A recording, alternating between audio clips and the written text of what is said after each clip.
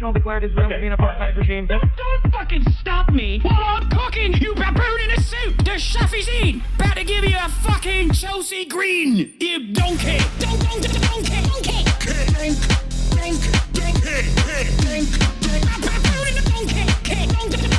Listen to what I'm saying, and you will understand, perhaps, what I'm trying to imply. Patronizing. Yeah, I am being patronizing. I don't know who the fuck you are, and you're over here chirping all the way from fucking London about you want to fucking free Palestine, but also simultaneously you're talking about how both sides are fucking fine. Shut the fuck up. You don't know anything, okay? Who the fuck is this pink-haired twink?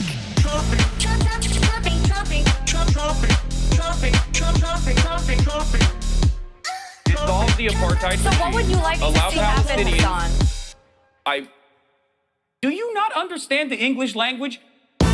What's going on, everybody? I hope everyone's having a fantastic evening, fantastic afternoon, fantastic pre-noon, no matter where you are in the world. I'm Hasan Piker, and this is the HasanAbi Broadcast coming to you live from sunny California, Los Angeles. Folks, we're live and alive, and I hope all the boys, girls, and MBs are having a fantastic one because today's a beautiful day. Today's a wonderful day. Today is hump day. It's a Wednesday. Ladies and gentlemen, boys, girls, and MBs, it's 80 degrees and sunny here in California, Los Angeles. I'm in a great mood. I'm in a cheery mood. I'm sure someone is going to try to fuck that up, but we are live. We're alive.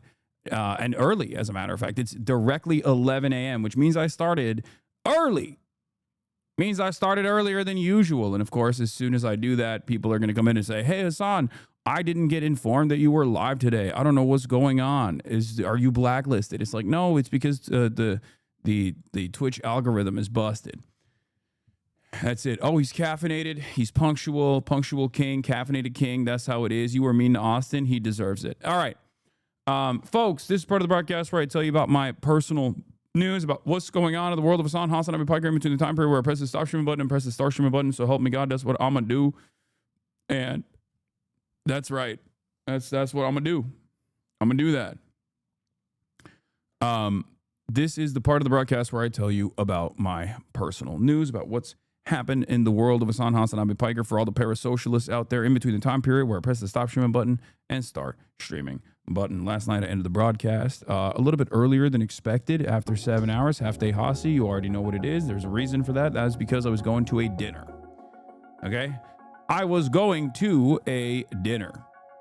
The Hollywood dinner in the Hollywood Hills, apparently in the house of like the guy who owns Bitmoji or something and sold it to Snapchat. Is some fucking crazy mansion that this dude lives in. It's like at the tippy top of the Hollywood Hills. And it was like a networking event / dinner situation for like a media company. I think it's like under, what is it under? It was like a web summit for The Ankler. Okay. So Hollywood entertainment industry, self-published situation, party in the Hollywood Hills. Yeah. But you already know what it is. Your white hair is showing. I know I got white hair. It's all good. Seeing the podcast releases back to back this week has been beautiful. I'm so proud of the way you've been handling the attacks. I mean, those are just happening regardless. Like, those are not a consequence of me getting attacked or something. I mean, I shot these podcasts like a while ago. I do it regularly. Anyway, but yeah, I went to this event thing. I didn't really, there was a bunch of like TikTokers there. I met the Midas Touch guy. I met Mr. Midas behind the Midas Touch. That was cool. He is tapped in. Like, Unc knows everything about my stream and whatever is going on in the world of HasanAbi Piker. He might even be in here right now. Yeah, Ben Meislis. Yeah, Mr. Midas. Yeah, we talked a little bit about, what's going on, what's happening in the world. I met Mr. Midas himself. Yeah, that's true. Isn't it crazy? Isn't that crazy? I met Mr. Midas, bro. But yeah, Midas Jebediah Touch. Yeah, he said like a lot of his young guys are big fans.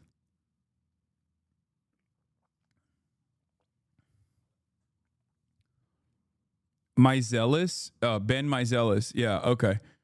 But in any case, I did that. Did he turn you to gold? Yeah, he touched me and I turned into gold. I saw this crazy artwork there that reminded me of Expedition 33, which is part of the reason why I left early. I went there. I talked to some people. I'll give you some. A lot of people I talked to, just to get a better understanding of like where they're coming from, like what they're tuned into. Normies or even people who are like in the entertainment sphere, like the things that they care about, things that they're not super tapped into everything that's going on in politics, things that they care about. The Nelk Boys interviewing Benjamin Netanyahu and how big of a mistake that was. That was a big point. That was a conversation piece for everybody. Everybody was like talking about how ridiculous that was and how crazy, how this like spells how dire the times are, you know? Not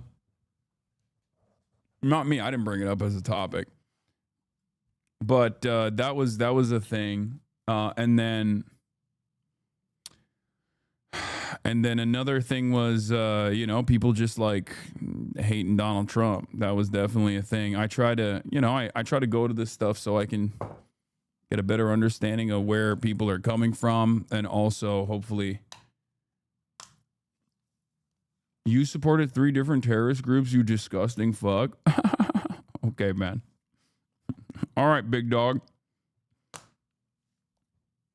But yeah.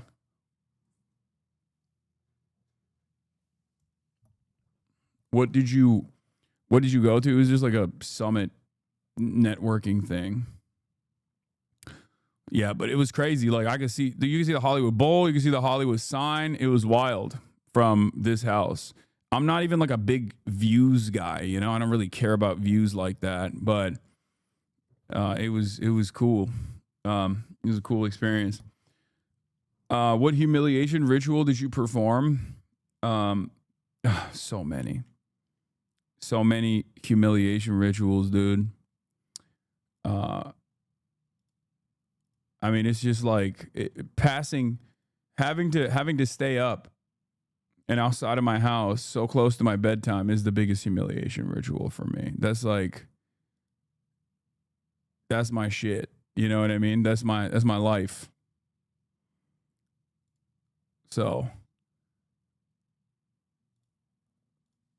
that's it. That's enough for me. Also, the HasanxHASAN,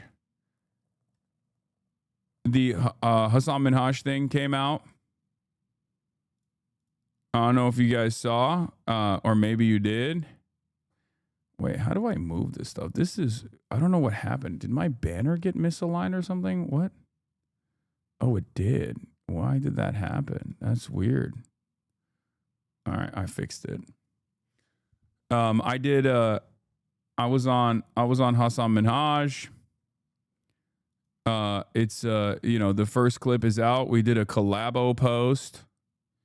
Here it is. Kings, and then there's manlets. If you're like a short king, you don't care. You're cool. Got it. Hitler had little man syndrome. Yes. And so he basically had to be like, I'm a Viking. You know that, right? And everyone's like, you're not. Yeah, but I think there was like a jealousy of seeing Mussolini down there, and Mussolini's just like riding with the Roman Empire. And stuff. what's Mussolini? Mussolini's like 6'3".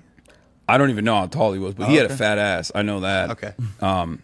He was like jealous because you need to create. Hasan Minhaj loved the Mussolini had a fat ass as a bar, like a national myth around like the superiority of your people. Sure. I don't think Americans have that either, because it's like. It's like a made up country that's relatively new with no. Yeah. And that's why we have 16 Spider-Mans. Yeah, exactly. There's like, I don't know what our story is, but we have the Tobey Maguire Spider-Man. Yeah. Obviously 2 Andrew Garfield Spider-Mans. And then we have Tom Holland Spider-Man. Well, so that's what we have. And by the way, a third of our Spider-Man, actually 2/3 of our Spider-Mans aren't from here. That's also true. That's what's interesting is like, I think it was after Trump assassinated Qasem Soleimani, Trump was saying like, we'll hit your cultural landmarks. We'll hit your cultural sites, which is terrorism. That's what Trump was like tweeting out, terrorism. And the Iranian response was something along the lines of like, we want to hit your cultural land sites, but Americans have none. Like, we can't kill SpongeBob. You know, I say there's short kings and then there's manlets. Y'all bounced between like 10 topics in 30 seconds. Yeah, I was all over the place. Trump threatened to destroy cultural sites. Yeah, that was Trump 1. GQ Jam, I've had it. Minaj, been a great month to be a HasanAbi head. Yeah, there's a lot of not immediately on the stream style interviews that you can point to if you want to, or if you can watch on your own time as well. Also, part of the reason why I'm in a good mood is because I went in to the gym this morning and I actually had, I went into the gym this morning and I actually had like some knee pain, and I was thinking to myself like, oh man, it's going to be a tough ride for me today. Okay. It's going to be a tough one. And then, without realizing it, I was a repping 310 for 7. And, so I'm in a pretty good mood for that reason as well. You know? Look at that. It's just like, it feels like butter. It feels like there's nothing. It feels like it's not even a real weight, you know? It's just, goddamn.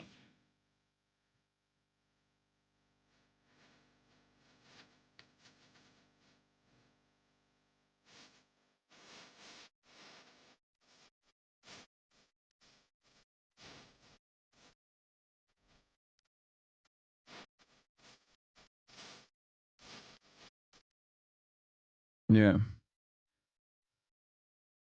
Do you only go parallel when recorded? What do you mean? No, I always go parallel. I go ass to grass in the lower ways. What is this? Is this slander? Is this slander? Hasan sits when he pees. Yeah, no, Hasan does sit when he pees. That's but crazy. He sits facing. Austin Show just confirmed that Hasan sits when he pees. Yeah, no, Hasan does sit when he pees, but he sits facing the back of the toilet to pee. Yeah, it's true. They got me.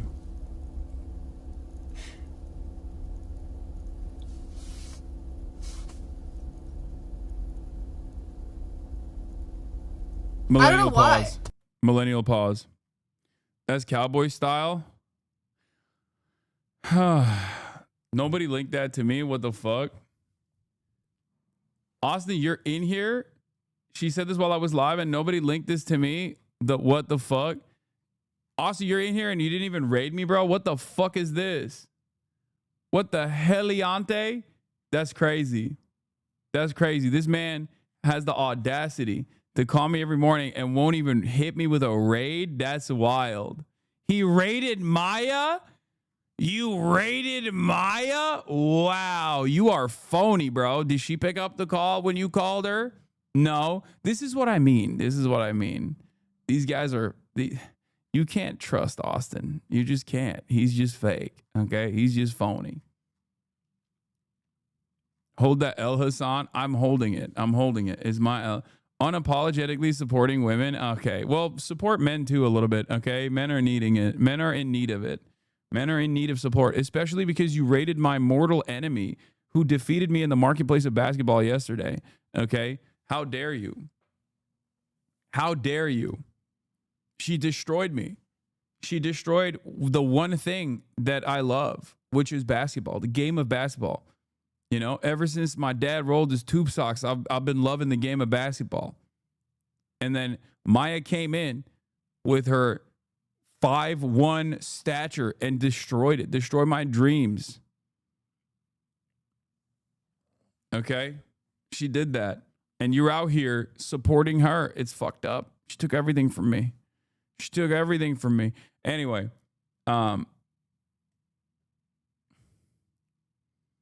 as a man, we kind of deserve being hated. Not gonna lie, I agree. You kept asking, "Are you okay?" to her, and it made her so mad. To be honest, me too. Okay, but like I asked that to Elam too. That's just who I am as a big person. I don't think you guys understand. That's not on some like. First of all, if I was actually like patronizing her or something, then I would not have like backed her down. You know, I would have just like, I took it. I think it's somewhat seriously. Okay, calm down. But the reason why I always ask, like, are you okay? That's just how I am with everybody. That's how I am with everybody. Being a big dude, growing up as a big person, a larger person than the average person, I've always been very scared about hurting people on accident.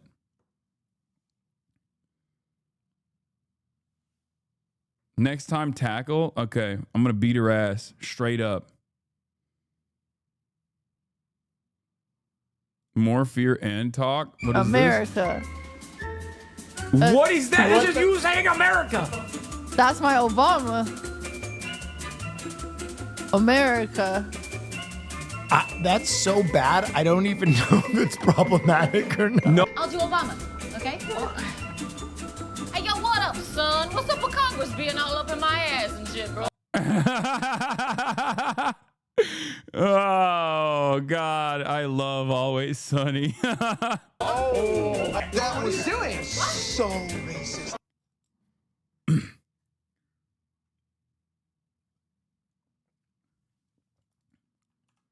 That's so amazing. America. How has this not gotten more hype? This clip is incredible. Next time, use the battery saga on What Maya. is that? For sure. She was saying today she was glad he took her seriously and wanted the ball 1v1, 100% effort. It made her feel good. Yeah. Yeah, I wasn't fucking around. I legit thought she wanted to do 1v1, like game to 10 or something. You know what I mean? I straight up thought she was down. What is this? Much better impression than you, not gonna lie. Step Well, your game up. Cuomos, my favorite. You better not boycott him, but... Oh, this guy's... yeah, I know exactly who this guy is. I watch his shit all the time. He's so funny. He is very good at doing a Benjamin Netanyahu. It's creepy how good he is. Cuomos, my favorite. You better not boycott him, but where's the caramel and ice cream flavor? They don't even have a cake batter flavor or nothing.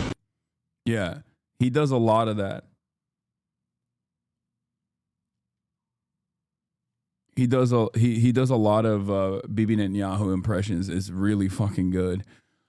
Other than that, what else did I do? Yeah, I lifted. I worked out, got my booty straight. You know what I mean? Whole lot of ass for no reason. Just walking around with a whole lot of ass.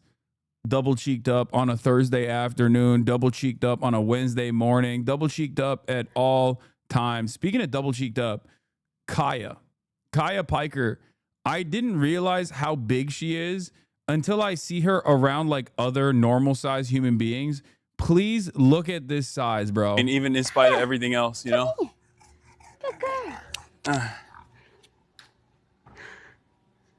She is literally larger. She is like significantly larger than Maya. I just realized like she's also heavier. Most likely heavier than Maya too.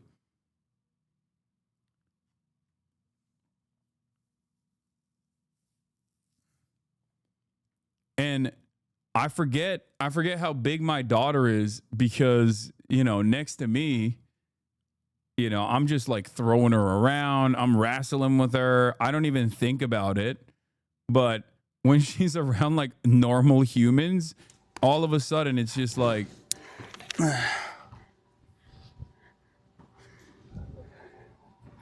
My phone was sitting in the sun. It's overheated. I mean, it's probably more to it than just that.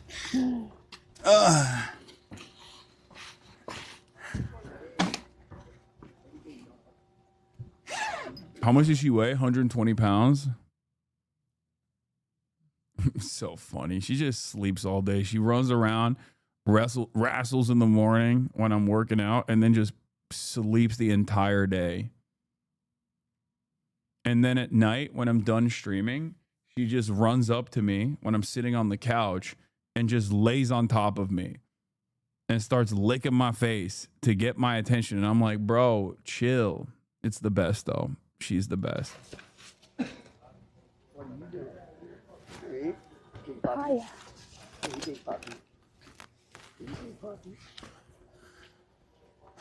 Chat, short stream.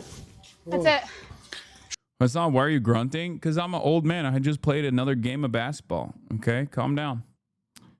This video made me pro-Israel. It will have the same effect on you. We've been hit by, we've been struck by Hamas criminal. Oh God, this is what the hell? No, ain't no, I'm not touching that. Oh God. Hamas criminal? Absolutely not. We are not doing that. That's like reverse. That is the reverse Rabbi Shmuley. You know how Rabbi Shmuley makes people anti-Zionist? Like, I feel like this is going to have the reverse effect. People are going to start running around being pro-Israel and shit. I don't want that. I don't want that at all. Let me tell you. We can't be having that. Oh, I saw this one. They in the comments calling him Chetniyahu. Yeah. I did see this. Chet back in the lab working on his 3-ball.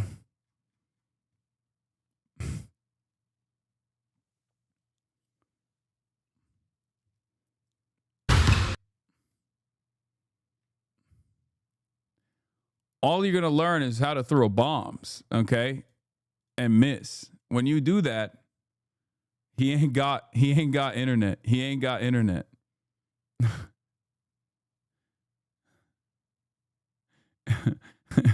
He ain't got internet. He doesn't know. Am Israel Chet. Stop. I love the thunder. Don't make me see this again. Yeah, he's Amish, bro. He's Amish.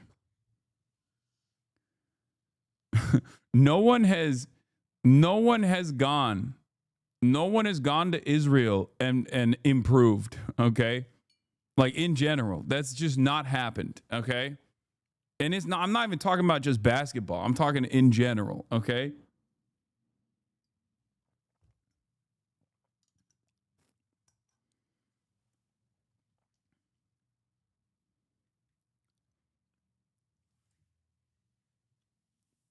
So is your bitch ass gonna sue or still thinking about it, putito? What the hell is a putito? Thank you for the money.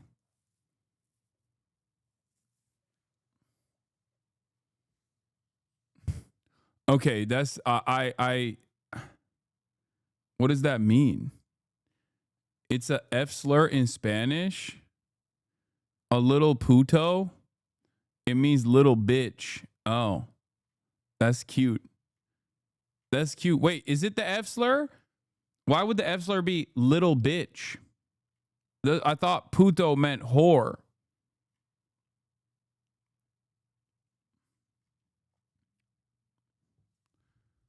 Why do people immediately make shit up? Okay. Y'all need to calm down. All right. Anyway, what else? Personal news wise, Expedition 33, I'm cooked. I just keep getting my ass beat with all of these like different side bosses. But that's it. Puta is whore. Pute is the F word, but is more commonly used. Pute? It's just one letter. All of a sudden, it turns into the F slur. That's crazy. I feel like y'all are lying to me. I don't know if that's true. Anyway, all right, whatever. What else? What else has happened in my life? Not much, just like, you know, calls. We got a lot of travel coming up. We got a lot happening in the world. That's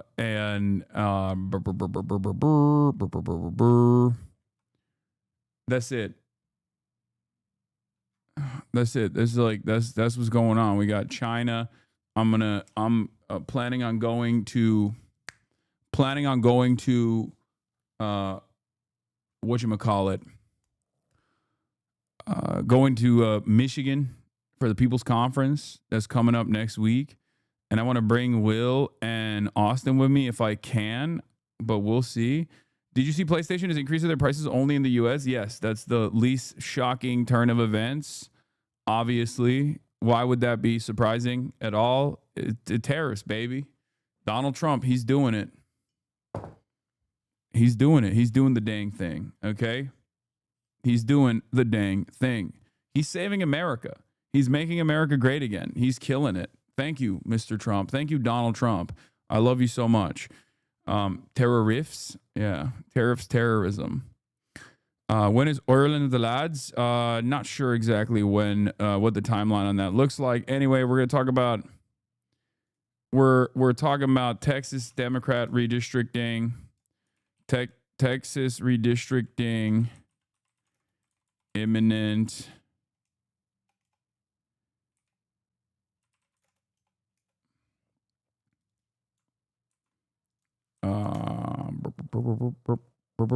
God damn it, it's like stuck in my head now. Have you seen the ad? Yeah, everyone's been blowing my shit up. I'm gonna probably link up with this guy, Graham Plattner, for Senate. At first, when I saw he was a vet, I was like, oh, here we go, brother. But it was actually a bunch of progressive people that were hitting me up, blowing my shit up, being like, yo, you got to check this dude out. So I did, and it seems cool, and he's got a lot of people working with him that I think is good. We'll potentially do some, maybe we'll go out to Maine, you know what I'm saying? Also would love to hear more about what a guy can do from a red state. Organize, baby. I feel like a lot of your neighbors have the same problems as you. What are you doing? What the hell? She just activated like she locked in. I think she saw a bug.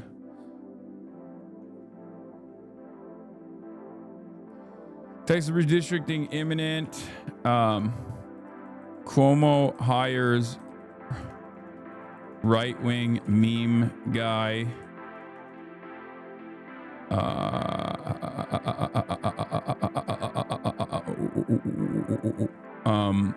What else? Yeah, we got to do Hurricane ERIN today. We have to. PRAGER, you, ANTIWOKE teacher.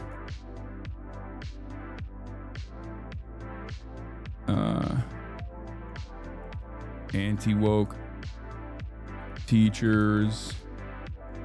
Trump admin, full force, changing cultural norms to reflect right-wing values. Israel's invading Gaza. Obviously, we're going to talk about that. Israel is once again intensifying its Holocaust, and more.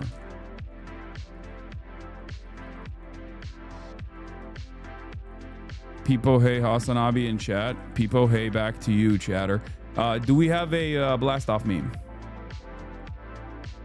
Do we have a blast off meme? There's Vuvuzela as well. We'll talk about Vuvuzela too. Blast off straight from the Hasan Minhaj episode. Yeah, okay, that's good. That's a good one. Thank you, chatter. Thank you, chatter. Hurricane ERIN, please. Hello, Hasan. I have a hurricane update today. Please, I have to go to work soon. Okay, chat, I've been in here waiting for days. Okay, Stinky. Stinky is our hurricane correspondent, as you guys know. Stinky, give us what's going on. Give us the update, Stinky. What's happening in the world of hurricanes? Do you fuck with Super Eye Patch Wolf? Yes, he's great. His weather talk was stinky. Within BDS, is stealing Coke Zeros from the break room at work okay? I think so. I mean, probably the best thing to do would be to try to get your company to not purchase them, or like purchase a substitute instead, but I don't know. Sure. You're not buying it, you know? All right, Stinky's got Hurricane ERIN updates. Let's take a look. Okay, hi, hello, Hasan in chat. I've been waiting for days for this. Please stay focused. I've worked very hard on this, and please keep your hands and feet inside the vehicle and enjoy the ride. All right, let's go. Please, please, please stick with me here. I spent a lot of time on this. As of 2 p.m. EDT, Hurricane ERIN is a Category 2 hurricane with wind speeds of 110 miles per hour and a minimum pressure of 943 millibars. ERIN is a physically large storm and still growing. However, I cannot find an exact measurement, and there likely will not be one until the official tropical cyclone report is out in a few months. But it is safe to say that ERIN is a beast of a hurricane. In asterisk, it is important to note that the size and diameter of a storm has little to no bearing on its strength. Uh-oh. You spammed too much, and you got FOSSABot timed out. Okay.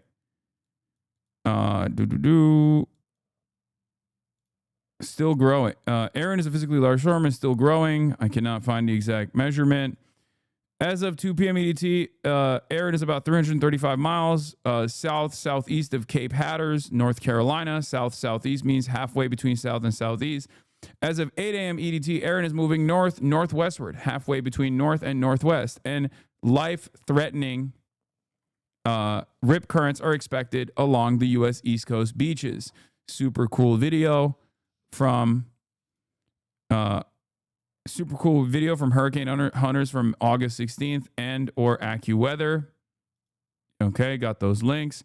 The outer bands of Hurricane ERIN are expected to bring worsening weather conditions to the coast of North Carolina by Wednesday evening. Beachgoers are cautioned against swimming at most U.S. East Coast beaches due to life-threatening surf and rip currents current risk map. Video of rip currents on the beach in North Carolina. And then you said, please do not go swimming. Rip currents are not to be underestimated. And then you got banned. The entire coast of the Outer Banks, North Carolina, is under a storm surge warning. Video storm surge in the Outer Banks already. Here, let's take a look at some of this. Rips were observed. This is from NWS Wilmington. This is the last remaining woke soldiers out there that are monitoring the weather and extreme weather conditions in spite of the Trump administration's attempts to make this kind of stuff illegal. Okay. In spite of the Trump administration's desperate attempts to make this kind of reporting as useless as possible. Because obviously interpreting what's going on with these weather incidents and natural disasters is both woke and gay. Here are some of the wokest and the gayest of all of us, scientists and also members of the U.S. Air Force that are flying into the eye of the storm. Hurricane hunters flew straight into the eye of Hurricane ERIN at Category 5 strength, capturing stunning footage of the stadium effect from inside the storm. Let's take a look at how woke and how gay people truly get in the process of scientific discovery, and more importantly than even scientific discovery, a way to interpret what kind of damage might happen in the aftermath of these catastrophic incidents.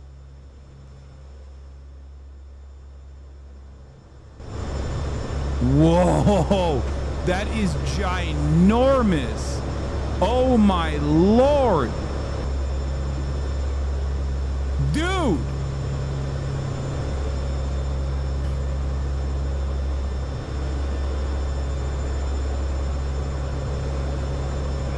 That is unironically terrifying. What are you looking at? This is what the U.S. Air Force does. They sent in flight missions directly into the eye of the storm to calculate the intensity of the storm and like all this other shit, right? And they obviously film themselves in the process. What you are seeing is the stadium effect, which is like the calm inside of the eye. The outer barriers of the storm are obviously the most damaging parts, but like the inside, because this is such a wide hurricane or cyclone, that it's like the inside of it, the eye of it is like major. It's massive.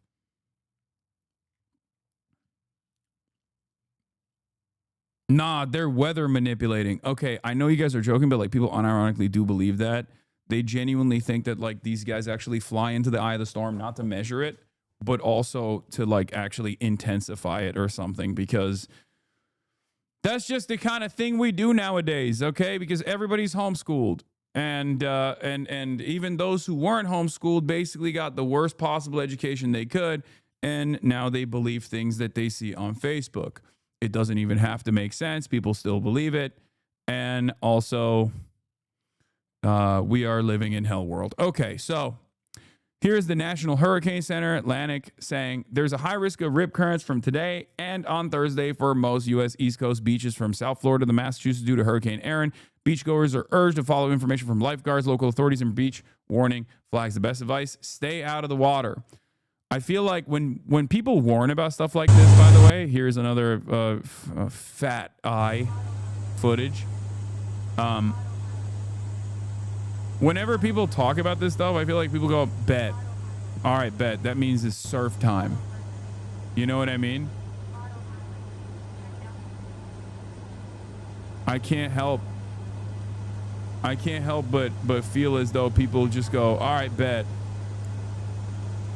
But anyway, the NHC is also monitoring 2 other disturbances in the Atlantic Ocean in addition to Hurricane ERIN. However, neither have turned into anything yet, like a tropical depression, storm, etc. And the NHC is continuing to monitor. There's no tropical cyclone activity expected for the next 7 days in the eastern or central Pacific. In closing, please listen to local officials, NHC, NOAA guidance. Please do not go swimming in beaches that have been shut down. They have been shut down for a reason. Please evacuate if told so. If told to. Also, apparently, a Spirit Airlines pilot flew a plane full of people through a part of the hurricane. I'm honestly not sure. That's not my wheelhouse, and I also couldn't find a single article on it. I found tweets, threads, posts, Facebook posts, Instagram reels, etc. Super reliable stuff, so I didn't include anything about it here. That's just Spirit Airlines, though. That's normal. You know what I mean? Like, even if it's like it might be fake, but it wouldn't actually shock me if it was like totally real as well, because that's just how Spirit Airlines operates, you know? That's just how they do. All right. By yesterday, ERIN was very disorganized with a defined eye, no longer visible in satellite images. Today, ERIN is more organized with the eye becoming more visible, but is not as defined over the weekend. ERIN is not predicted to make landfall on any land masses. Please remember that landfall means the hurricane has crossed the shoreline of a landmass. The effects from ERIN on the islands in the Atlantic, Caribbean, Puerto Rico, Hispaniola, Bahamas, Bermuda, etc., are from the outer rain bands of the storm. ERIN has not made any landfall on any landmasses since it formed and is not likely given its predicted path. That's great. It seems like a near miss. You know what I mean? Over the weekend, Hurricane ERIN wobbled off her predicted course. This does happen. Okay, it's a natural disaster. We cannot predict its movements perfectly. Yeah, you can't, because woke and gay scientists are trying to control the weather. That's why you couldn't predict it. You couldn't predict it because you couldn't control it. This was an uncontrollable force. This is a woke hurricane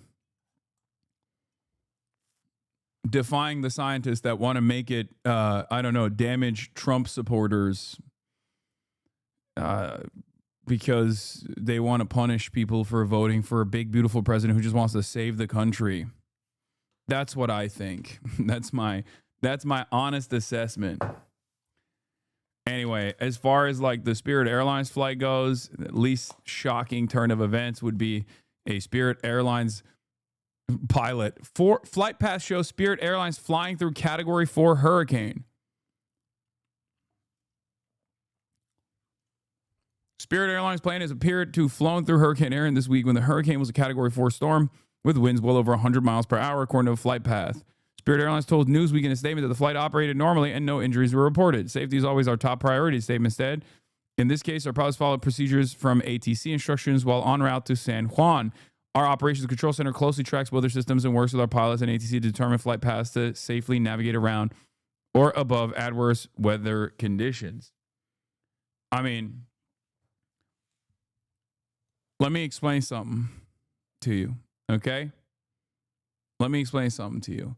It's Spirit Airlines.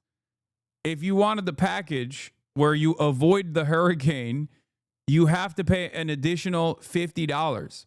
And unfortunately, people did not want to pay the additional $50 for the hurricane avoidance package, and therefore this is what they got.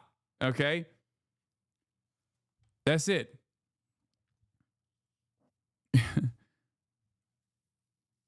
Spirit fucks, you're just rich.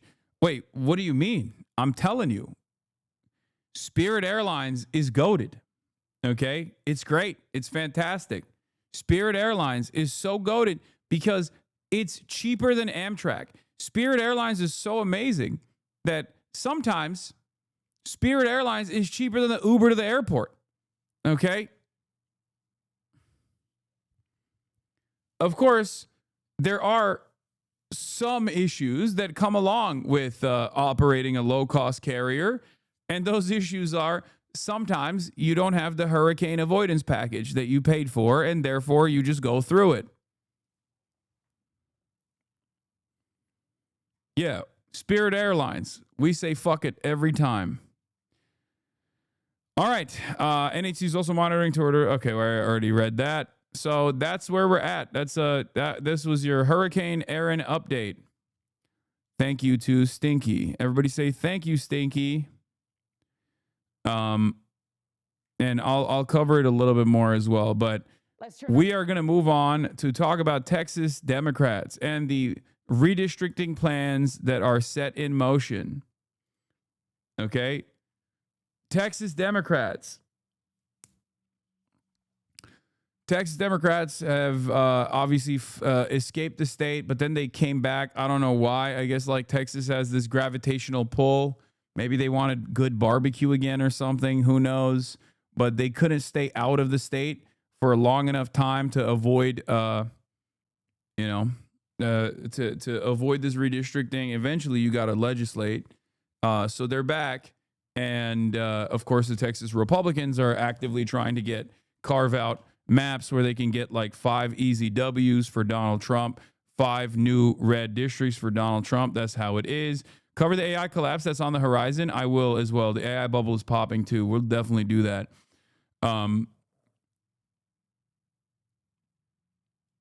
Texas Republicans have locked Democratic Representative Nicole Collier inside the State House chamber and refused to allow her to leave. They are requiring Democrats to sign permission slips and have a police escort in order to leave the chamber, and she refuses to sign it.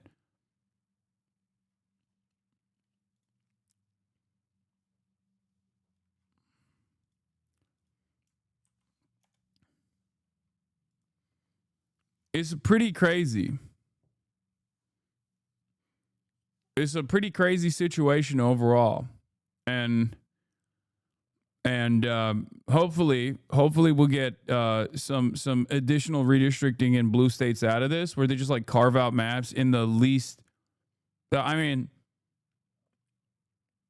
blue states have a lot of blue states have independent redistricting commissions. The reasons why those independent redistricting commissions were even created was quite literally to rebalance the goddamn districting, because Republicans had actively gerrymandered these states, and those actual initial independent commissions were helpful to the Democrats because it basically rebalanced it.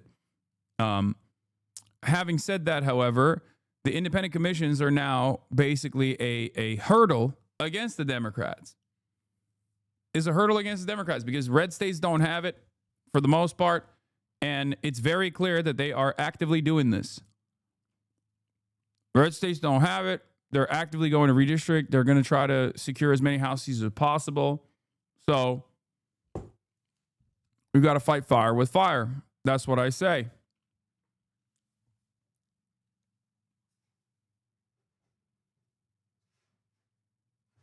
Did you hear about the 4K Marines headed to Venezuela? When you say 4K Marines, it sounds like Warhammer. Yes, I did hear about it. I feel like the fact that we're encouraging gerrymandering now means we're actually over. I mean, yes, but it's a healthy attitude shift, in my opinion, from the Democrats, who are at least actively trying to fight back. Okay? Because the notion that we can't disrupt these the delicate balance that holds these institutions, we can't just like seemingly take a stand that is actively partisan, is ridiculous. Republicans have never in a million years, Republicans have never actually had this concern. So if you're fighting against the enemy that doesn't play by the rules, and you keep pointing to the referees and going, I can't understand it, they're violating the rules, why can't we preserve the sanctity of the rules? At a certain point, you got to realize you're getting dunked on. Okay? You're getting dunked on. Do something, anything, okay? So this is what it is. This is the thing. And I really hope that there aren't like significant setbacks and that like liberals don't get duped by concern trolling that comes from Republicans on this issue. Okay? Yeah, there's no high road and low road. It's a dirt road. Thank you. It's time for the Democrats to get dirty. Please. I mean, it was time for the Democrats to get dirty 20 years ago. Okay? Democrats only get dirty when it's about Democrats only pull out dirty tricks and suppression when it comes to undermining their left flank, okay? Use that against the Republicans, please. Stop using that against your left flank.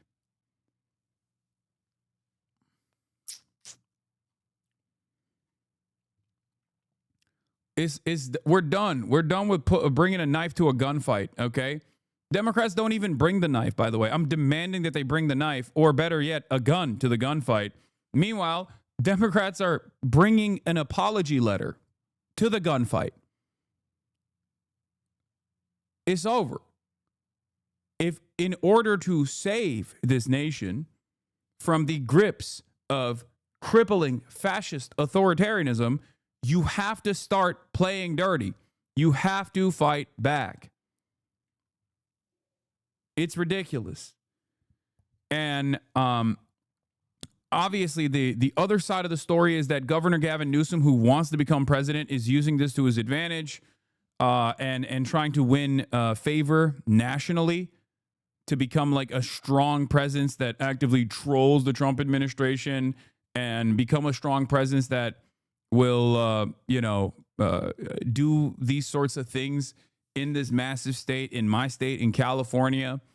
I do hate Gavin Newsom, make no mistake. I mean, there's some good things that he's done. There's some initiatives that he's actually expended a lot of social capital on, but there are so many other glaringly obvious problems that he is a clear-cut hurdle against solutions on.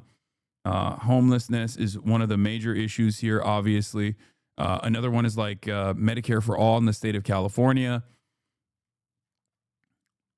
So, he is taking advantage of this, but he is doing something that's good.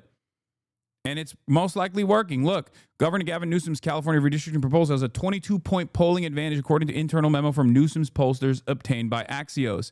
Holy Toledo! Harry Anton has some choice words for this. Newsom's social media strategy / opposition to Trump is working. He's gained millions of social media followers. Google searches for him are up like a rocket. He's now the front runner for the 2028 Dem nomination per the prediction markets. It's because Democrats want a fighter.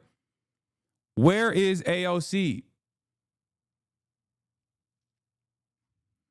What are we doing?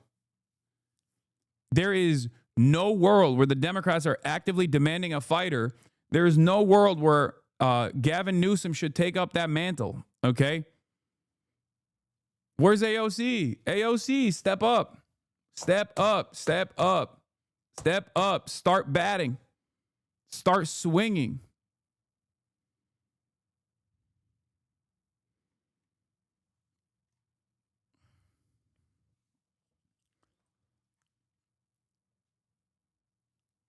No, not podcasting, man. I don't know. That shit sucks. That's lame as hell. Gavin Newsom podcasting and like glazing Charlie Kirk on his podcast is idiotic. It's stupid. That is bad instincts. Gavin Newsom, however, getting a lot of play now not because of his like stupid, shitty AI memes or whatever the fuck. Gavin Newsom is getting a lot of play right now because he's doing this. Been working in terms of generating attention, which is what he's trying to do, right? I mean, take a look here. Let's take a look right at the @GovPress office followers on X. That's, of course, where you get those sort of the account where Newsom posts those Trump-style mocking types of tweets. Get this. That account, get this, up 450% in terms of the number of followers since mid-June. And it's not just on Twitter, X, where Newsom is. See, Twitter is real life. I was right. No, this is stupid. His Twitter trolling and getting a lot of Twitter followers is utterly irrelevant, okay? It's 75% of the goddamn platform is bot activity anyway. It doesn't matter. That part does not matter. I'm telling you right now, he's gaining national prominence in a favorable way because of the redistricting fight, because he's like constantly saying, you know, dirty Donald, I'm coming for you, you know, like he's just like attacking Donald Trump. Okay, you're delusional if you think AOC is going to do anything. It's so fucking demoralizing that so many people on the left are clinging on to her as some sort of savior or a realistic contender on a national level. AOC could easily become a realistic contender on a national level if she was actively fighting, okay? If she was more prominent, if she was putting herself on the front lines, if she was actually issue specific, okay? Like, Gavin Newsom is the governor of California, and as the governor, he's in a very powerful position.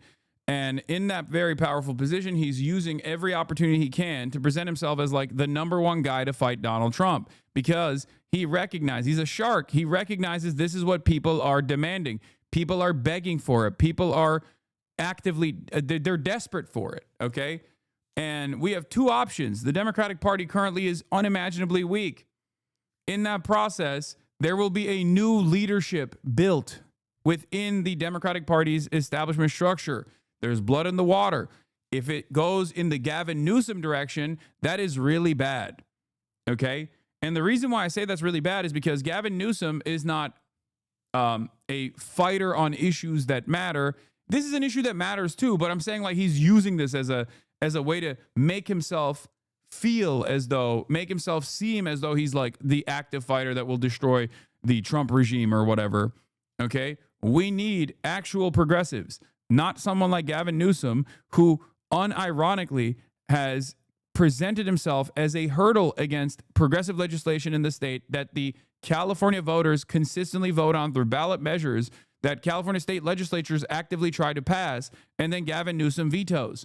He is not a good national politician. He's not a good politician. I mean, he's a devastatingly good and charismatic politician in California, but that doesn't mean he's a good, he's going to do good policies.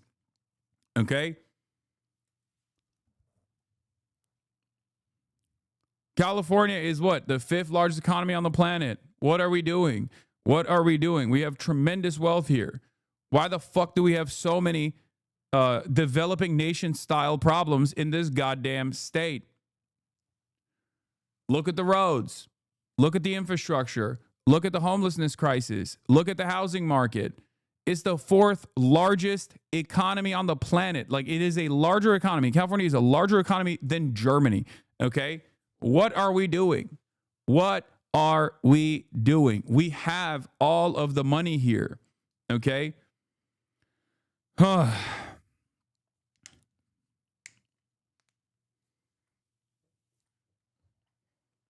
Yeah, Newsom does progressive press conferences Monday through Thursday and then vetoes progressive bills on Fridays at 5, so few people notice. Exactly.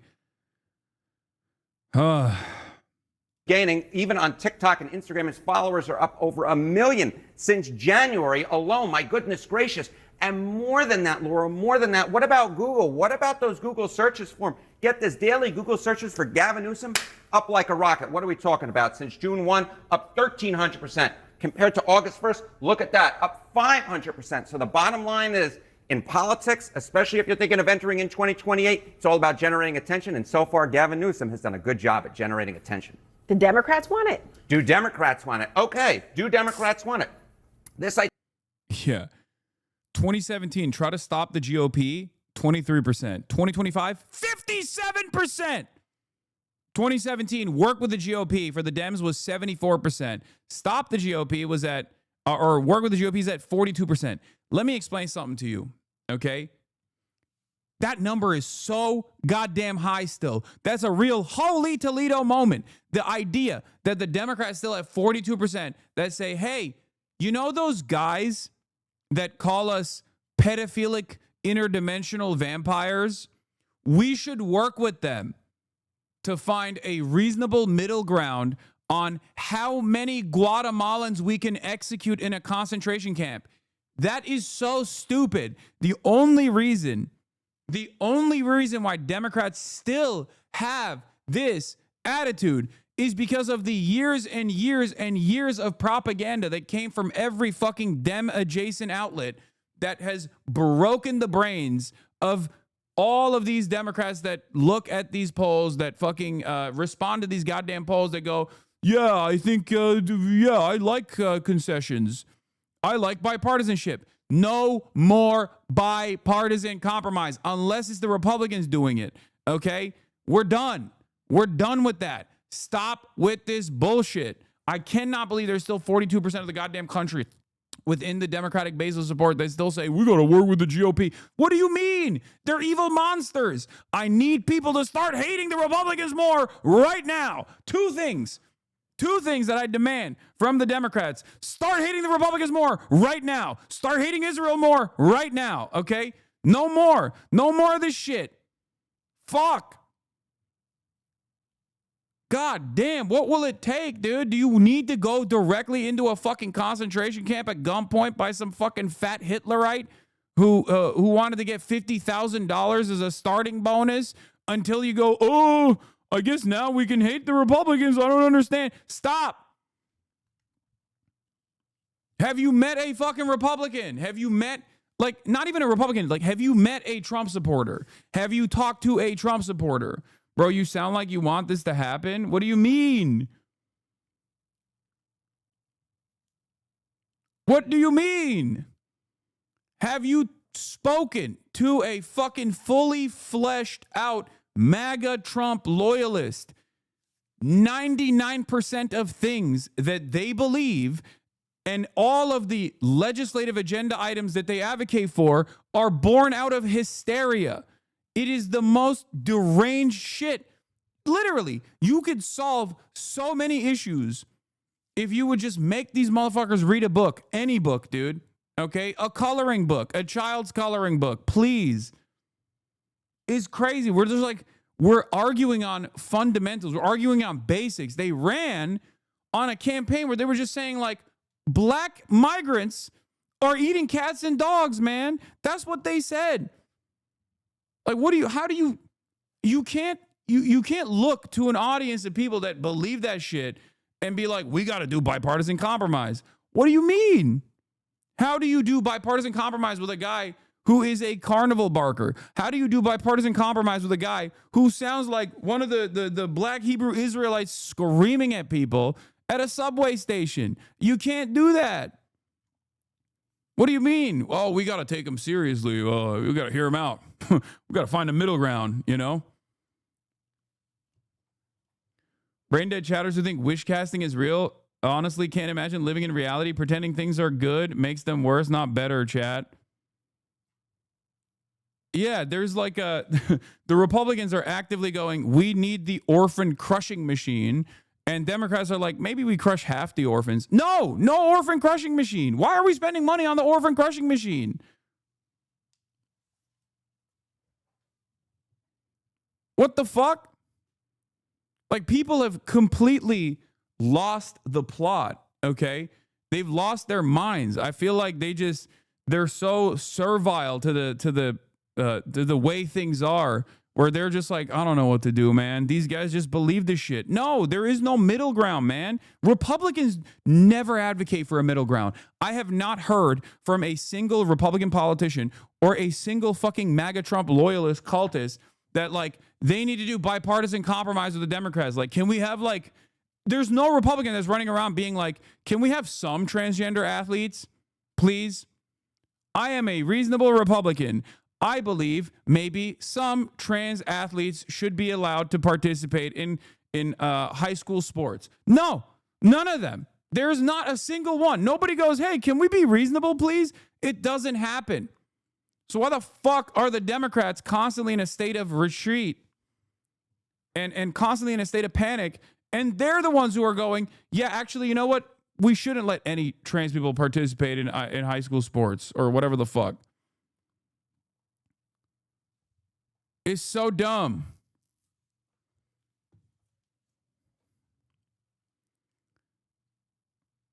Bipartisanship only will happen when the Republicans know that the actual counterbalance against growing fascism in this country is designed in a way to actively fight back against whatever the fuck these dipshits are doing. They're never going to concede. They're never going to compromise. Stop trying to compromise. Stop trying to apologize ahead of time. Stop trying to compromise ahead of time. This has been my argument consistently, okay? It's so stupid.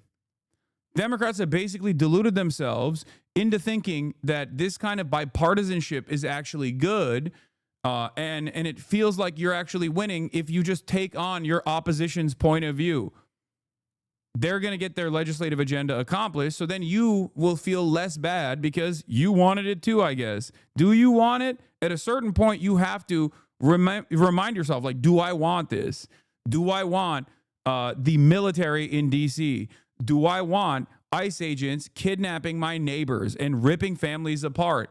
Do I want concentration camps like Alligator Auschwitz to be propped up all around the country? Do I want any of that? Do I want 10% of it? Do I want 20% of it?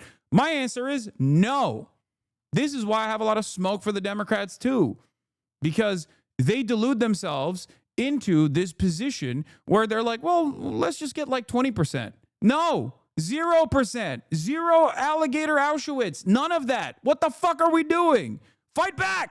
I think is the trend line that I think says it all. Democrats want their leaders to what? Try to stop the GOP or work with the GOP? You go back to 2017, you see here, work with the GOP took the cake at 74% compared to just 23% who said to try and stop the GOP. But now I'm going to come over to your side of the screen, Laura. Look at 2025. I'm coming as close as I can.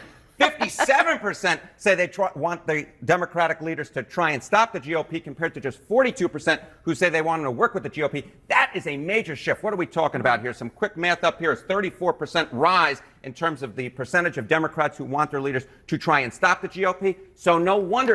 Yeah, there's only one reason why Newsom is so popular right now, because he was unpopular when he started his podcast shit, okay? And his popularity was actually getting worse when he started his podcast shit. People were mad at him for fucking hugging and kissing Charlie Kirk and like Steve Bannon. The reason why he's popular now is because he's the only prominent Democrat politician who's showing a sliver of fight against Trump. Has nothing to do with policy. If AOC herself gets arrested at a pro-Palestine rally, she will literally win in 2028 and 2032, except her political instincts fucking suck and she's not willing to do what needs to be done to get the job done. Yeah. And it's not even just like a pro-Palestine rally. She can do that. That's an immediate boost. Okay? But she could do that for ICE kidnappings. She could do that for any number of different things. Okay? I think our progressive Democrats should be looking to Donald Trump and Marjorie Taylor Greene and their tactics, okay? Their tactics of not being afraid to draw controversy from time to time with bold messaging bills. I'm not saying they should be talking about like Jewish space lasers, okay? But they should be looking to what they do to create anger and use the momentum that already exists. Use the anger and resentment that people already feel in their hearts to their advantage, to point the finger of blame at the actual outlets that are causing this harm. Corporations, billionaires. Be more uncompromising. Be unafraid to lead. This is the reason why Zoran was successful. Okay?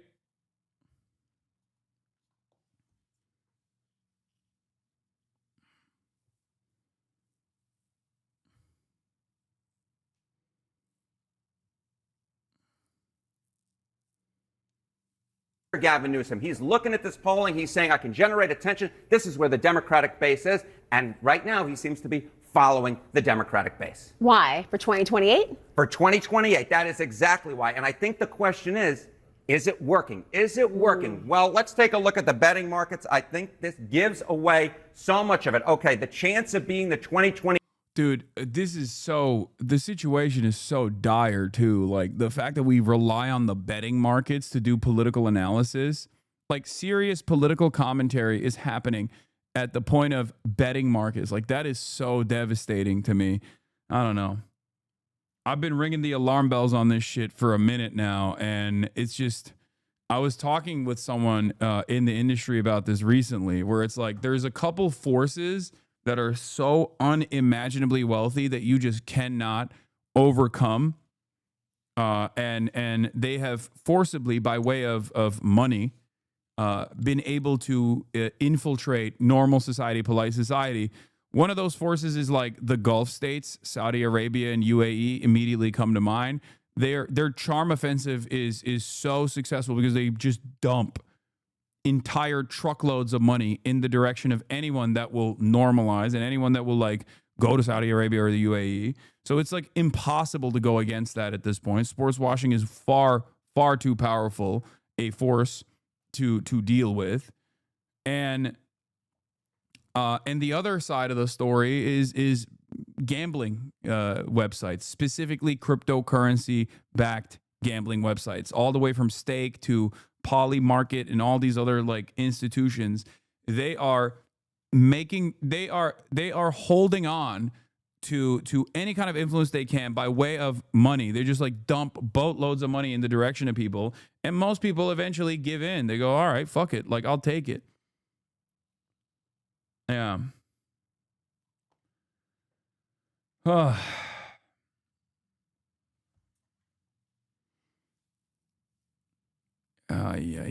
It's not that everyone is transgender and everything's computer. It's actually everyone is gambling. Everything's Saudi Arabia. Democratic nominee according to the prediction markets. Look at where we were on June 1st. We basically had a clown car for first. Newsom, AOC, Buttigieg, 11%, 10%, 8%. But look at where we are now. Look at this. Look who's jumped up all the way up to 24% chance, about a 1 in 4 chance of getting the nomination. Gavin Newsom. AOC staying pretty steady at 13%. And then, of course, we have Pete Buttigieg, who has stayed absolutely steady at 8%. So at least at this particular point, the prediction markets are saying, yes, yes. It's too bad Chris Murphy isn't more charismatic and ambitious. He is ambitious. He's not charismatic. His politics are centrist enough to speak to the masses. No, let go of this idea that you have to be a centrist to speak to the masses. That's bullshit. Make a convincing argument, please. The notion, every Democrat has this in their heart, dude. I feel like this is a major hurdle, okay, for the average Democrat voter.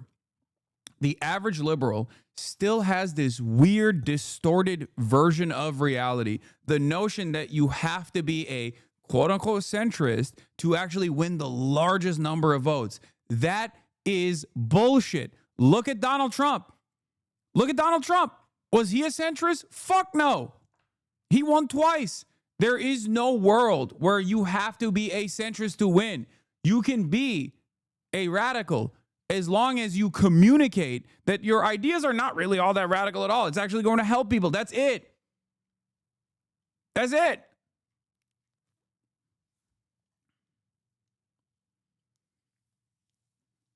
Stop. That is a lie that liberal media has told you for years and years and years. Okay? Stop believing this shit. You don't believe mainstream news resources when it comes to talking about Israel. You understand that they are behaving in an indecent manner for an alternative reason, okay? For a cynical reason. So why the fuck do you still believe it when they have told you for decades that like centrism is the way, third way neoliberalism is the way, we have to hug and kiss the Republicans and that's the best way to do it? When Kamala Harris got fucking destroyed by Donald Trump, who was very much not a centrist at all, who said fuck the institutions, fuck the establishment. Even though he was president, he was still able to present himself as like a figurehead that was outside of the boundaries of American politics. And people responded to him again in a positive manner. They fucking voted for him again.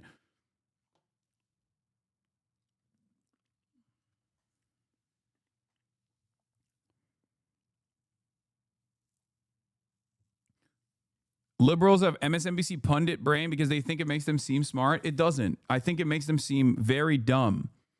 It makes me incredibly frustrated when I hear regular ass like voters present this as a viable political movement too. Like the notion that being nominally better, marginally better than the Republican Party is actually the best method of winning elections, when in fact it's been a demonstrable failure. Okay. And not only has it been a demonstrable failure, but like you don't sound smart at all. You just sound like a fucking loser. There are fantastic examples of this being false. Okay? There are people who have been able to successfully disprove this narrative. Zohran Mamdani is one that I can point to, luckily, and now hopefully there will be even more. Use the momentum of instability within the Democratic Party to run better candidates. Organize in red states too. This strategy is paying off. Of course, the key question is, will this actually work when you're trying to actually, votes are being cast and counted? And more than that, will it work for a general electorate? Well, it's early days yet. We'll have to wait and see. But so far, Gavin Newsom has done a pretty gosh darn. Like, this is something that I talked about within corporate culture too. When a corporation is like legitimately invested in a social mission, like Ben and Jerry's, you can tell, okay? There's a benefit to it. It helps with the marketing as well. But you can tell when a company is like legitimately invested in the values that they're advocating for. Whereas on the other side, you can tell when a company is just simply going along with the meta and leaning into certain social messages because they feel like it'll be beneficial for marketing purposes in a disingenuous manner. Target is a great example of this. Politicians are no different, okay? If a politician is at the mercy of what they perceive is people moving in the direction of like right-wing sentiment and right-wing culture wars, and they just go along with it, they are going to look like clowns. Kamala Harris showed what that looks like when she took on so many of the Trump administration's positions from 2020 in her 2024 race against Donald Trump. She lost. People need to be earnest and remember that voters are not that fucking stupid. Stop treating voters like they can't understand anything, okay? Just run a campaign that is issue focused, that actually presents your position, your worldview, regardless of whatever the fucking attacks are, and just stand 10 toes down on it, okay? You need to stop being afraid to lead. This is a major issue. People can see the disingenuous ways in which your advocacy is simply for immediate electoral gain. They can recognize that. You look indecent. You look like a clown when you're so flimsy and wishy-washy on your positions. Republicans on the other side, no matter how radical or how insane their positions might be, are unironically saying, no, this is what I believe.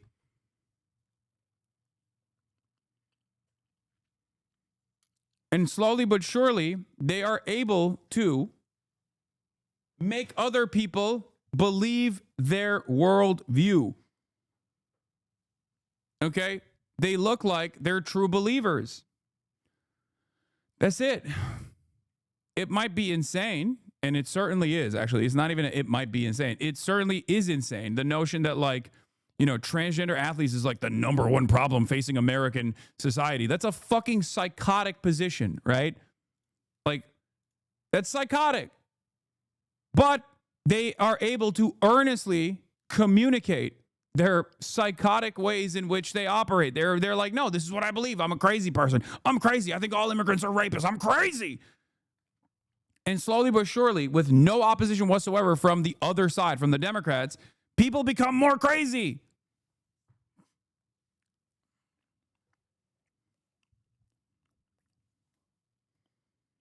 I hate the pundit speak from the left. It removes the principles, objectives of politicians who are supposed to work for it. This isn't a board game.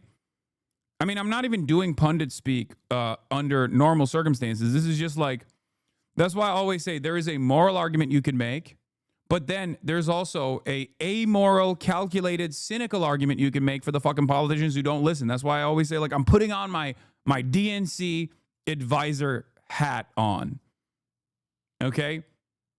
I've done this. I've done this with Israel. I did this throughout the entire election campaign, like throughout the entire general election. I said, there is an argument that I can present to any Democrat that will hear that actually boosts their favorability, okay? That will help them win the election.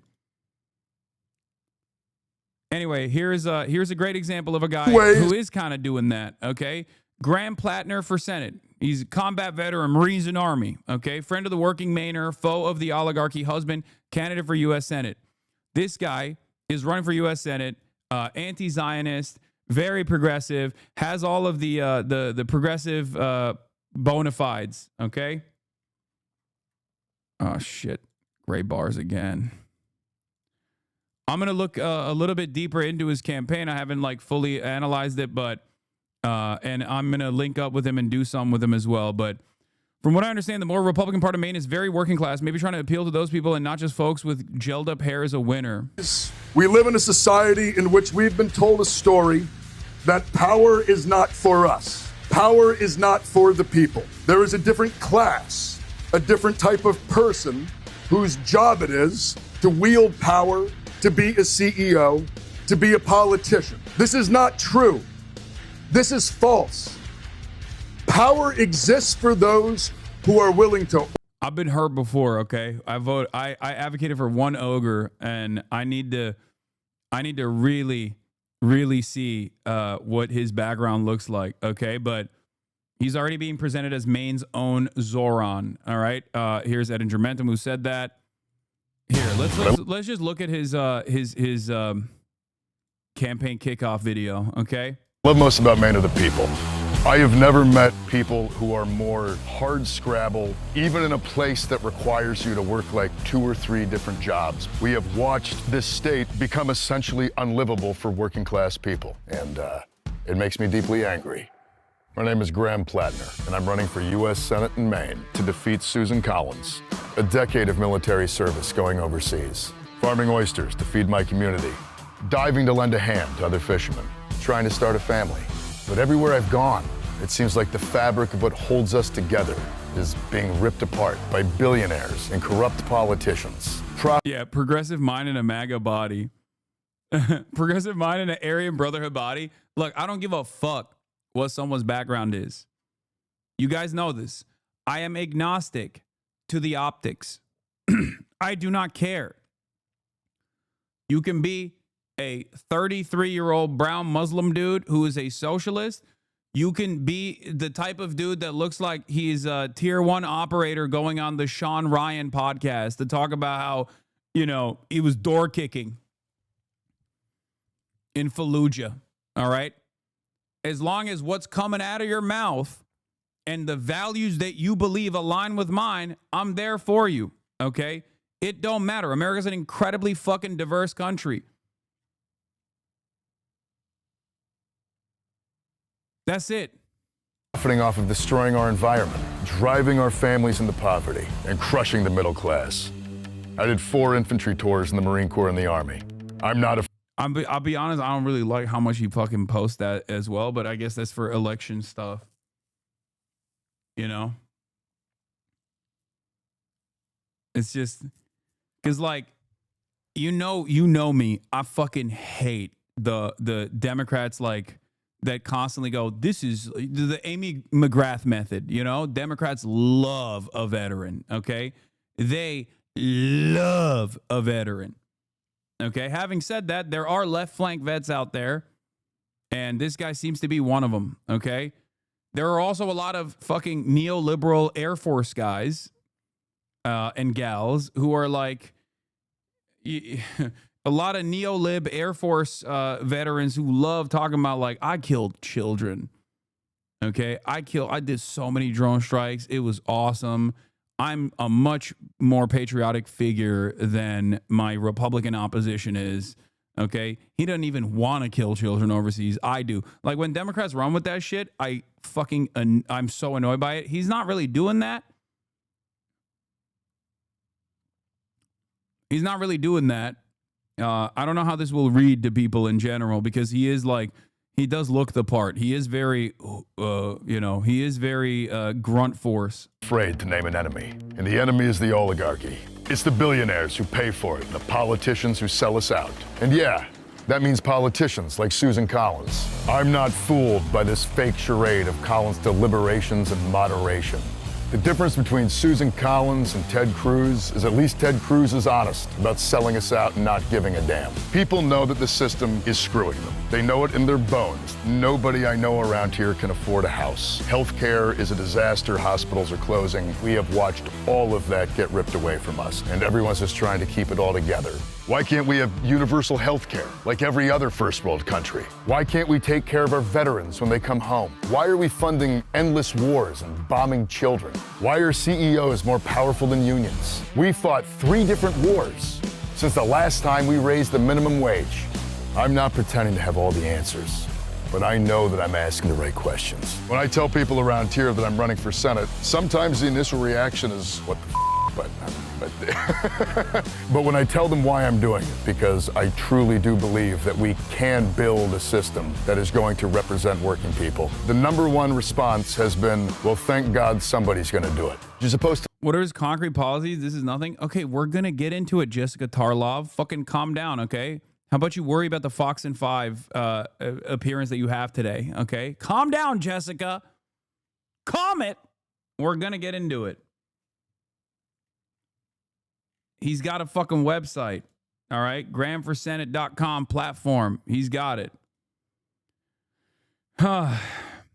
Listen, I totally understand why a lot of people see a swagged out white boy geared up, looking like a grunt force tier 1 operator, and immediately think of John Fetty Wapman, okay? I get it. We've been burned before. We've been burned before, and I understand it. You just, like I said, only time will tell. But as far as his platform goes, like, I mean, he's actively speaking out about this stuff too. Like, I mean, look, Graham Plattner to Prem Tucker on Zateo said, there's a genocide that is occurring in Gaza, and at some point in the not so distant future, we are all going to be looking around and realizing that we failed the ultimate moral test of our time. The reason why I'm saying like I'm warm to this person is not because like I'm a bro with progressive ideals, but also because yeah, this is John Betterman. Okay? The reason why I'm warm to this guy is because of who he has surrounded himself with, okay? His team, from what I have seen, is fairly solid. Fuck, man, I'm scared because Feder fuck hurt me so bad.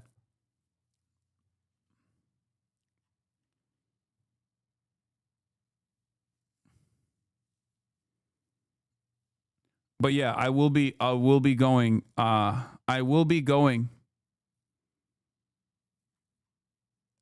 interviewing him and stuff and getting a better, making a better assessment in the future. All right. To fight for the things you love. This is our home, and I will fight tirelessly for it, for you. It's Mainers first, and Maine always. Yeah, okay. Here's a notable section from his policies, by the way. Stop the mass deportation machine. Pass real immigration reform. Rhetorically shows much more in common with pre-Bernie 2016 on immigration than a lot of the modern Democratic Party. Our government is kidnapping people off the streets and imprisoning them in hellish conditions. This is unconscionable. It is long past time for serious immigration reform. Unfortunately, many multinational corporations have no interest in this. They want illegal workers with no rights who they can pay slave wages and abuse at will. I will support a path to citizenship and an end to the mass deportation machine. We need strong border security and a path to citizenship. We cannot do one without the other. I don't love the we need a strong border security talk, but you know.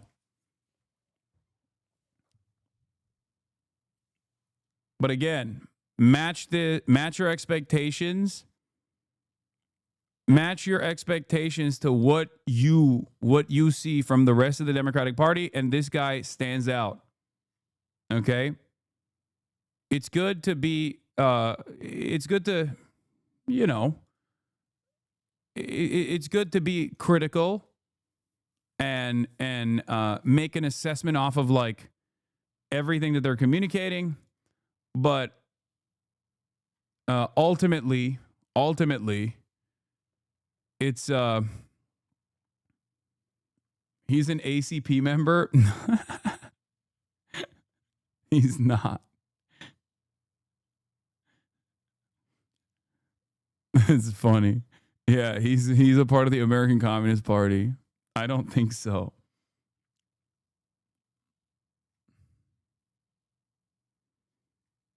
Where I stand, Maine is becoming unaffordable for thousands of us. Why? Because we have a government by, of, and for billionaires who are building a billionaire economy that none of us can afford.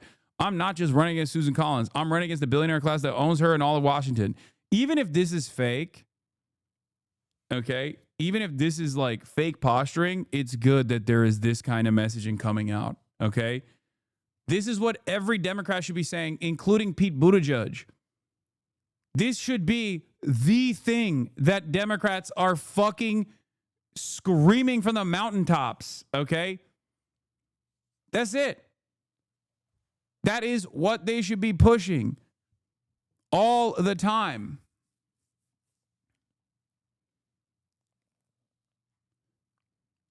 We should not settle for politicians who speak in vague generalities about policy. Here's where I stand. Most importantly, I want to hear from you as this platform grows and develops. Overview. America's entered a new gilded age. We have a government of, by, and for billionaires. We have direct consequence of disastrous court decisions capped by Citizens United that have allowed billionaires to buy elections. As a result, they have built a billionaire economy, one that creates explosive growth for a tiny privileged few, for a handful of billionaires and multinational corporations, and inflation, stagnation, and decline for the rest of us. In 1990, there were 66 billionaires in America. Today, there are over 900. When you look around, do you see a community that is over 10 times wealthier than 1990? And so, while my platform spans many issues, I view most of my job as a U.S. Senator to do things. 1, to ban billionaires buying elections. 2, to dismantle the billionaire economy in favor of an economy that works for the American worker. For small businesses, for the vast majority of Americans, I will be a senator for all those who can't buy senators. So here's the thing, okay? Here's the thing. In order to put together a coherent political campaign, you need to talk about what you stand for. You need to talk about who you want to defend. And more importantly, perhaps, something that is very much missing from the Democratic Party's method of communication, you need to talk about who you despise and who you oppose. Targeting billionaires who are unimaginably powerful figures, but their numbers are minuscule, okay, in comparison to the 99% of Americans, is good. You need to fucking position yourself against villains, okay? Democrats don't do that. They want to suck up to the billionaires, and so they look like they're fucking phony.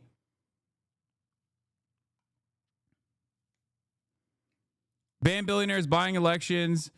Rebuild our failing healthcare system. Our system for profit health insurance is a disaster. We pay more than any other country in the developed world. Healthcare is a basic human right, not a privilege, not a perk, a right.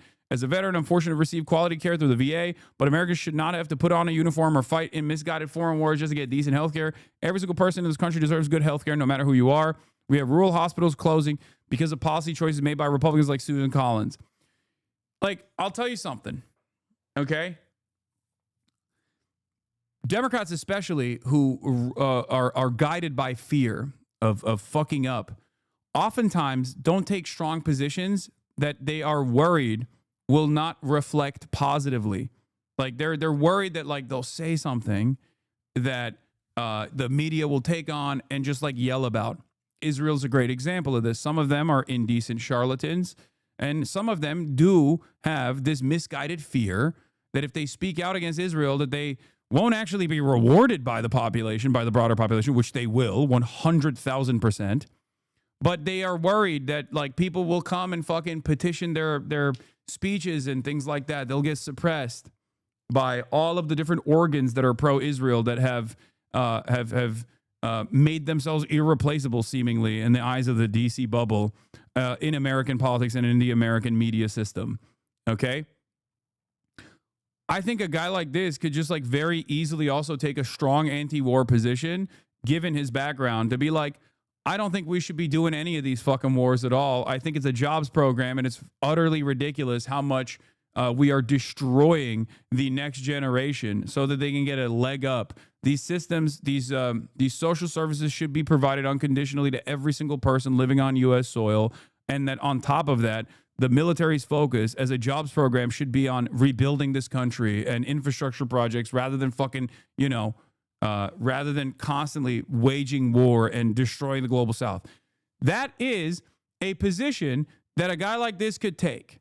Okay? I don't know if that's something that he genuinely believes or not, but that's something that many people would be so afraid to say out loud because they're worried that people will go, oh, you're an anti-patriotic fucking terrorist or whatever, right? It's not a problem to say these things, especially when you got Donald motherfucking Trump who presents himself, who has the audacity to present himself as an anti-war guy. American foreign policy has been deliberately, American foreign policy by design in the media it never takes the forefront of political messaging. It's not something that people care about when it comes to elections either, okay? This is the attitude that people have in D.C.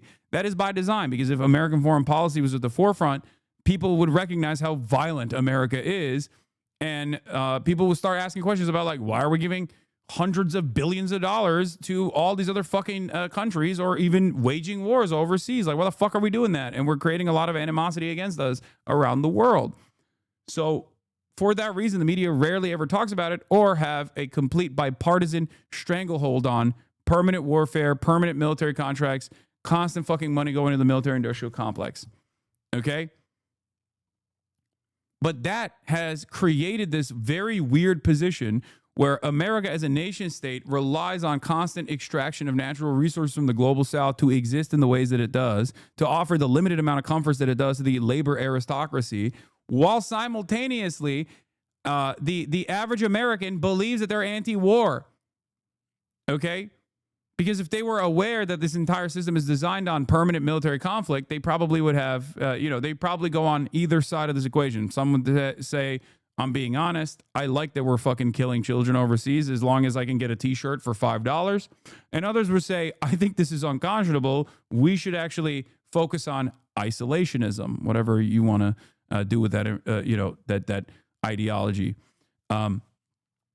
There are plenty of Americans right now, though, that feel like they're anti-war. They're anti-war. And yet no politician sincerely communicates this message because they're too afraid. They're too afraid that they'll be called a terrorist. Okay?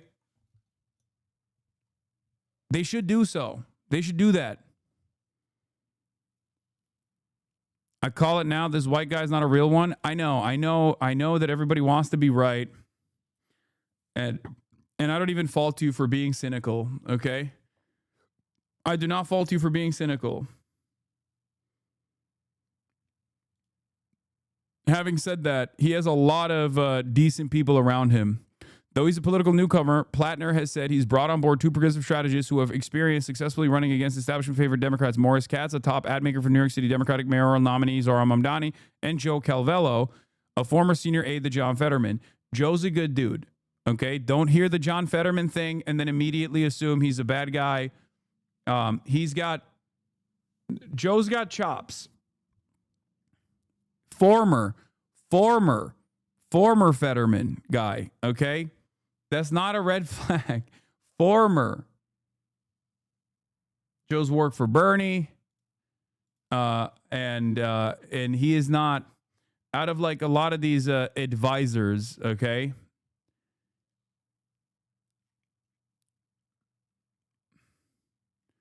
These are DSA guys.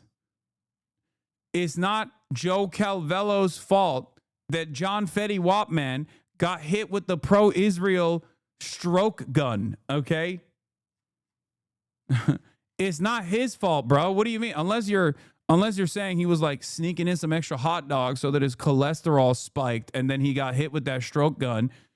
I don't want to hear about how his involvement here was consequential in the political evolution, or rather devolution and regression of the fucking ogre man.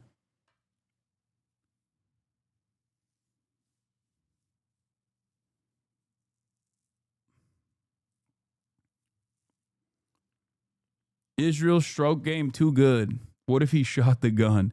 Yeah, he hit him with the pro-Israel dart.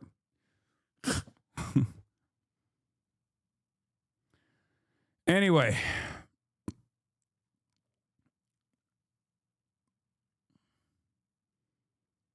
I'm not sure what your reach is with reaching new audiences, but have you ever considered being a consultant for a leftist campaign to help with their media image? No. And I don't care to do so. I care to do this. If people want my advice, I'm giving out free ball every goddamn day. They can tune in. And many do, ironically enough. Many people do. This is for everybody, okay? This is free. You don't have to pay me for this advice. I will literally scream this from the fucking rooftops to anyone who will listen. I will scream it to the faces of the Democratic Party analysts and consultants. When they listen, they just don't listen. Or the ones that do listen don't have any motion.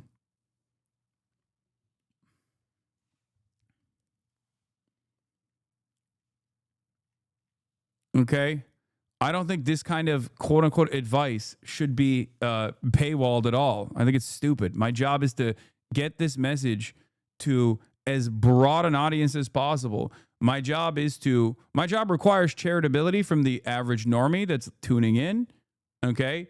But it also requires people to hear it and to believe it and to recognize it as a better method.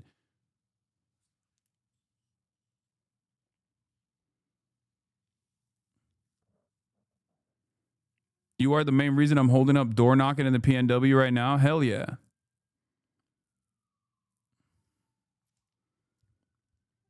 Funny enough, if you paywalled it, they may listen more. I know. Americans pay more for prescription drugs than almost any other country on earth. That makes me deeply angry. When I'm in the Senate, I'll stand up to corporate greed and fight lower drug prices by empowering. I will end the shameful practice of subsidizing drug companies. I think you should just also go along with like a tangible position like Medicare for all. You know what I mean? Support small businesses, break up the monopoly. Small business in Maine and beyond has entered a new period of crisis. While COVID accelerated the process of mass small business closures, this trend has been going on for decades. Solving this is no easy matter, but many solutions are straightforward. In particular, why should small businesses pay a higher tax rate than multinational corporations like Amazon? Righting this wrong will be among my top priorities in the Senate. Stop the mass deportation machine. We already read that. Defend our air, our water, our land, and our climate. Maine is a special place in our way of life. Our economy and our future depends on preserving it. Oh, he did say Medicare for all. I didn't. I mean, he is. Yeah, I will be a strong supporter of the Medicare for all system. Okay, my bad. I didn't see that. Yeah. Defend our air, our water. Decisive action on the housing crisis. Let's see. The housing crisis is existential. The American dream of owning a home is wilting as private equity firms and hedge funds buy up housing stock to enrich wealthy investors. We used to provide serious federal support for housing creation and no longer do. We need to bring back serious federal support for building housing. The VA home loan program has provided a critical lifeline to many Americans. I don't think that loans are the best possible way to fix the housing crisis. I think a federal jobs program that is designed around building more housing, that is publicly funded and is like public housing. This is something that I think a lot of people should be more comfortable advocating for. Truly, it's a terrifying prospect for many who do not see that is the alternative here. Protect Social Security before it goes bankrupt. End billionaire tax dodging. Absurd system. We must pass a billionaire minimum pass a billionaire minimum tax. Establishing a baseline tax that rate the super rich cannot go under. This policy is extremely popular, but too often we have elections between multiple candidates who refuse to support it. I like that. Uphold tribal sovereignty and self-determination. God damn. That's woke as fuck. That's cool. That's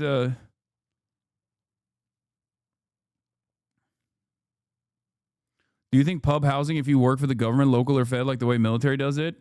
I mean, the military doesn't do pub housing either, technically, unless you're on a base. And dudes literally get married to get off the base in general. I think public housing should be done in the same way that is done in places like Vienna. Right now, the housing solution for everyone, even the boldest thinkers, revolves around the public-private partnership. I say fuck that, okay? I think that's a major, major problem. Strengthening our working waterfront, support unions to bring good jobs. The main union means higher wages. I I think people should also be unashamed of calling themselves socialists as well. I don't think it has that stink that people think it has. I know maybe I'm bubbled in here to say stuff like that, but you know, I think it's not a thing that you should fear. It's not a moniker that you should be afraid of. It actually, I think, presents you as a different kind of Democrat. The good kind of Democrat, like a Democrat fighter. I think the association with the DSA and any other like left flank organizations will be seen as a positive and not a negative in the way that like liberals have fucking deluded themselves into thinking for far too long. What I mean by this is there's a lot of enmity towards the Democrats because of their inability, because their lack of interest in fighting back against the Republicans. If more and more Zoran-style candidates are propping up left and right, okay, bro, it's Maine Lamau. You are in California, in North Hollywood. Oh. You are bubbled in. This is Maine. It doesn't matter what people fucking call themselves. What matters is what they advocate for, okay? That's it. That's it. And this guy has got good policies, okay? Turn off the fucking liberal brain that causes you to lead by fear. Liberals need to stop being fucking cowards, okay? And even people who call themselves like Marxist, Leninists and whatnot still have that lib-ass attitude.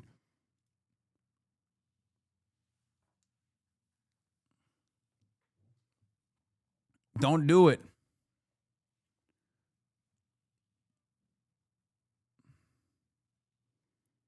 It's not worrisome. Those labels, especially at a time when the Democratic Party is unprecedentedly unpopular, when it is supposed to be the opposition party to a deeply, historically unpopular president and an unpopular movement, calling yourself a different kind of Democrat is not a bad thing. Wait, what? Yeah, man, DSA with 85K, really going to make waves? The liberals are too plugged into the Dem machine to ever go third party? I'm not saying... Bitch, did I say this man should run as a third party candidate? He's running as a Democrat. What are you talking about? Hello? I'm saying that presenting yourself within the existing party structure as a different kind of Democrat is a good thing. You guys hear whatever you want to hear. People are desperate for change. People want someone who is going to break down the way that the institutions have operated at the behest of billionaires and corporations and the wealthy. They want that. Dude, one of the best things that happened immediately after Zoran was Republicans quickly claiming that maybe Nancy Pelosi wasn't a socialist at all. They used to say Nancy Pelosi's a communist, Nancy Pelosi's a socialist. And then when a real socialist came in and became a national figure, they very quickly turned around and were like, well, you know, we used to just lie about Nancy Pelosi being a socialist, but it turns out that she's not really a socialist at all. Where are the reasonable Democrats? All it took was for one guy to threaten the existing duopoly in a fucking Democratic mayoral primary to become a national politician, for them to turn around and actually immediately start conceding. This should be the proof that you need. If you have any hangups over this, this should be the proof that you need that you can go in a more radical direction. You can boulder in the direction of the left. This will, by default, make those centrist Democrat-style candidates seem better overall anyway to the Republicans that are in the margins, the Republicans who are in the center right. Because they go, oh, well, I guess this guy is better than Zoran. I'm scared of Zoran. And it's even better if Zoran is able to become mayor and do a good job.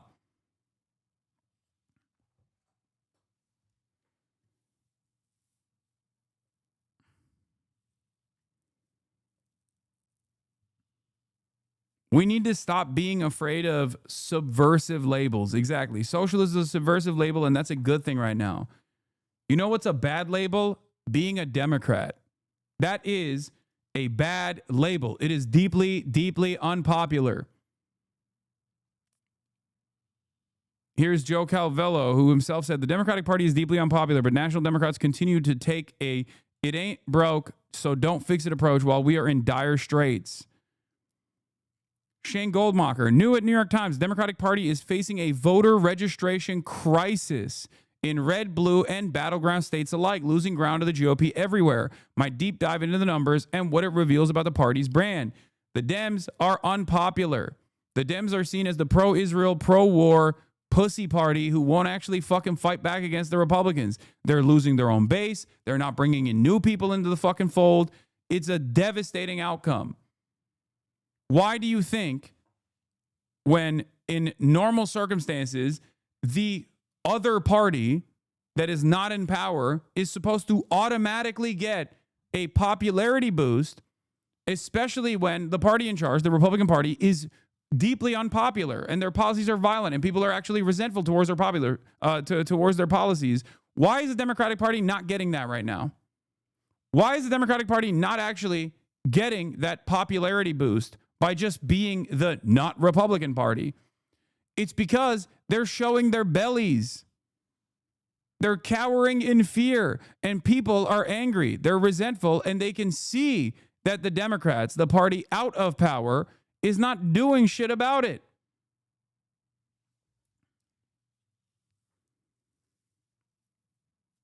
Do with that information what you will. Why still advocating for the Dems? Oh my fucking God. Use the existing party machine to your fucking advantage. You guys are so stupid. Do I need to spell it out for you? There is currently, as it stands, no viable third party outcome. Okay? There's just, it doesn't exist. So a person that would normally be a third party candidate should still use the existing infrastructure. And then if they gain national prominence, maybe they'll start their own third party initiative after they have that platform. But you can't do that right now. What the fuck more do you want to hear from me? This is the weakest the Democrats have ever been. It's an opportunity for tremendous gains to be made, to utilize the pre-existing structure, okay, and force the Democratic Party to actually be a progressive force, an actual real counterbalance against the Republican fascist movement. That's it. Look at Jeremy Corbyn.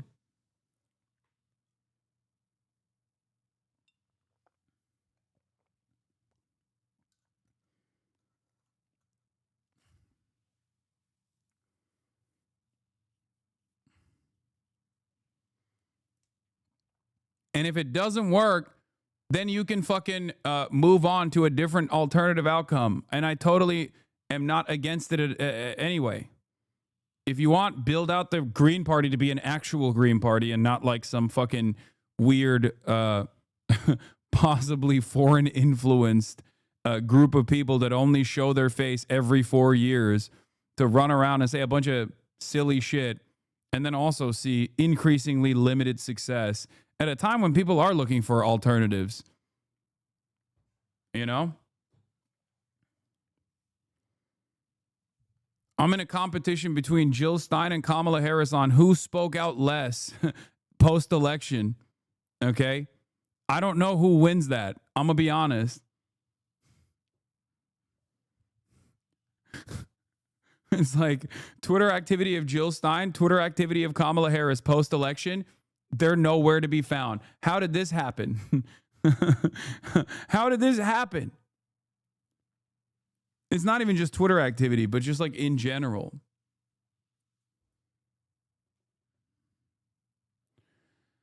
"30 states plus DC allow for partisan registration. Between 2020 and 2024, Democrats lost 2.1 million voters in those states, and the GOP gained 2.4 million.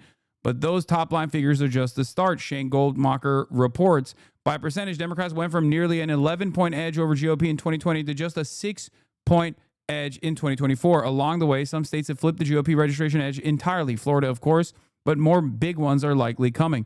In Pennsylvania, the quintessential battleground, Democrats had a registration advantage of 517,000 among active voters in November 2020. As of this summer, only 53,303 voters. In North Carolina, Republicans have raised roughly 95% of the registration advantage that Democrats held in the fall of 2020 by this summer. The Dem edge is less than 17,000, down from nearly 400,000 in 2020. Some have dismissed registration as a lagging indicator in the past, but in 2024, it proved prescient. Democratic weakness was concentrated where Trump was strongest, among men and younger voters. There are few better measurements of a party's brand than who actively choose to identify and register with it. And fewer voters are choosing to become Democrats. Check out this graphic of the trend line for new registrants since 2018. Look at this graph, dude. Look at this graph.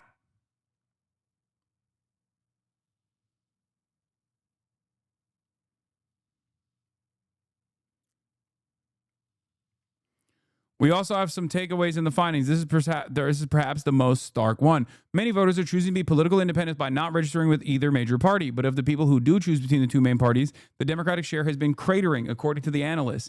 Why? Because one party stands for something. It's evil, but at least they stand for something. The other party stands for nothing. They're still presented as evil, but they're also evil and feckless. You got to pick a lane, man. Okay? I am presenting an alternative, which is don't stand for evil and stand for good things instead. It's super simple message.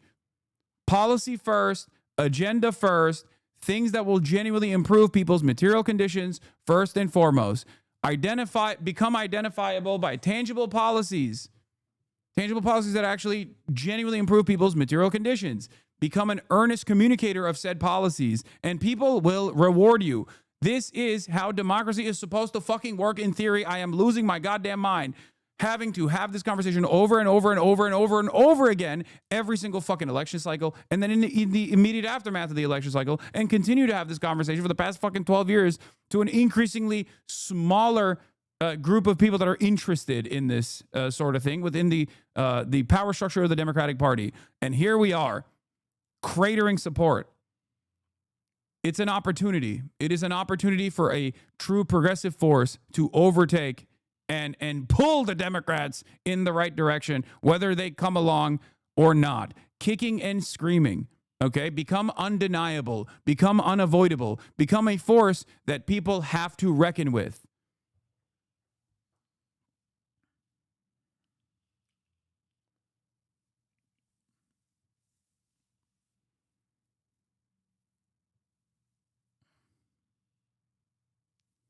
Hey, Hasan, I found an absolute banger diss track about you that was posted to YouTube yesterday called Hasan and His Gucci Bag.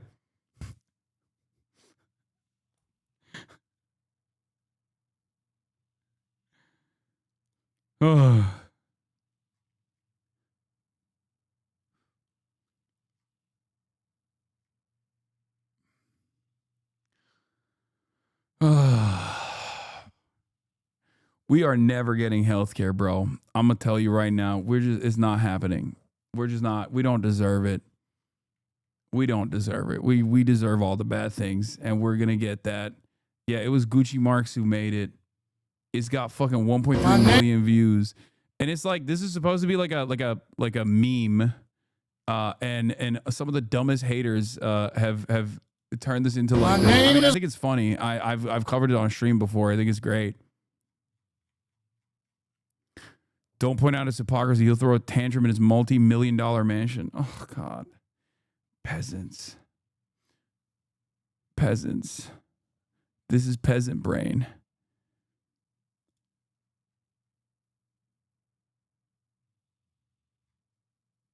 Anyway, and yet the top house Dems still choose to walk back statements calling what Israel's doing a genocide to appear feckless to their constituents.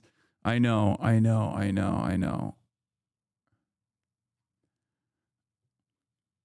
Okay.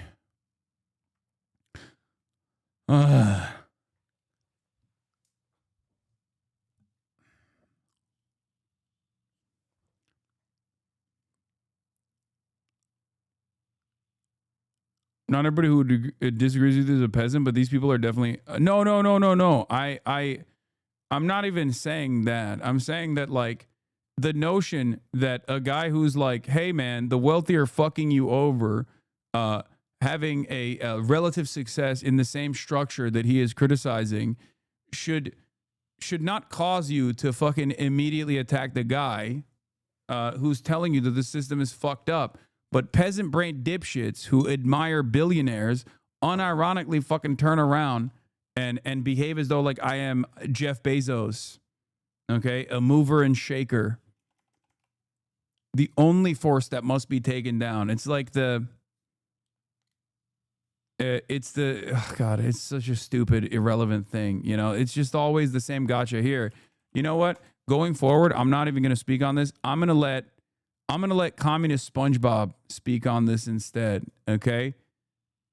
Well, let me find it real quick. Hold on. You support Mamdani? Bro literally works inside the system. Isn't that like serving capital? Man, I'll take material wins over ideological cosplay any day. Yeah, we all stuck under capitalism right now, but some of us trying to actually ease the pain while we dismantle it, that ain't serving capital, that's knowing how to punch from inside the ring. So what, you a reformist now? Call it what you want, but if your revolution demands that we leave folks suffering just to stay ideologically pure, you ain't liberating nobody, you just vibing in echo chambers. Mamdani's work challenges power. He's organizing minds while you're busy measuring purity. But ain't he part of the elite class? Bruh, critiquing capital while navigating it is the only shot we got until we can flip the board. Let's raise class consciousness with material gains, not waiting on a perfect moment that ain't ever coming. So fix what's broken while we build better? Exactly. Elevating people today is how you get comrades ready for tomorrow. It ain't serving the system, it's using its cracks to break it from within.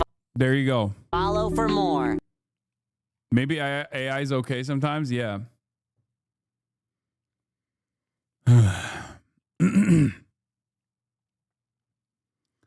I think a lot of people don't understand that this system is so overwhelmingly powerful that I'll take whatever hand of help I can get, and you should have a similar attitude as well. Okay? Don't immediately cast aside W's and try to be. Don't immediately cast aside gains, victories, and behave in this like incredibly cynical manner. Okay? Use the tools that you have to, one, build a working class focused an organized front, and use all of the tools that are at your disposal. Sometimes those tools are going to be the existing infrastructure for the Democratic Party. Okay? If only you show this in the fall of 2024. What do you mean? What do you mean? This has been my fucking attitude. What are you talking about? My anger and resentment against Kamala Harris was correct. It was because she wasn't doing anything that she was supposed to be doing to win a fucking election against Donald Trump and growing fascism in this country. And she lost. And there are still dumb fucks who think she lost because of me. Fuck!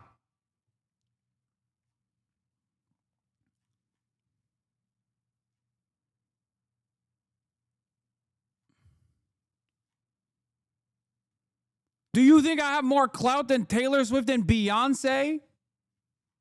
Are you that stupid? Or do you think, and this is something that I repeat every fucking election cycle, that you cannot outflank the Democrats? Yeah, we be needed to be adults and understand we can't get everything we want. Okay, I'm just banning you because while you are claiming to be an adult, your brain is a child's brain. Okay? Kamala Harris lost because she didn't do the things that she was supposed to do to win favor in a democratic structure. She literally fucking cast aside her own voter base for some fantastical notion that there was a massive growing coalition of Liz Cheney, former Republican Democrat voters. It didn't exist. God damn. None of that shit. The party fucking failed you again. And you still have some kind of loyalty. If you believe an ounce of the shit you spit, you use your fortune to actually help the base movement, not enrich the shit out of yourself. It sucks because you actually reach folks and gain awareness, but you are definitively a class traitor. You should be using your economic wealth you've gained from our base to help our base, not enrich yourself. You are non-ironically a class traitor. Wait, are you saying I'm a class traitor as someone who is wealthy? Because yeah, in that sense, I guess you're correct. People always say stuff like this, but they don't just like follow up. What do you mean? What do you mean?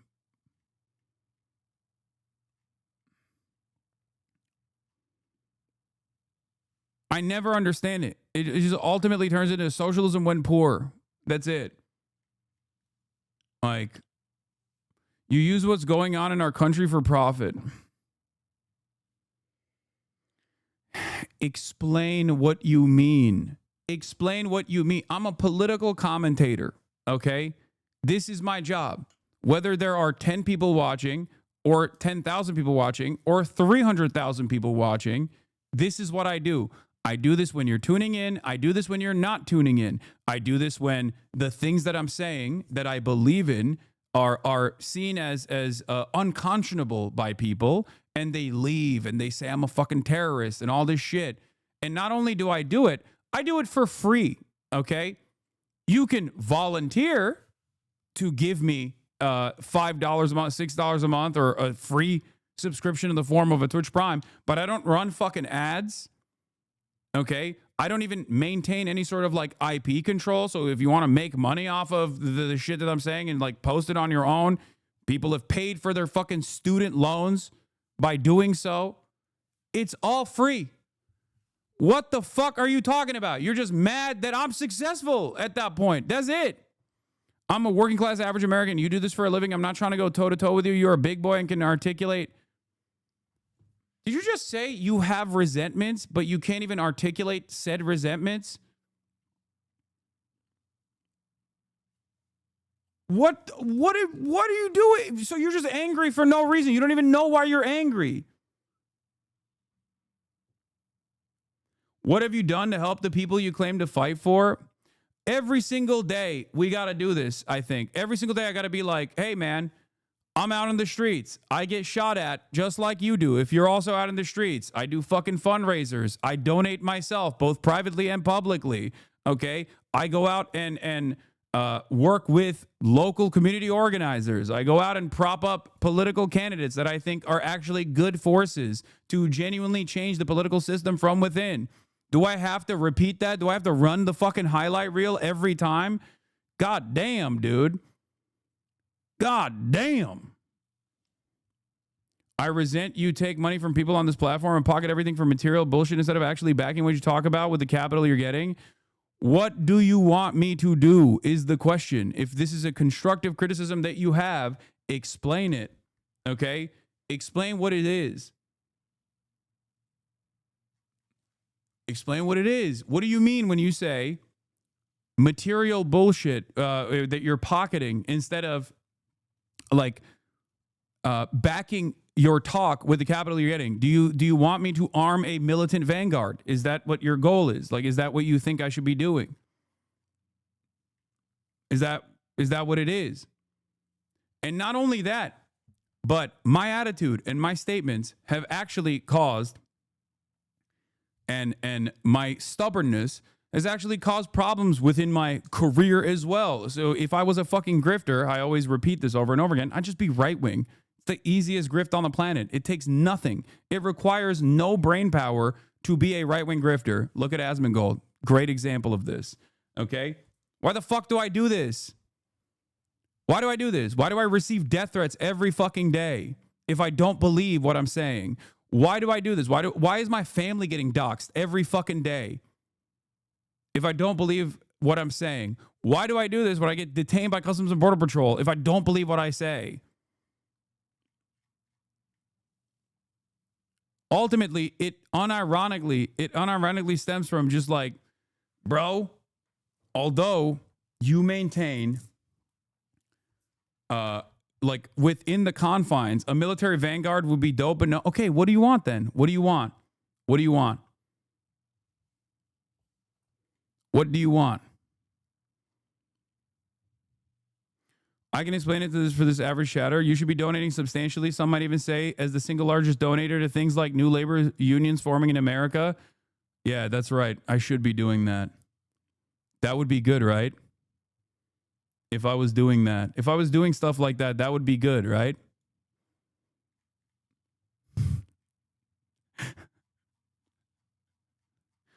Of course, I'm too fearful to do such things.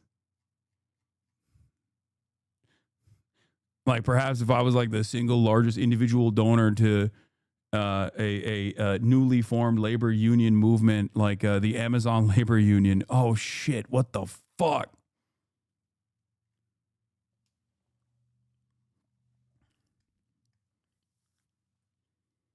Even if you didn't do anything outside of streaming, it should be enough. Activism takes many forms, and I bet the people criticizing you are just projecting. I know, and especially at a time when like motherfuckers don't say anything. They don't even. Brother, people are too afraid to speak out against like the Gestapo machine kidnapping people, okay? Most of the content that you consume from content creators, unironically, is nothing. Even if I wasn't doing anything else and just chirping and demanding that people organize, okay? Also, this is hilarious. The amount of time you waste explaining yourself to jackasses and trolls is impressive. From 2020... saying the amount of time you waste explaining yourself to jackasses and trolls is impressive to becoming the jackass and troll is incredible.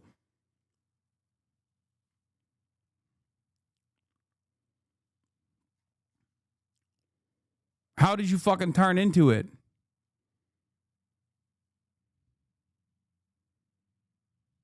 Bro, we know how much you put into this. Don't get riled up from the hate. I mean, it's fine. It's fine. This is just like, this is not like real criticism. It's just someone who wants to be heard. And if they have any sort of like confusion about where I stand on issues, like I'll take the time out and explain it to them. Okay? That's it.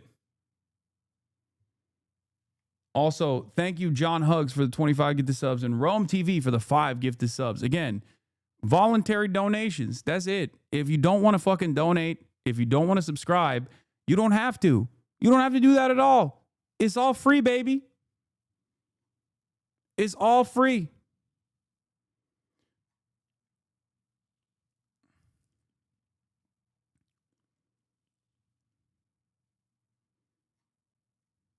That's it.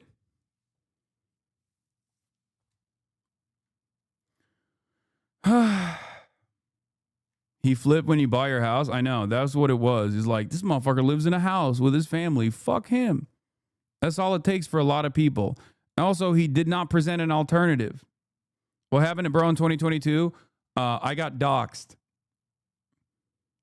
I purchased the home that I'm living in right now for myself and my family.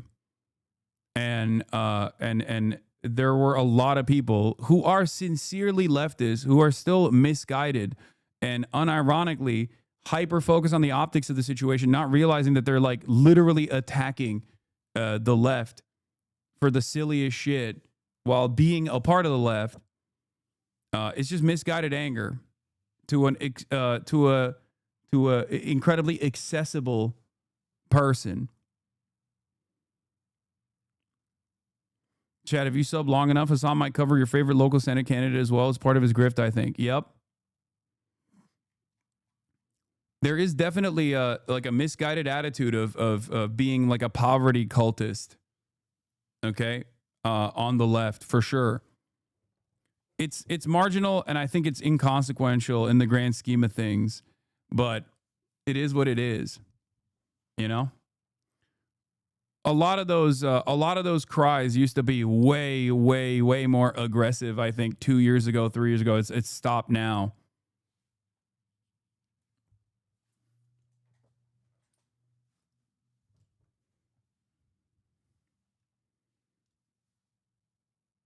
And these people have no answers. These people have no answers for why, like, my attitude and my statements have not changed since I had no money to where I'm at now.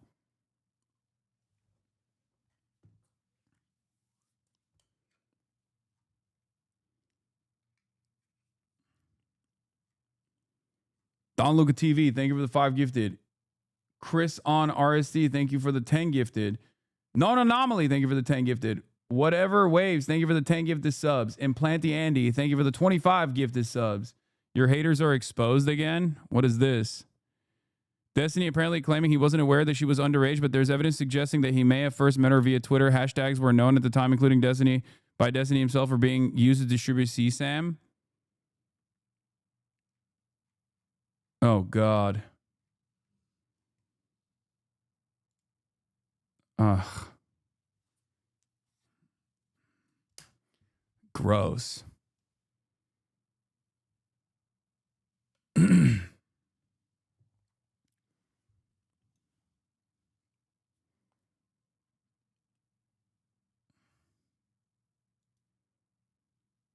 To the chatter who hit you with, where were you in 2024? It's too bad Harris and her campaign didn't try even once to satiate or appeal to the Palestinian Americans and their allies.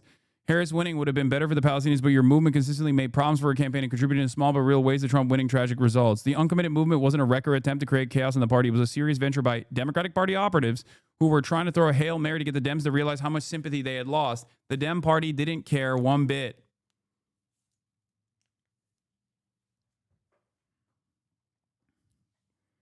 Yeah, they sent Bill Clinton to Michigan to say Judea and Samaria. They responded. Why would you change your stances when that's what makes you money? What?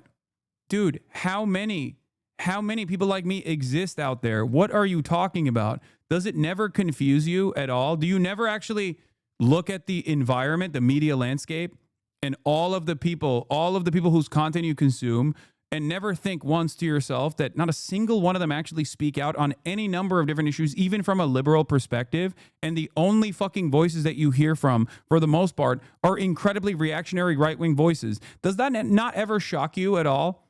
Do you not realize that there's a reason for that? And that is because people are fucking terrified to speak out.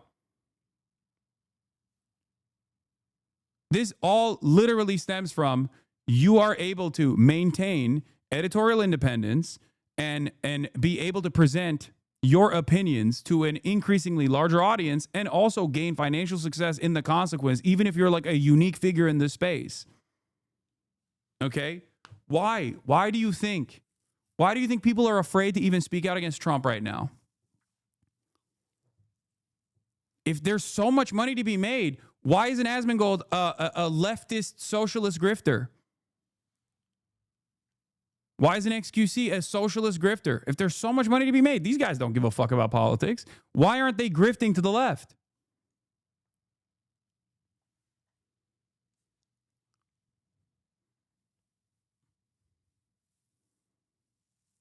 Have you not noticed that you keep coming back here for one reason? Don't get me wrong, said already a few times, I appreciate the awareness they bring. It seems like you don't, because you're saying I'm doing it cynically to make money off of it, even though for many, many years I made no money off of it at all. And even then, if this was simply content for me, why the fuck don't I take $1 million sponsorships from like Polymarket for one day of work? Why don't I do that? Why don't I take the fucking bag and run with it?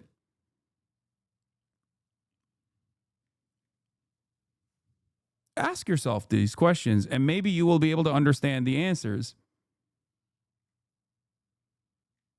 Because you'd be outed. Outed? No, I'm saying if I'm a grifter, if I'm a leftist grifter, and therefore don't have an ideological commitment to this, why don't I just grift to the right is my question to you, as many people do. Okay?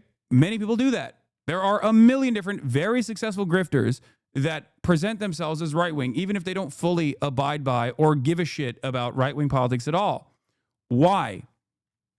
Why do you spend so much time and so much brain power in your mind to develop this idea that like I'm something that I'm not? I'm actually sinister, And I'm presenting myself as someone that I am not, actually.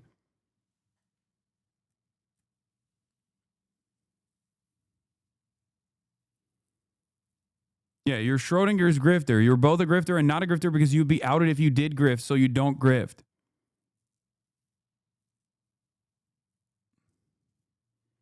Like, if I'm in it just to make money, doesn't that make sense? That I would just do things that would make me money rather than cause a fuck ton of headaches? Who the fuck would grift to the left? The left is segmented. We love fucking fighting one another, and we eat it. We literally eat it from the right all the way to the far right. We're enemy number one for the right and the far right. We eat it from the center. We eat it from the liberals who see us as like a spoiler, okay? Because we're forcing the liberals to actually do things that everyone would want, okay? And then on top of that, anyone that has even like a marginal disagreement on the left also hates you. Why the fuck would anybody do this if they didn't truly believe in it?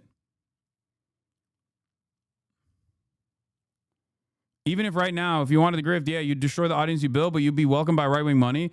No, the pathway is clear. People have done this. You can just slowly but surely talk about how annoying the left is and find yourself increasingly abiding by right-wing positions, okay? And then eventually you make that leap and you say, why I left the left. Here is why. There are many such examples, okay?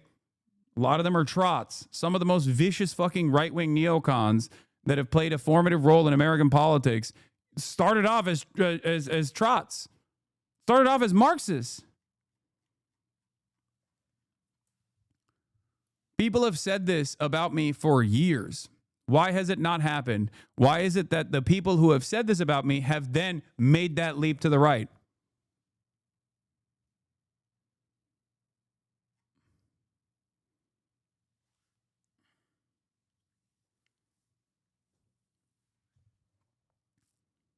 If I was such a dishonest grifter, I wouldn't have every goddamn institution that is working with the Israeli state up my asshole every day of the fucking week, making my life a living hell to the best of their ability. They failed to do so. Okay? That's it.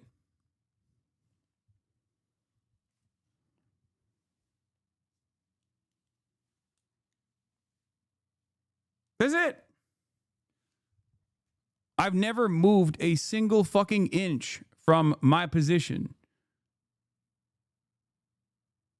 Ultimately, it still comes down to, I don't like that you are also able to be successful in this media environment because this media environment is disgusting, and therefore your success alone shows not that you have been an earnest communicator in perpetuity, but instead it shows that you are a sinister demon doing this for money. If that was the case, don't you think you would see more and more people propping up left and right with a loud and proud socialist message if there is a major audience for this? It just doesn't make sense. Anyway, I'm done arguing with this shit. It's so stupid. I can't believe I did this. What a waste of time this was while we were talking about fucking issues. Getting back to what we were talking about earlier before we moved on to this.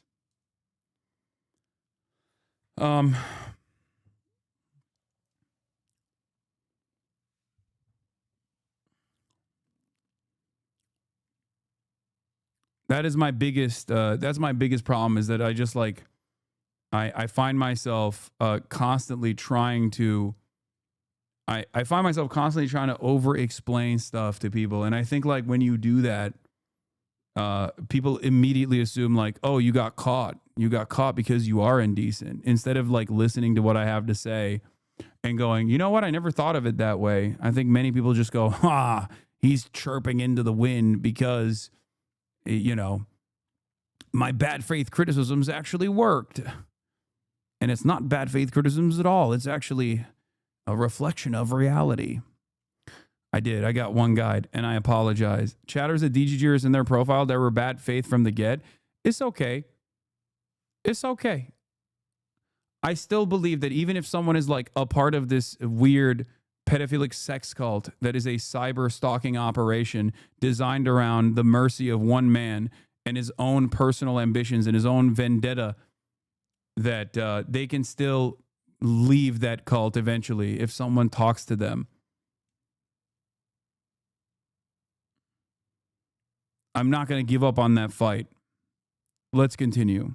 Monitors to Texas now, because happening right now, state lawmakers, they return to the Capitol for a second special session ordered by Governor Greg Abbott. We expect them to vote on redrawing congressional maps. But first, the families affected by that severe Texas flooding, they will testify on the House floor. They're calling on Congress to pass bills allowing recovery efforts to move forward in the state. And today's vote comes after state Democrats fled the state for nearly 2 weeks in protest of Republican redistricting efforts. But Democrats have not stopped demonstrations since they returned. Several other lawmakers joined State Representative Nicole Collier in her protest. Collier slept on the House floor after refusing to sign a GOP-imposed permission slip that required her to leave with a police escort. She has since filed a lawsuit saying the move by Republicans is an abuse of power.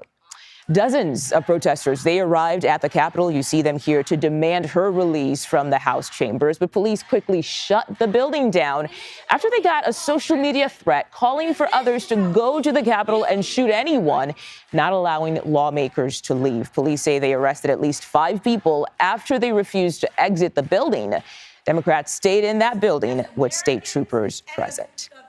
And a reminder for our viewers, Democrats, they hold just 12 seats in Congress to represent the state of Texas, and that puts them in the super minority. Meanwhile, 25 Republicans hold seats in Congress for Texas. But this is where the congressional map stands as of right now. To the left here, you can see the existing map with most of the blue in the middle of the state. And to the right, those small blue dots, well, they shrink even further, marking a loss for Democrats. CBS News political director Finn Gomez joins us now for more on what we can expect today. Finn, thank you for your time. It seems Democrats are out of options here to stop this redistricting bill from being passed, right? No, that's exactly right, Mugo. I mean, the Republican-controlled Texas legislature is on track to pass these new congressional maps, potentially securing, as you mentioned, up to 5 additional Republican seats ahead of the midterm elections next year. Democratic lawmakers, as you know, ended that 2-week walkout that blocked quorum, allowing the legislature to advance the map. And while the walkout was temporarily stalled the action by Republicans because the Republicans regained control when they return, the options to delay or stop the legislation within the chamber now are extremely limited. But the battle is far from over. Once the maps are passed, legal challenges from Democrats are expected to be filed, likely arguing violations of minority voting rights and other state constitutional concerns. Lawyers and advocacy groups are preparing lawsuits and gearing up for a fight. And as you know, Democratic-led states such as California are pursuing retaliatory redistricting plans aimed at neutralizing these Republican gains. Mugo. And Finn, just to be clear here, the fight over redistricting doesn't just end in Texas. We know California state Democrats introduced their own proposal for new maps, but this process looks very different than what's playing out in Texas. I'm assuming it's going to be more difficult. Can you tell us more about that? Yeah, it is a lot more complicated. And I mean, I will say that, you know, the battle really seems to have shifted. Once the expectation of these seats, of these maps to be passed in Texas, it really shifts over to California. And California Democrats are moving swiftly to get their redistricting plan on the November ballot for that special election that Newsom has pushed. This week, that means securing legislative approval and rallying allies like Planned Parenthood and other national Democratic allies who back Governor Newsom's push to add 5 Democratic-friendly new seats. Democrats are confronting an unfolding legal challenge, however, from Republicans who have challenged the move in the state Supreme Court. And all signs point to an intense, high-stakes political showdown in California in November. Ultimately, Newsom and Democrats believe they can pass this new map in November that will effectively counter those Republican gains in the Lone Star State. However, Governor Newsom does not have an easy path here, Mugo, as California Republicans are gearing up to challenge these new maps once the special election is challenged. Sanders, a top Republican involved in the House Republicans' campaign strategy, says even if California establishes these new districts, it could really spur other Republican-led states, some of whom are on the fence, to counter California, including Indiana, Missouri, Florida, saying they believe they will have more options and territory to potentially add more Republican-friendly seats. But in a nutshell, this could get pretty messy before these battle lines are drawn and set ahead of next year's midterms, Mugo. Oh, yeah, it's starting to look messy already. Finn Gomez, thank you so much for your insight.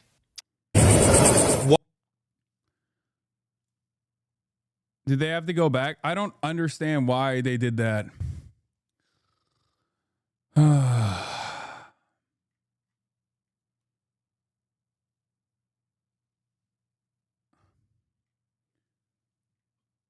Is Newscomb the only one who isn't a pussy when fighting Republicans? Like the others seem so weak. Yeah, that's the way it looks like right now to a lot of people, and it's not good. It's not good that he is the guy.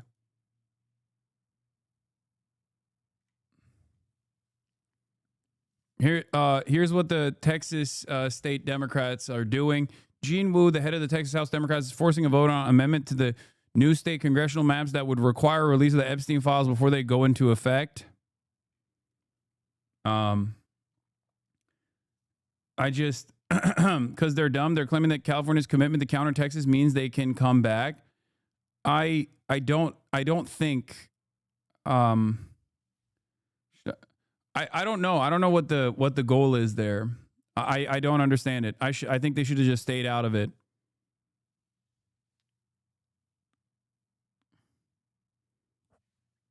A DPS trooper couldn't keep up with the state rep on her morning run and threatened to arrest her. Wait, you sent me this link. You sent me the wrong link. Why can't all blue stations redraw their maps to ensure there's only 1 or 0 Republican seats? New meta. I mean, I think they should. Fight fire with fucking fire. Blow it up, dude. Blow it up. Blow it the fuck up.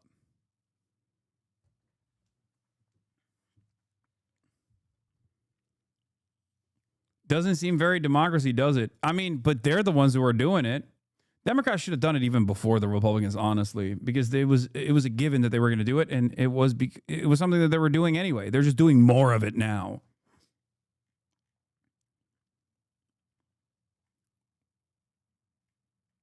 Yeah.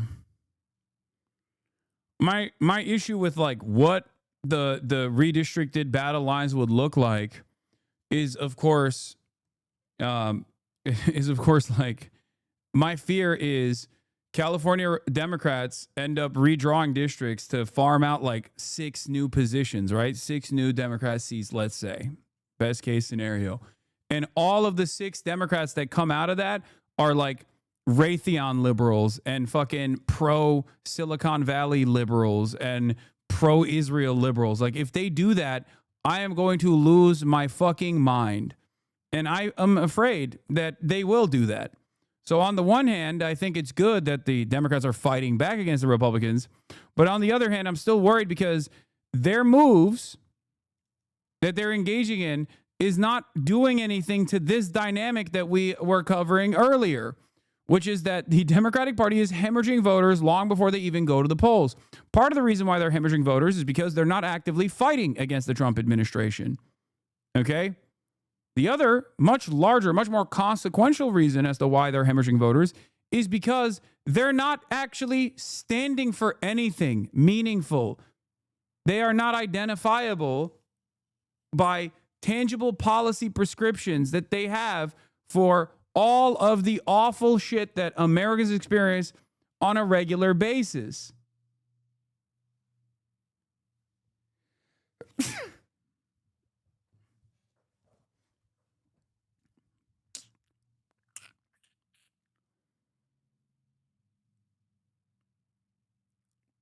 It's crazy.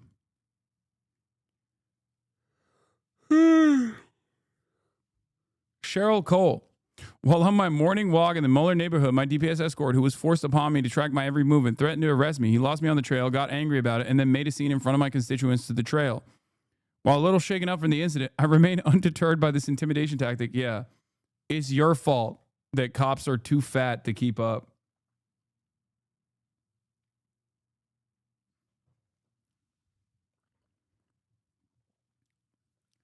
Typical police activity. Typical police activity. I can't keep up with you, and somehow that is your fault, and now I'm going to shoot you or arrest you. Please walk slower. Ay, ay, ay. Incredible. Can't outrun these bullets. That's right. Anyway, if you're a here's teacher, another thing that I wanted to talk about. Oklahoma's America First exam for teachers. Now, Oklahoma is obviously one of the. They're posting your new car. Okay, chill. It's inappropriate to dox me like this. Okay, even if fans are doing it, is really messed up. Why are you doxing me by showing everybody what my vehicle is at a time when I'm the recipient of many death threats? Okay, that is fucked up. Cut it out.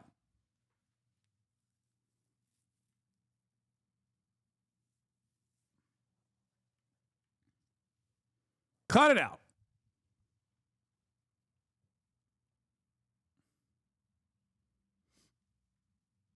Yeah, Oklahoma is 50th in education, by the way, which is fucking awesome. That's great. But they're looking at numbers on the board and they're going, we got to get dumber. Okay? Oklahoma is a testing ground for some of the stupidest initiatives that have come out of this goddamn country. Here is another amazing example. Oklahoma Education Superintendent Ryan Walters is rolling out a new 50-question America First certification exam developed with PRAGER for teachers moving to the state from California and New York.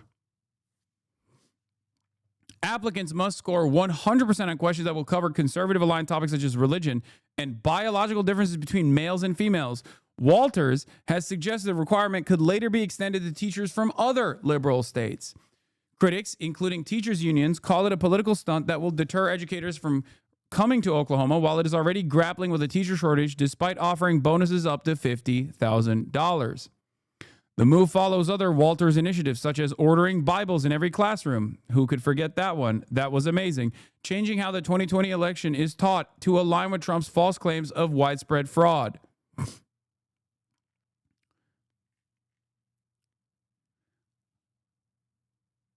This is the reason why I laugh when motherfuckers are like, Hasan, you're a terrorist. Hasan, you hate America.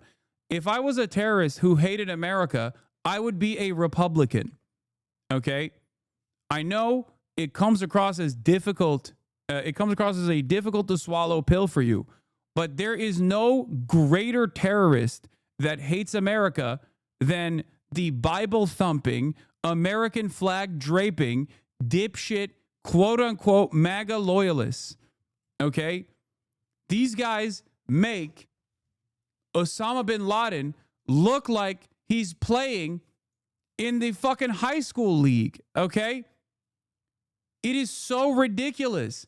They are actively undermining America and every facet of what it means to be American. Every institution is crippled, and dumb fucks still think I'm the one who's anti-America. There is no greater threat to America than the Republican Party. Okay?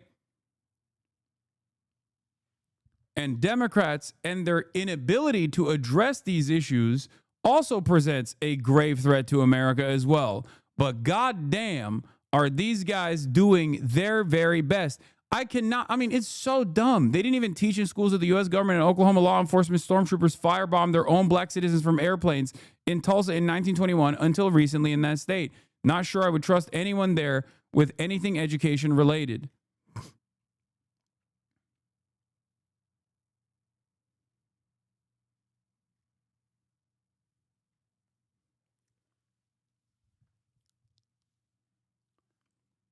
I'm telling you, dude, there is no greater threat to America and Americans than the Republican Party.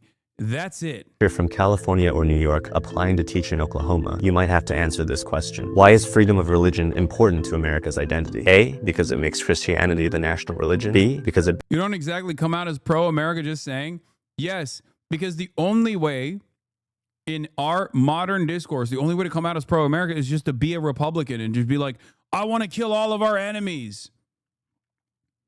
Okay? It's stupid.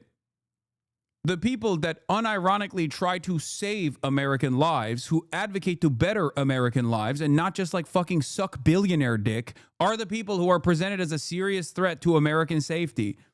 It's because everything is busted. Everything is broken. Do you understand? America has tremendous potential in spite of the reality that in our hyper-capitalist state, we have done everything in our fucking power. Our politicians have done everything in their power to destroy Americans and their regular fucking Americans and the regular Americans in their everyday existence. It is ironically those who are like Zohran Mamdani, people like myself, people like yourselves, that are actively trying to hold this thing together to be like, no, dude, there is a different vision here. There is an alternative here. But it's much easier to fucking assume that the people who want to make the country better, okay, who want to move the country away from the throes of fascism, are actually enemies of the fucking state. In this day and age, my finances are at a certain level where I can just move to wherever the fuck I want if I hated America that much, okay? And it's not like the state is super fond of me anyway. The only thing that keeps, I think, the current administration from going after people like myself directly in more meaningful ways is just that they're too busy breaking everything right now, okay? That's it. Once they get bored, they'll come after people like myself too.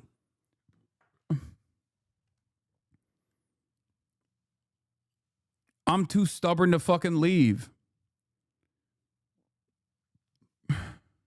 Bro thinks he's Rosie O'Donnell. I mean, yeah, people have done that already. bans all forms of public worship. C, because it limits religious teaching in public life. Or D, because it protects religious choice from government control. Ryan Walters. Nobody gives a shit about you. Please do, Lemao. Nobody gives a shit about you. Apparently you do, enough to come in here, tune in, and literally beg that I leave the country. And in the process of me explaining, it's so funny that I'm over here being like, look, man, you probably think I hate America for the things that I advocate for. Ironically enough, what I'm advocating for is better for Americans overall. And you have been presented with a lie that people like myself, people that believe in progressive values, people that want to improve others and their material realities are actually desperately advocating against an administration that is doing everything in its power to fucking keep you divided, to keep you focusing on your fucking neighbor as though they are responsible for your shitty material conditions. And you still turn around and you go, get the fuck out of here. Nobody gives a shit about you, brother. I hope you leave the country. Let's say I do. Okay? Let's say I leave the country tomorrow. I'm hating America from outside the club. Okay? I can't even get in. What difference does that make for your life? Does that actually make rent cheaper for you? Do you immediately do you through the magnanimous nature of your bosses, do you just have better wages and better benefits automatically? No, none of these things will happen unless you fight for them. That's my goal, is to unlock your potential. Religious choice from government control. Ryan Walters announced over the summer plans to introduce a new qualification test specifically aimed at teachers applying to teach in the state from New York and California. Walters said the test will focus on questions about U.S. civics, such as the Constitution and the makeup of Congress, as well as gender and the biological differences between the two genders. When we asked Walters why he singled out California and New York for this requirement, he said that those two states in particular have teaching standards antithetical to Oklahoma's. He singled out the way they teach ideas about gender and race. The Oklahoma Education Association has said that this is a political stunt and that it could run the risk of turning away quality teachers from wanting to teach in the state. This is such a cool story. In Oklahoma, if you want... Yeah, we're owning the libtards by making sure no teacher that actually wants to educate the children of Oklahoma ever come down to the state.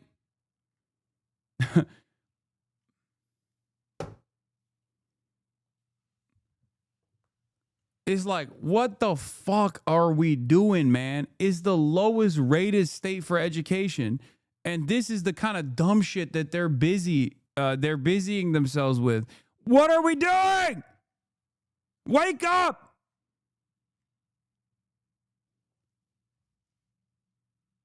It's so goddamn stupid, man. I can't believe it. I can't believe how dumb these motherfuckers are.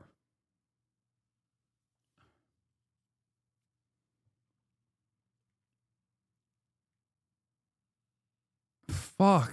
To move to Oklahoma and you want to be a teacher, you're going to have to take this test because the superintendent of education for the entire state is super conservative. Yeah, everything is trolling. We're just trolling people. We're trolling them. Ha ha. It's great. We're owning the libtards. It's fucking awesome. He's trying to protect the kids and trying to root out radical leftist ideology. The test is basically your knowledge of history for America, but the left is so upset about this. So before we actually read you the test, let's talk about the knowledge of American history that requires you to fucking answer a question like about trans people existing in society, which they do, by the way.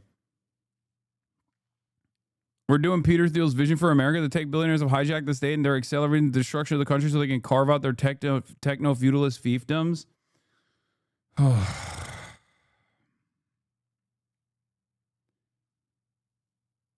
Yeah, knowledge of slavery is woke left ideology, as you guys know. Libs of TikTok is on our library regulation board. By the way, I hate the state. I know. Isn't Peter Thiel LGBT? Yeah, it doesn't matter, dude. He's a billionaire and also a villain regardless.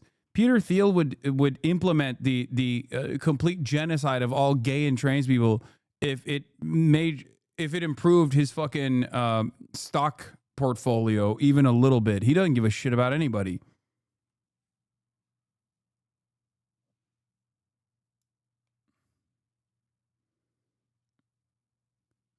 Being a billionaire, like being a capital owner, being a billionaire is far more consequential than who you choose to fall in love with. What are we talking about?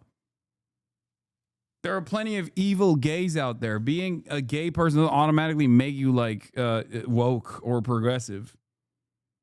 It's crazy.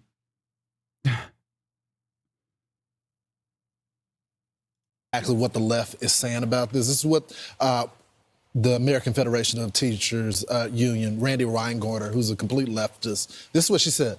This MAGA loyalty test will be yet another turnoff for teachers in a state already struggling with a huge shortage. The state representative, John Waldron of Oklahoma, he's also the Democratic Party chair, said, if you want to see a textbook definition. So much winning, dude. This is so sick. So sick. I love that. Why do you need school? You could just watch PRAGER U videos, dude. Fucking awesome. Of indoctrination. Yeah, if you want to see the sample stories, about they a got them loyalty here. test for teachers. It's a sad echo of a more paranoid past. Right. So they want to find out what teachers are coming to Oklahoma and they're going to be teaching their kids, especially if they come from New York or California. So they have some very basic questions. Why people think this is ideological, I don't get. Here's one of them. What are the first 3 words of the Constitution? In God we trust, life, liberty, and happiness, the United States, or we the people. Or Life, Liberty, and Levin. Right, which is a very successful show. I think it's been changed. Right. I think Jefferson eventually changed it. The answer, obviously, we the people. Why is freedom of religion important to America's identity? Why is freedom of religion important to America's identity? What the fuck?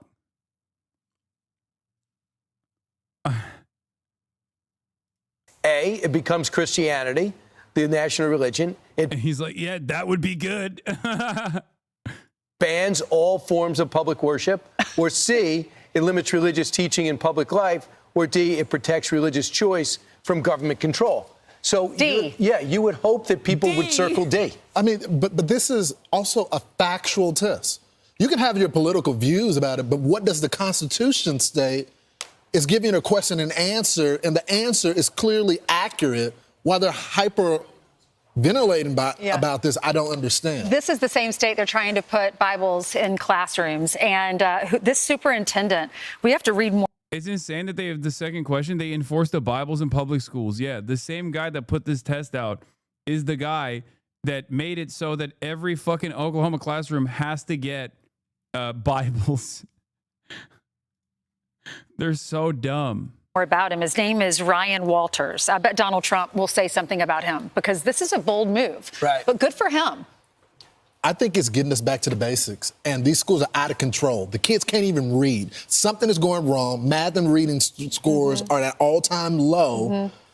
Got to get back to the foundation. Can I just read quickly what Ryan Walters said? As long as I'm superintendent of Oklahoma, classrooms will be safeguarded from the radical leftist ideology fostered in places like California and New York. Any teacher coming from these states will be required. Let's look at some of the other questions. What are the 2 parts of the U.S. Congress? House of Lords and Commons, courts and Senate, executive and legislative, Senate and House of Representatives. How many senators are there? 435. Yeah, when I'm done with it, that's how many senators are going to be there, okay? Yeah, leave it up to me. Why do some states have more representatives than others? They cover a larger... Okay, so some of these questions are really just stupid. This is just like... this is just dumb. This is just like super basic shit.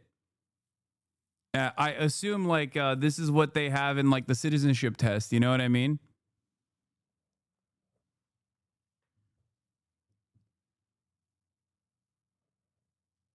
Wait. Oh my God, every answer is D. Representation is determined by population size. Oh, wait, what? Wait, why is every answer D? Oh my God, I just realized. No way. There ain't no way that they designed this and it's just all the answers are deliberately D.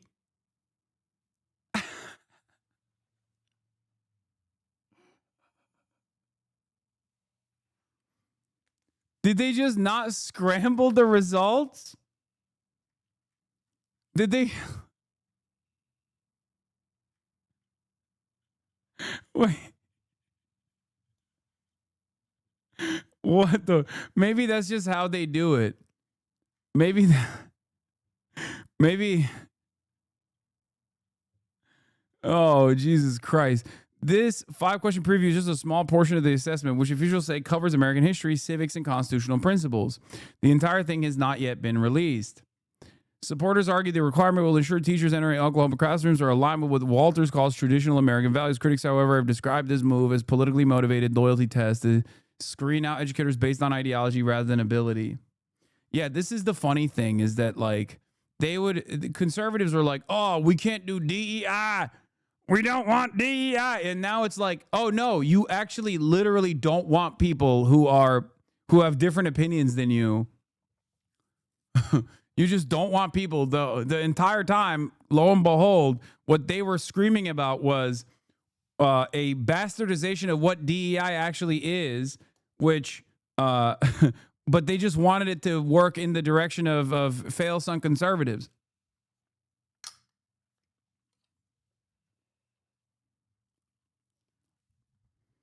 This is worse than what they accused the USSR of doing or China. Oh, for sure.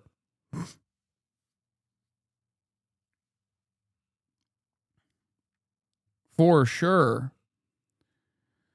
To pass our new PragerU assessment before receiving certification because we refuse to let Gavin Newsom's woke Marxist agenda turn Oklahoma into the same dumpster fire California has become. This is all related to an earlier segment we had. Wait, this is the guy? He pushed book bans and religion in schools. Now he's accused of screening explicit images at work. Oklahoma schools chief Ryan Walters, once a candidate on President Donald Trump's short list for education secretary, is now facing a GOP-backed probe. After a public backlash for pushing Bibles endorsed by President Donald Trump on Oklahoma students, State Superintendent of Public Instruction Ryan Walters is now mired in a scandal for an entirely different reason. Images of nude women on his office television. Oh my Lord. It is... oh my God. He was gooning! He was fucking gooning! Oh! He's a gooner! Get him out! Why? Why? How? Every time. Every time. These guys are weird sex freaks. How is that possible? How is it every single time? You got a motherfucker. The harder they thump the Bible, the harder they crank their fucking penis. The harder they jork their penis in public, in a school. What the fuck? Oh my God. Two members of the Oklahoma State Board of Education are accusing Walters, who was on Trump's short list of education secretary candidates last year, on screening graphic images on a television connected to his computer Thursday during a closed-door meeting focused on teaching credentials and student attendance. Now the state's Republican leaders, oh my God, he was cranking it, and then he fucking opened up his laptop and connected the TV without realizing that the last thing he was looking at was porn-a-rooney. Oh my God.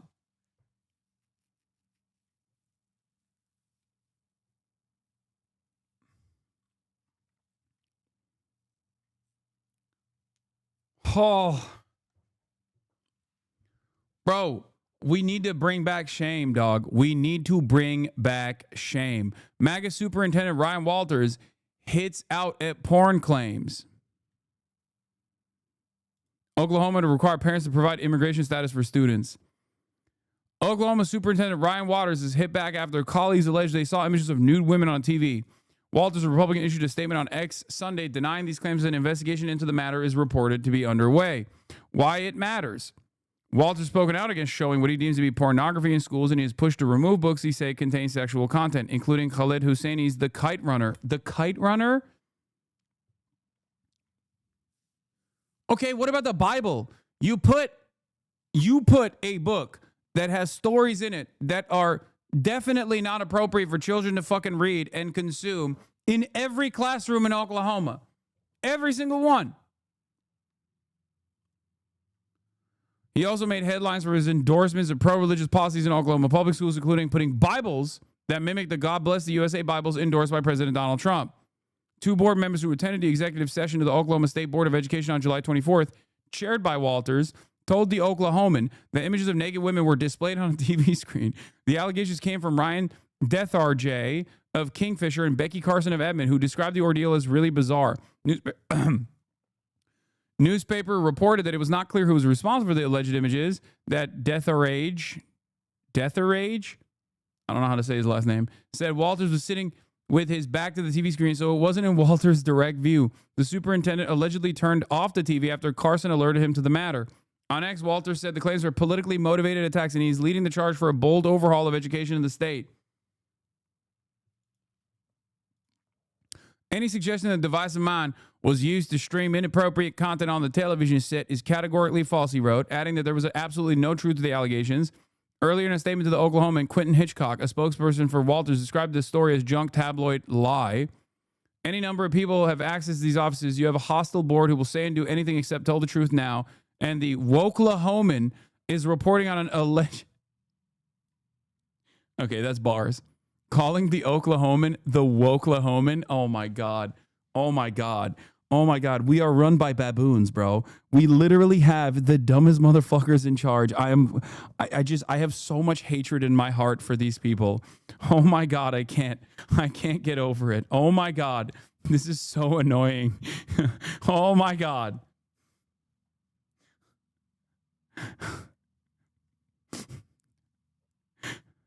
What's wrong with a little porn-a-rooney, dude? What the fuck?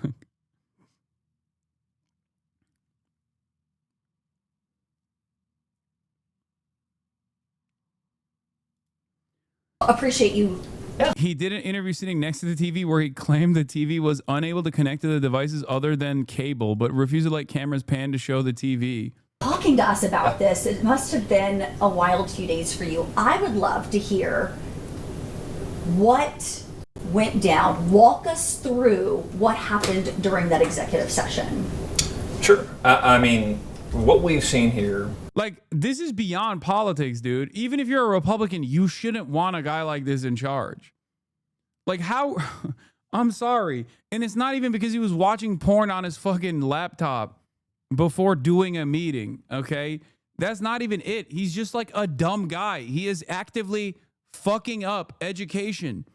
As a part of his job, he is fucking up education in the state that has the worst educational outcomes, man. Why the fuck are the dumb fuck Republicans living in Oklahoma going, that's my guy. That's the guy I want. We need worse results. Are you that stupid? Do you think like higher number, better education? You're like, what do you mean? We're basically number one in the country for the worst education, which means it's the best education. It wasn't just this one time. Pretty graphic. Oklahoma lawmaker confirms Ryan Walters sent him pornographic images. What? What? Oh my God! Is the grossest lies and political attack that the state's ever seen. We have a cable TV box back there. And we have got a gross accusation that's already been proven by OMS and the sheriff's office to be impossible to have happened. There's no devices connected to that cable TV. It is a cable TV set. We've got board members that are lying and crucifying my character to stop the work we're doing here for Oklahomans. And I will not tolerate these lies, the character assassination. My family has had to hear this nonsense for 4 days of something that is demonstrably false because board members with Governor Stitt decided to tell a lie and spin a narrative that is impossible to be true. So what we're seeing is a political attack to assassinate my character because they're trying to stop the will of Oklahomans to bring education reform. And I'm just absolutely not going to tolerate it. Sounds like you're looping Governor Stitt in with this. It's a pretty strong accusation. It's his board. It's his board members that concocted a lie. It is his board members that decided to try to disrupt a board meeting. And when that didn't work, they went to the most salacious lie they could come up with and to accuse me of something that is impossible to have happened, that did not happen, that is now provable by 2 independent investigations. They haven't released any results of investigations. And they will be. But you're saying this is what they've already been here. We've already done it. You've talked to them. We've already Both done it. agencies. It is impossible. Guilty. Bro, this is this motherfucker, this is the guiltiest motherfucker in Oklahoma. Okay? This is the guiltiest dude in Oklahoma. I've never seen someone as guilty as this man. This is crazy. Turns out he did it already before. Some Oklahoma lawmakers say State Superintendent Ryan Walters emailed them pornographic material claiming this was what was available in our schools. The State Department of Education said they supplied them with what they requested.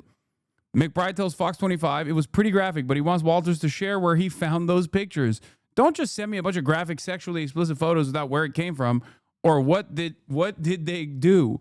That's kind of the problem I got with it, Rep. McBride said.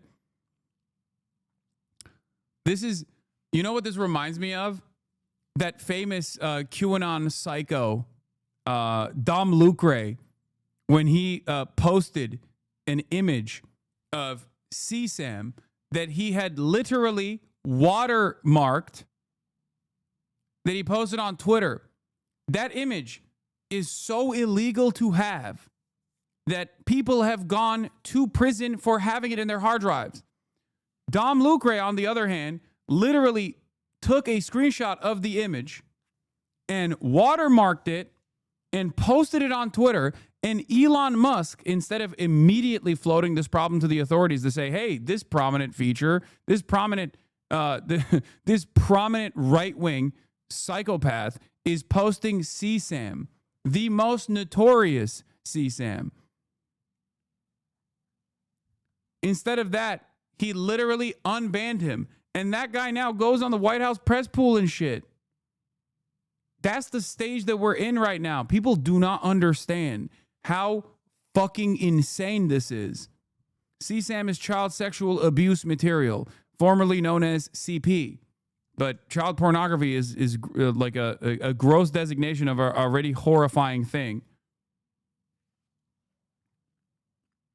Child sexual abuse material is the way to refer, the correct way to refer to child pornography, because pornography is created by consenting adults.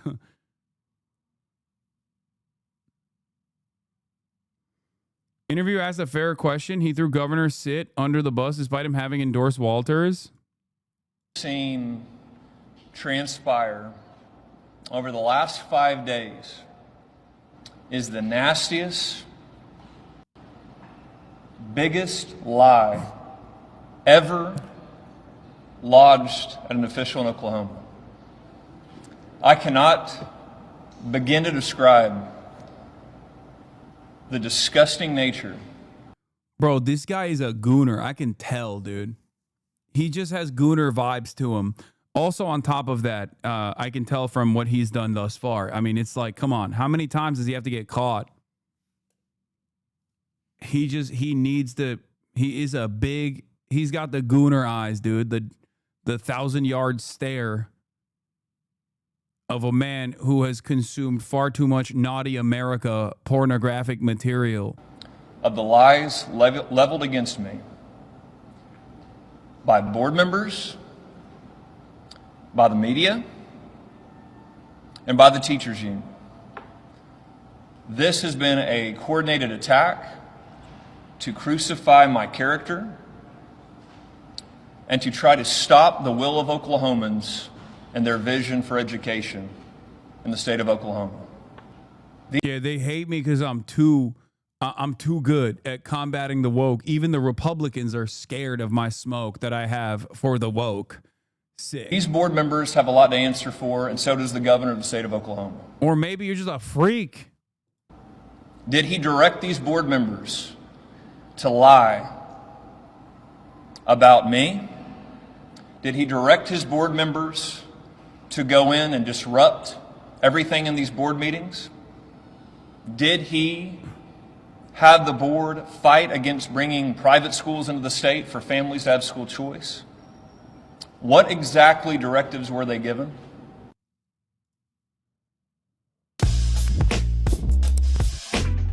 What the fuck? Yo, that was from the video. His phone. His ringtone, dude. What the hell? Ryan!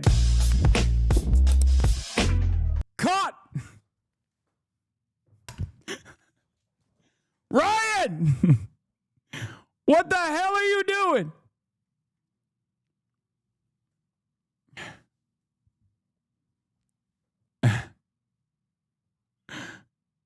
Go to the 928, the longer interview you clicked on. It's such a hilarious cop moment. Okay, here.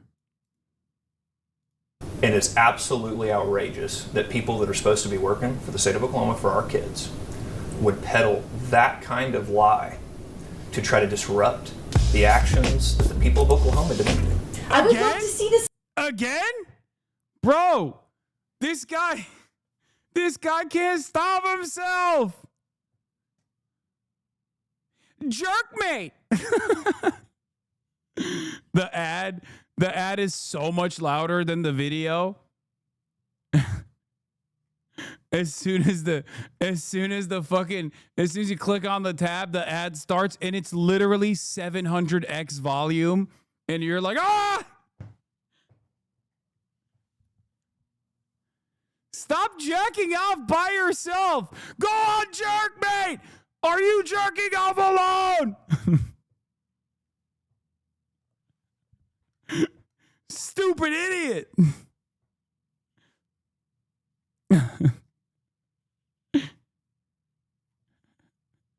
Why are you yelling at me?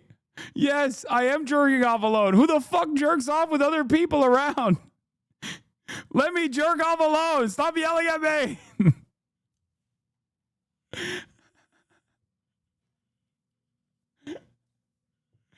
God damn it.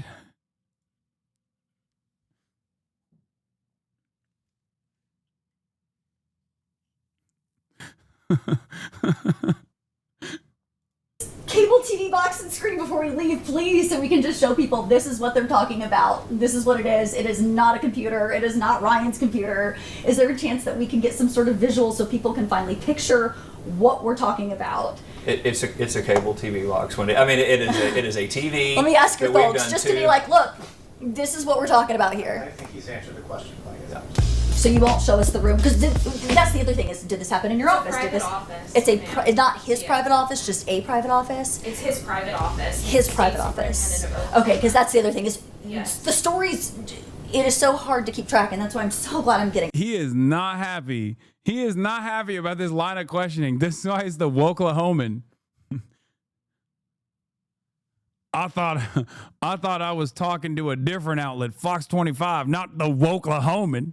Look at his fucking face, dude. God damn.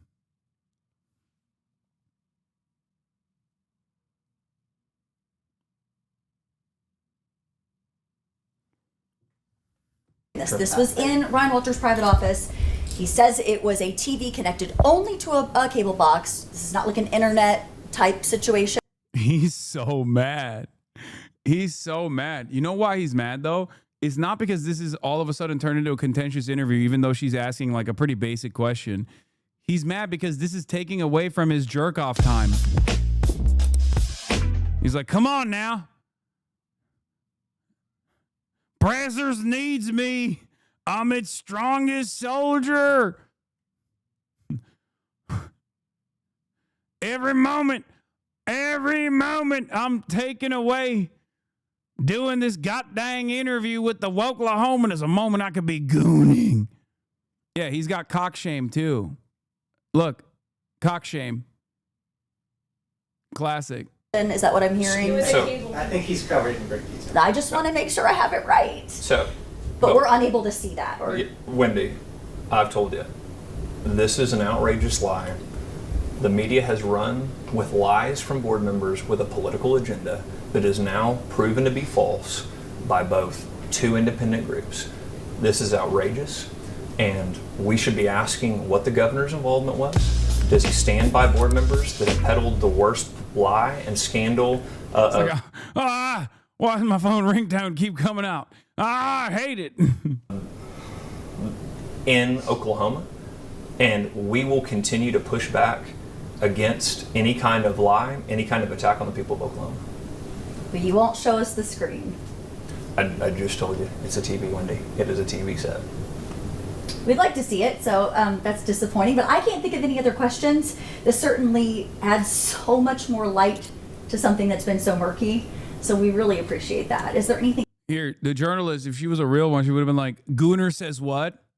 Or started off the conversation by being like, so MILF or cuck porn? What's your favorite? You know, shit like that.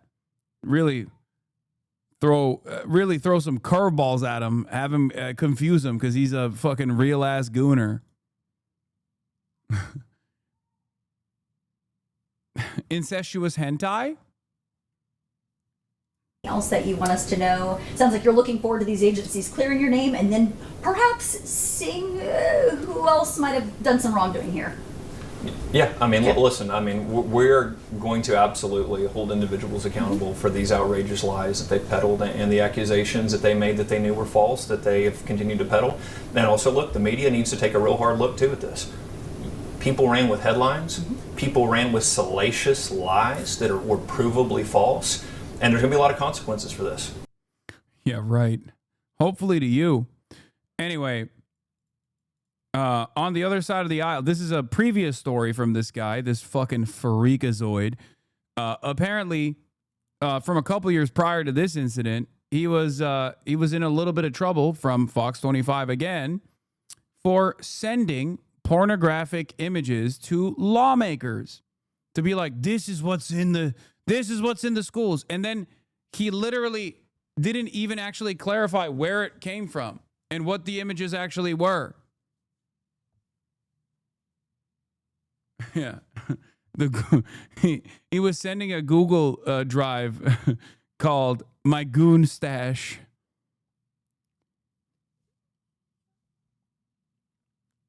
On the other side of the aisle, State Representative Andy Fugate wonders why Walters would send this type of content. Human Resources tell you never to send something of sexual nature of any kind by email to other employees outside of your own company. It doesn't matter, Rep. Fugate said. From my perspective, it also calls into question his leadership abilities. Ryan Walters chose to be there, Fugate said, but he wasn't able to speak to legislators who have very serious concerns about what's happening in the State Department of Education and the complete lack of leadership.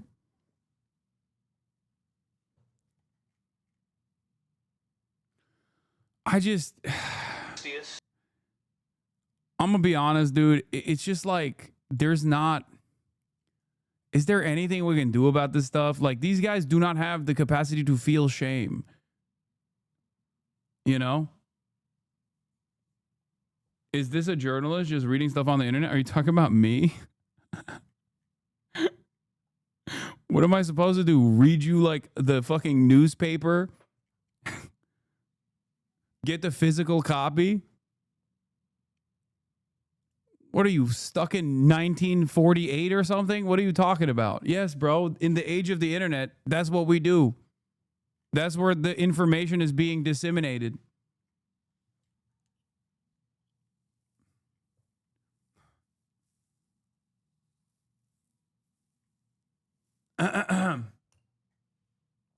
Is the nastiest political attack we've seen on an Oklahoma official. These are lies by board members, by a corrupt news media, and perpetuated by the teachers union to try to stop the will of Oklahoma voters and the Oklahoma parents. What we are going to continue to do is move this education reform for the families of Oklahoma. I will not stop. I will not back down to these lies by board members and others. These board members should resign immediately in disgrace over the lies that they have pushed about me to try to destroy my character. My family's had to read these headlines that are simply not true. This is why people don't trust the news media. So many lies that they have run. It's fake news. It's fake news. It's made up. Classic. It could just hit you in the fucking face like an email from Ryan Walters that has sexually explicit imagery in it, and you can still get away with it by saying, it's fake news. I was not gooning.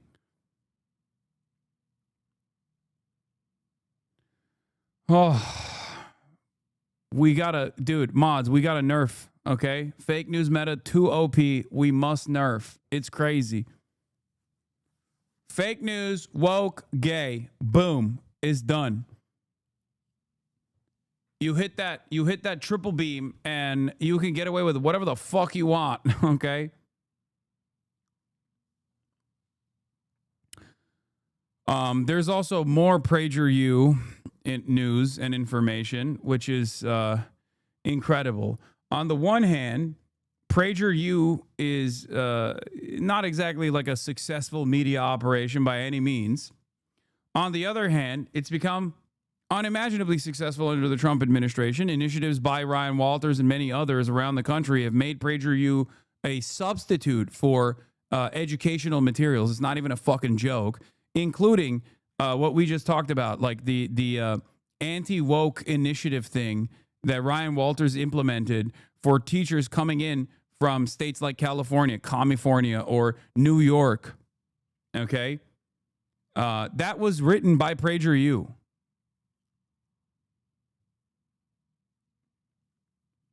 PragerU is also, PragerU has his fingers in every orifice of information, seemingly. Let's take a look. PragerU is the most insidious outfit advancing the right's online agenda, and that's saying something. Its 5-minute videos, which have collected nearly 5 billion views, couch typical Republican dog whistles and outright misinformation with titles like The Myth of Voter Suppression. They serve as a gateway to the more overt right-wing content pushed by the likes of Ben Shapiro and Steven Crowder.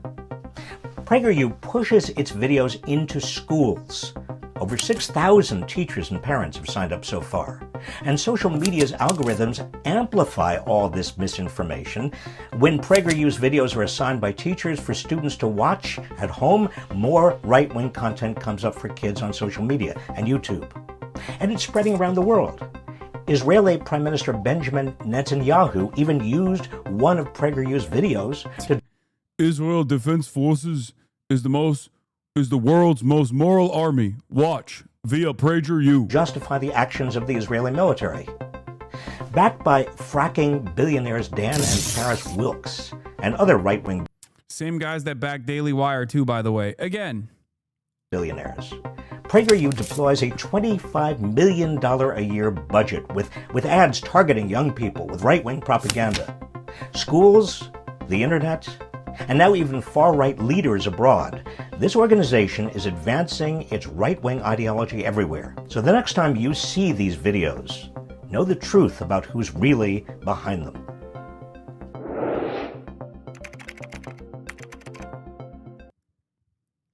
Yep. Here it is also. This is about the Smithsonian Museum because it's too woke. Here's Lindsay Halligan, special assistant to the president, on Fox News, talking about the Smithsonian Museum being too woke. So, like just about every other country in the world, the United States has got a checkered past. I mean, what should we do in terms of our museum? Should we ignore that? Should that be massaged in a certain way to make it less significant? I mean, some of the worst episodes in our history were formative experiences that led us to where we are today, and those typically are reflected in museums. Yep, I think the fact that we had our country was involved in slavery as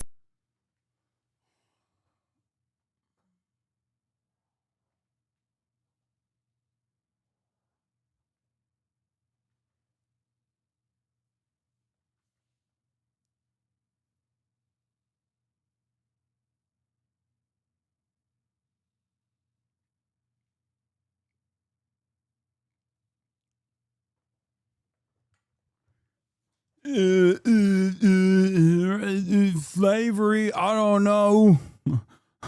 I'm just here to collect a paycheck. Like, look. Yep, I think the fact that we had our country was involved in slavery is awful. No one thinks otherwise. But what I saw when I was going through the museums personally was an overemphasis on slavery, and I think there should be more of an overemphasis.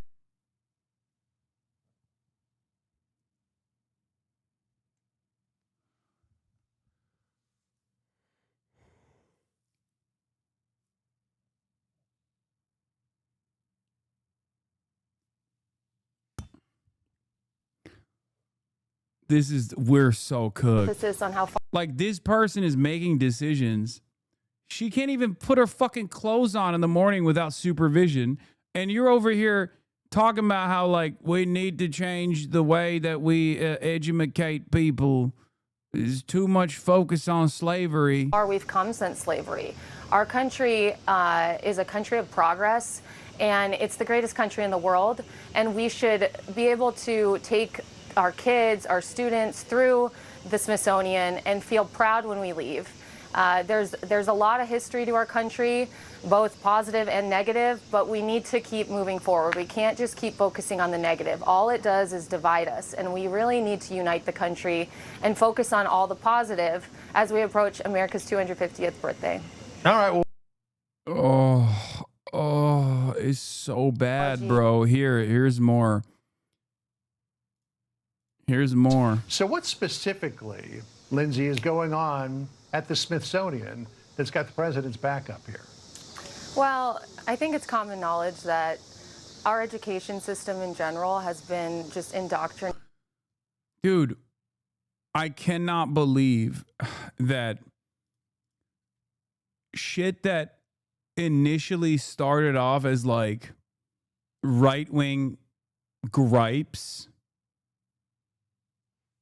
Shit that initially started off as like right-wing gripes. Oh man, you know, things that like Christopher Rufo was trying to argue about in the Manhattan Institute, which is a right-wing think tank, are now official government policy. Oh, America's history hurts my white feelings, so we should change it.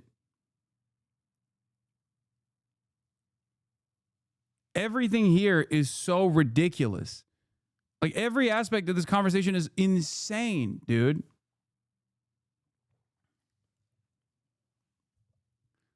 It's just a part of American history. What do you mean? The way that we are presenting it is already fairly whitewashed, okay? These institutions already have like a shield to preserve white people's feelings around these kinds of issues anyway. She literally said there's an overemphasis of slavery at the National Museum of African American History. Like, what the fuck? How did they get here, man? What do you mean?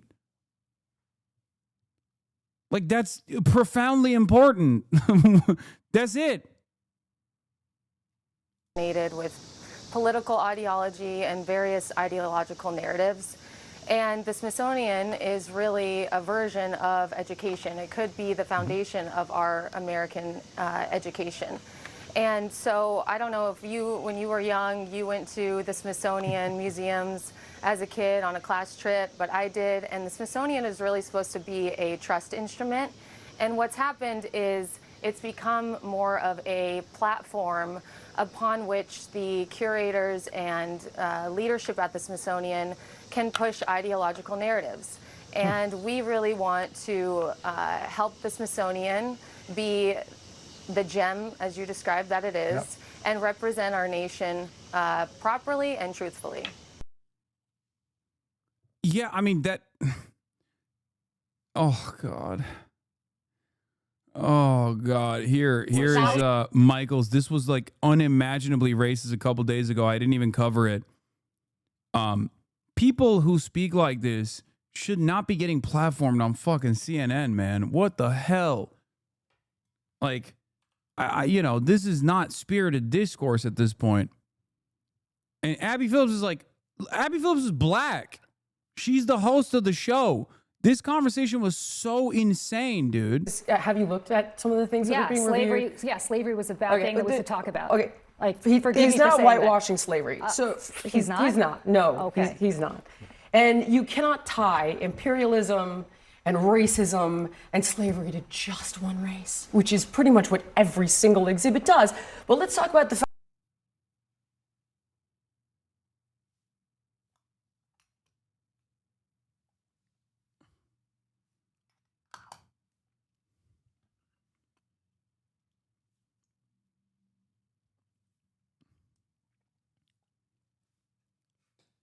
What the fuck? Wait, who was like, what? Is she doing the Jews did the transatlantic slave trade thing or something? Like, what is she trying to say? Hold up.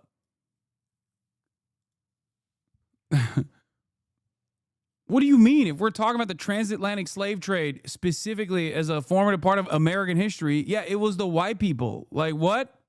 Like overwhelmingly, by and large, it's an American museum talking about African American history.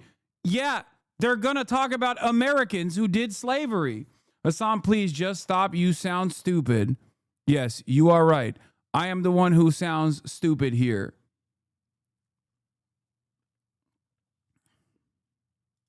And slavery to just one race, which is pretty much what every single exhibit does. But let's talk about the fact that when you look at let's talk about the fact slavery in America was. Do you realize that only less than 2% of white Americans owned slaves? But it was a system of white supremacy. I can't believe we got Richie Torres coming in hot here. That's like such an objectively insane statement to make. What do you mean less than 2% of white people? Okay. No, she says black people also had slaves. Oh my God.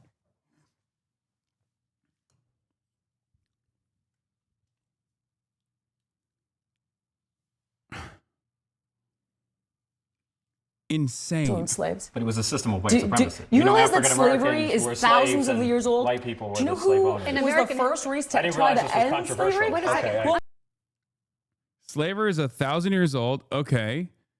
And America is the first country to end slavery. Not correct. So much so that the tiny sliver of people that own slaves literally fought to preserve that that system. So that's the reason why there was a war fought to end that system. Okay. Other countries were like, yeah, we should move away from this. America was like, nope.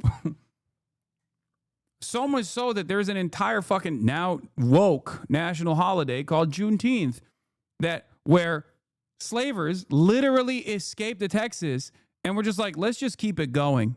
Maybe they won't notice. There is a separate holiday, separate now national holiday for the additional liberation of slaves that took place after the abolition of slavery in this goddamn country.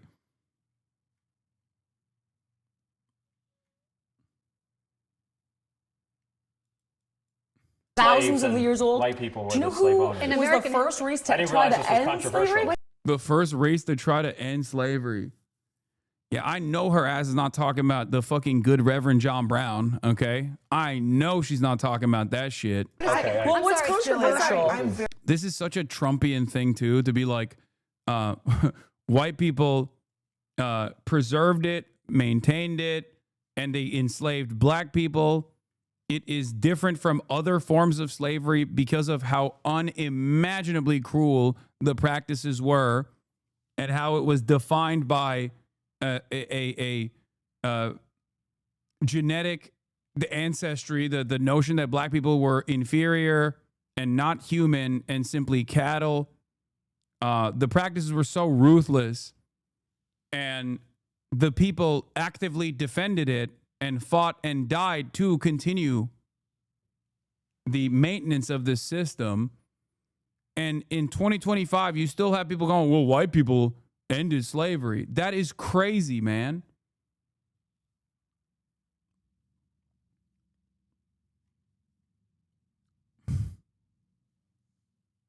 She's taking credit for all white people right now. That's kind of epic. Yeah, we started it, but we also tried to end it is a hilarious fucking thing to say. That's why I said it's a Trump route. Yeah, I broke it, but I could continue breaking it. But here I am, no longer breaking it. Shouldn't you actually appreciate me for that?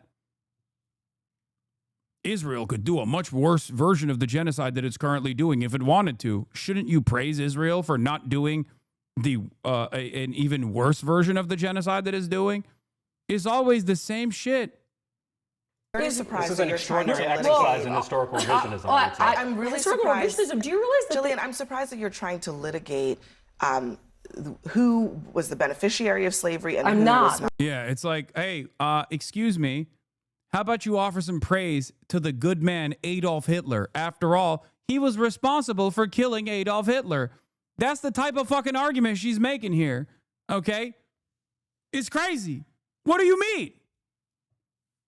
The fuck is this? What are we doing? This is on CNN, bro. This is not Fox News. I feel like a decade ago, this would be the outlier on a Fox News panel. And even would have other Fox News hosts be like, okay, maybe that's a bridge too far. You're saying the quiet part out loud. We're not supposed to say that. What I'm trying to tell you is in that the context of American history. Okay. In the context of American history, what are you saying is incorrect by saying that it was white people oppressing black people? Every single thing is like, oh, no, this is all because white people bad. And that's just not the truth. Like, for example, every single exhibit, I have a list of every single one. Like, people migrated from Cuba because white people bad. Not because of... Yes, no, it's in there. That's what I'm saying. You don't actually know what's in there. Do you know that when you walk in the front door, the first thing you see is the gay flag? And then she moves on to the first thing you see is the gay flag.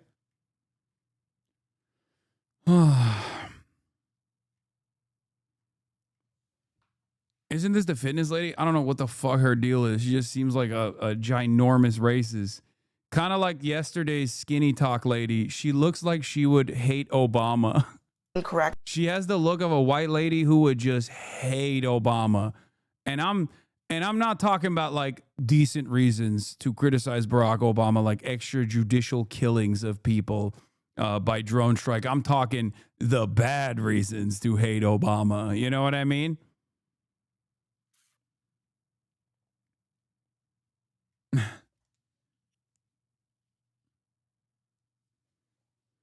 Jillian Michaels would do better for the world if she just continued giving people 2000 style body dysmorphia and forcing them to do caffeine pills. She got famous for being a trainer on the reality TV show The Biggest Loser. Ugh. She's been on a right-wing grift for a while, but they just released a Netflix doc about how awful she is, and now she's leaning into the grift extra hard.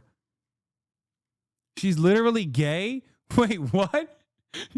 You're like, I hate the pride flag.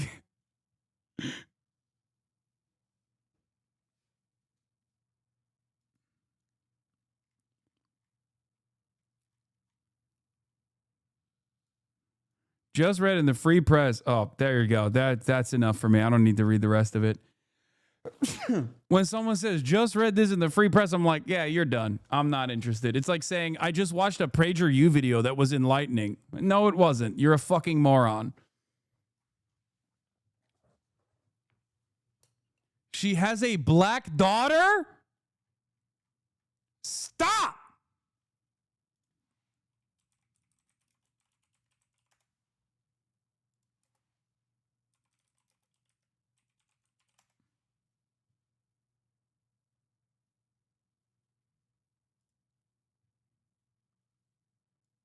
Jillian Michaels talking crazy on CNN while being the mother to a black daughter is rich but not surprising. There's a lot more that could be said, but God help the child.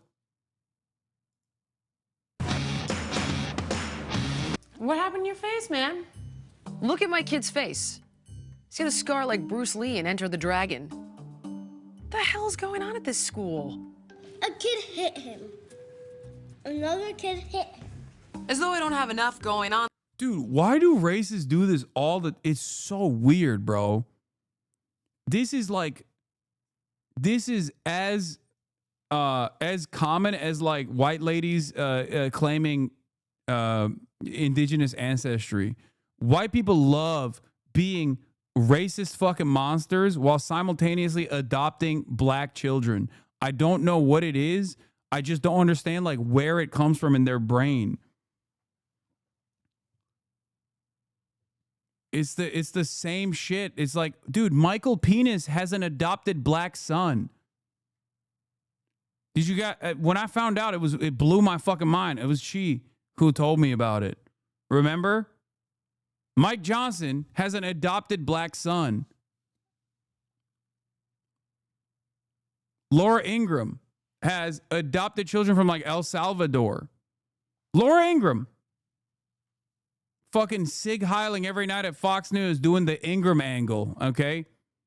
The angles, when you look at it, the swastika. She has adopted children from like Guatemala and El Salvador. It's very strange. It's a very strange thing. I don't understand it.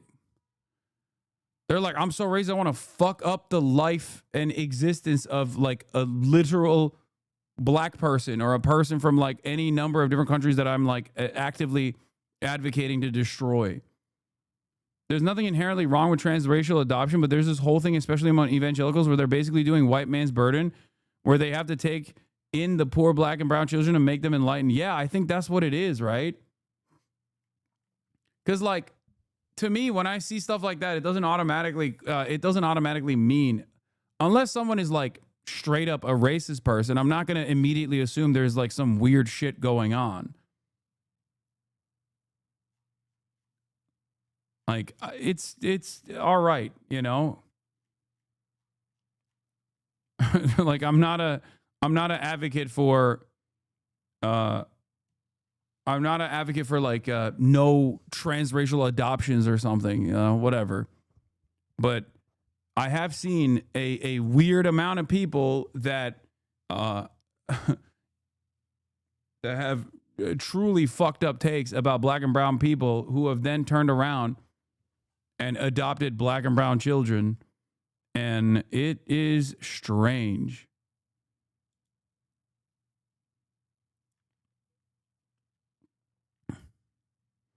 The number she used of 2% is a misrepresentation of the population of slave owners because they're only counting landowning white men rather than the whole household that would take advantage of those slaves, not to mention that one white man could own hundreds of slaves. The fact that no one on that panel pushed back efficiently is fucking disgusting. Yeah, there's that too. What is it? I think it comes down to like 25% of the population, right? Also, it doesn't even fucking matter because they fought. They fought to preserve it.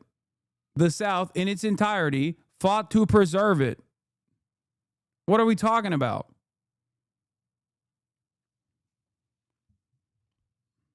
%32%. That's just a lie. It was 0.3%.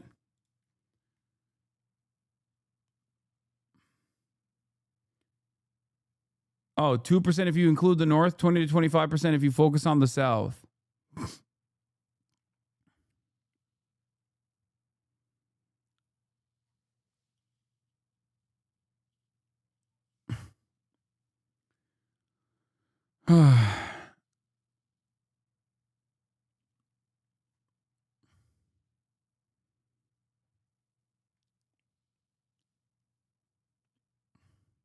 And, you know, damn near 100% of white people still benefited from it in the racial hierarchy that existed in the South. And an overwhelming majority of them fought to preserve this system. And a decent chunk of them still fought to prop up the same racial pecking order in the South in the Reconstruction period that they successfully undermined and destroyed. Like, why the fuck are there so many racialized disparities in this country to this day? Even the abolition of slavery still has an allowance for slavery through the prison system. It's in our laws. Slavery as a mechanism of punishment is still very much constitutionally A-OK. Do you ever stop talking about race or slavery? Yeah, all the fucking time, dumb fuck. It just happens to be that this is the point that they are bringing up. Why does it frustrate you so much that I'm doing pushback to people who are like, yeah, let's just like forget about slavery. I mean, it's not that big of a deal. God damn, dude. People are so gross.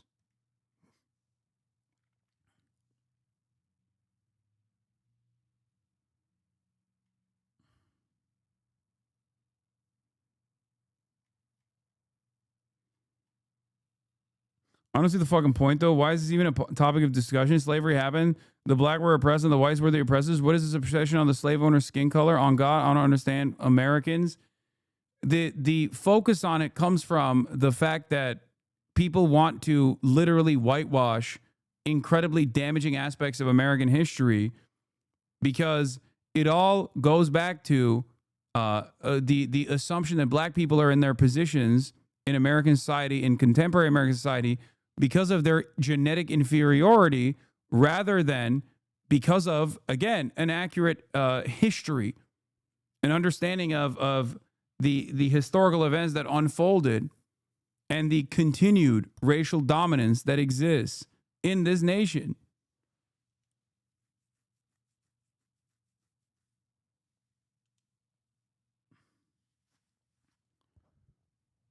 If you don't learn the lessons of the past, you are doomed to repeat them.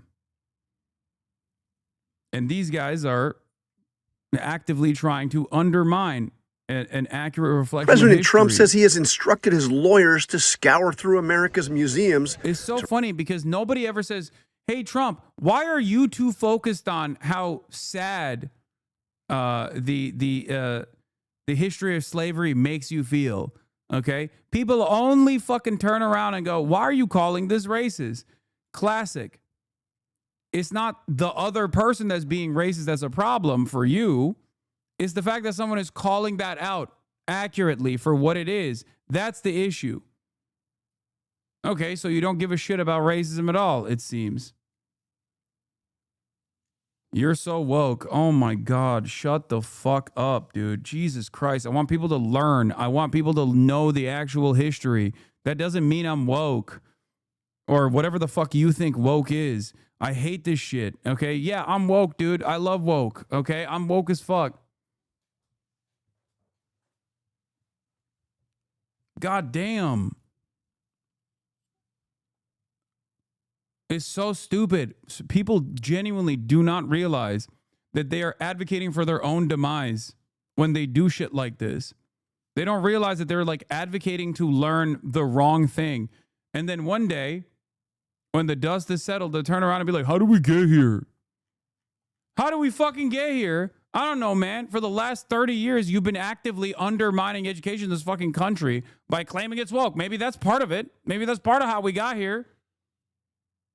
Wow, knowing history. Pff, what? How boring. How woke. That's literally how these guys started this fucking conversation, by the way. By just saying, this is woke, this is CRT, this is making white people feel bad. And now they're implementing censorship. Call it for what it is. This is cancel culture, actual cancel culture. This is actual censorship. This is an actual First Amendment violation. Republicans have always been the champions of cancel culture, champions of anti-free speech, while simultaneously constantly fucking chirping about how much the left actually wants to cancel and the left wants to censor people.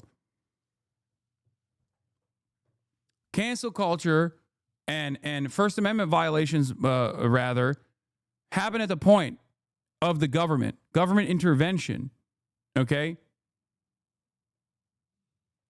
That's what the Republicans have been doing every time they demand book banning, every time they demand censorship over educational materials. That's what they're doing. That's what actual First Amendment violations is.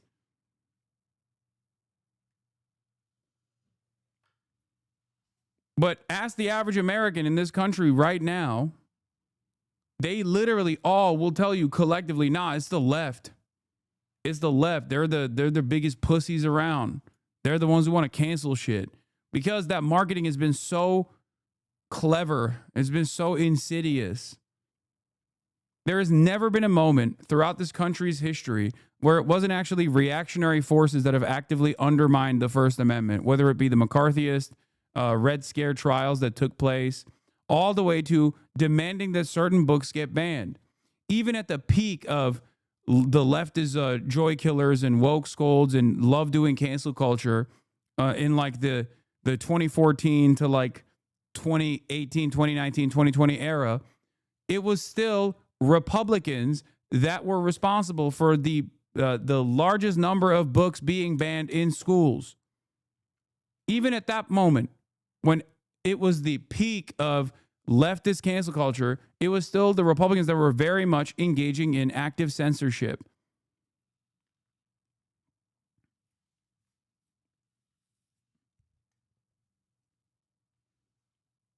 It's crazy. It's crazy that people just like don't reflect on these events with accuracy. Rid them of exhibits he considers woke, specifically citing exhibits on slavery. President Trump targeted the Smithsonian museums, saying they are, quote, out of control, where everything discussed is how horrible our country is, how bad slavery was, and how unaccomplished the downtrodden have been. Back in March, the president signed an executive order directing the Smithsonian. And by the way, the reason why I always talk about like how insidious and how pervasive white supremacist thought is that it is such a formative part of social conditioning living in the United States of America that even like sometimes black people will also entertain this shit. Not this to this degree, but like when you get educated in a white dominant society, you end up reflecting that kind of ideology without even realizing that you're doing it. No, I'm not even talking about Kanye West. Like those are the most extreme examples. I'm talking about people that also do like the left is being so woke shit. Okay? Not realizing that like all of that is unironically just a reinforcement of white dominance.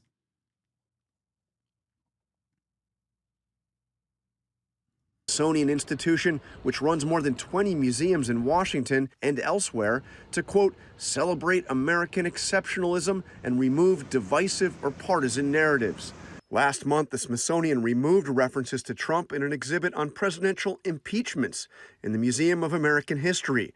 Mentions of Trump's impeachments were later restored, although with changes. Now he's complaining about exhibits. Yeah, I know. I saw pieces of the Amanda Seals goes against black conservatives video. It was insane. Jubilee done did it again, bro. They done did it again.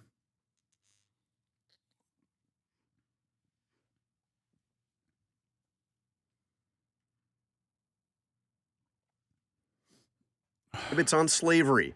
Although during his first term, he visited the Museum of African American History and Culture, which tells the story of slavery and celebrates African American. It's called Double Consciousness. Du Bois, black sociologists discussed how black and brown people see themselves through the eyes of white society. Yeah, that's where the pick your pants up style black conservative attitude comes from. That's it.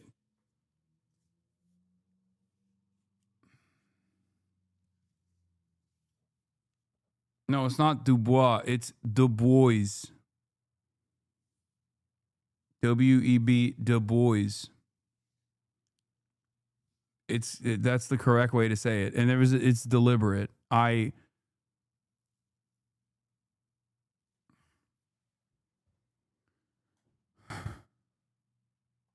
He specifically pronounced it like that. And there's a reason for it.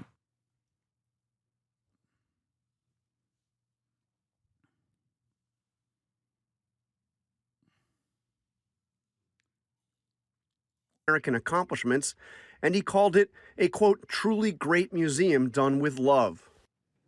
It's not clear whether President Trump actually has the authority to tell any museum, including the museums of the Smithsonian Institution, what to put on display. The American Alliance of Museums, which represents museums across the country, says that no president has the power to impose the kind of review that Trump says he is now ordering. The organization has warned that the president's actions represent a, quote, growing threat of censorship against museums in America. Mary? Yeah, lots of questions about where this goes from here. John, thanks. I'm Abby Phillip in New York. Last week on this show, a guest shocked the table by arguing in part that slavery in America can't just be blamed on one race. Dude, I hate this argument also, like always and forever. The argument is like, well, it hurts people's feelings to learn about the history. It's like, why? It only hurts your feelings if you want to defend it. Okay, that's it. Like, it's so stupid. What do you mean it hurts your feelings to learn about white people's participation in the maintenance of slavery? Like, you didn't do it. The only reason why it pisses you off is because you kind of want to defend it, and that's what it is.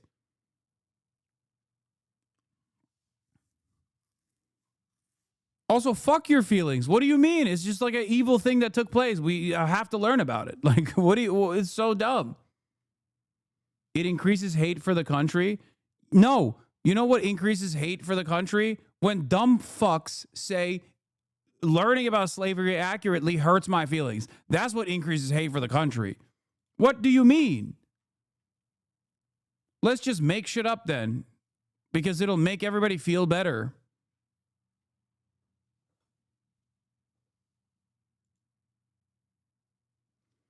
Yeah, when you oppose genocide in loud and angry ways, what I hear is an attack on me personally, someone whose support for genocide is deeply connected to my identity.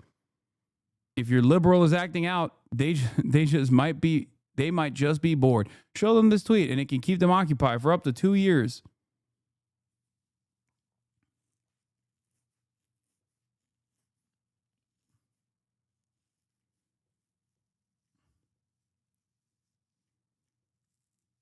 Like, I don't understand it. I'm Turkish, okay? The Armenian genocide happened. I think it's fucking insane to not acknowledge it. And the Turkish government certainly does not, right? It's like, I don't understand how people hold on to this gripe to deny historical atrocities. Like, why would it be something that you are still, like, the only way that it's still connected to you now is if you refuse to reckon with it. If you refuse to understand it, there is no way you're not understanding this. The only people these things identify with is their country because they have nothing else. They're sad they didn't get to do it. No, I mean, I understand what the motivations are. Okay, I understand what the motivations are for why they want to shelter people from the fucking truth. I'm just saying it's ridiculous.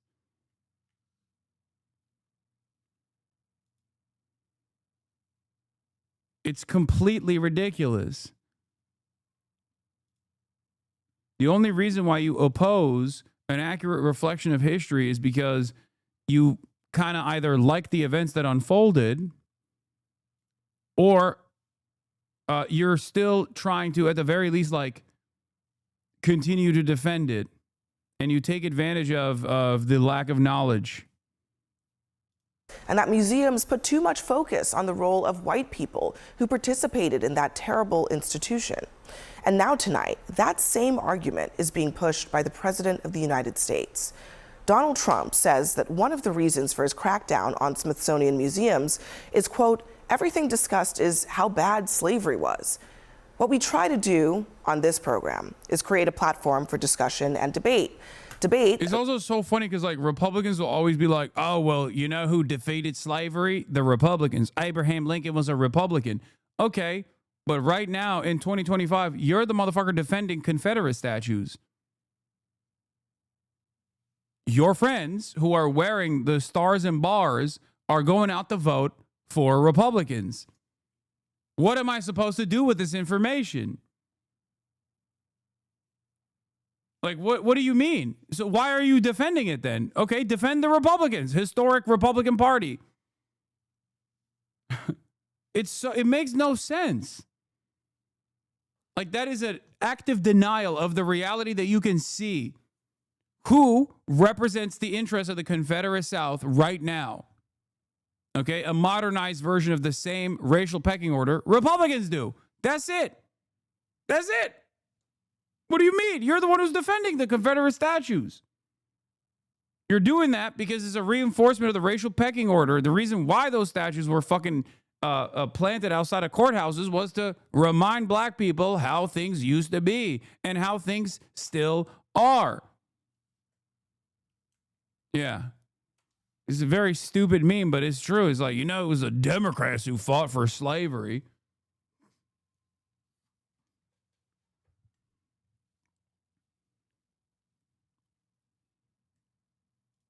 That reflects the very real differences that exist in this country. It's what echo chambers in our society fail to do, frankly. But on this topic, it's important to say objectively, slavery was indeed bad. It was evil, the nation's original sin.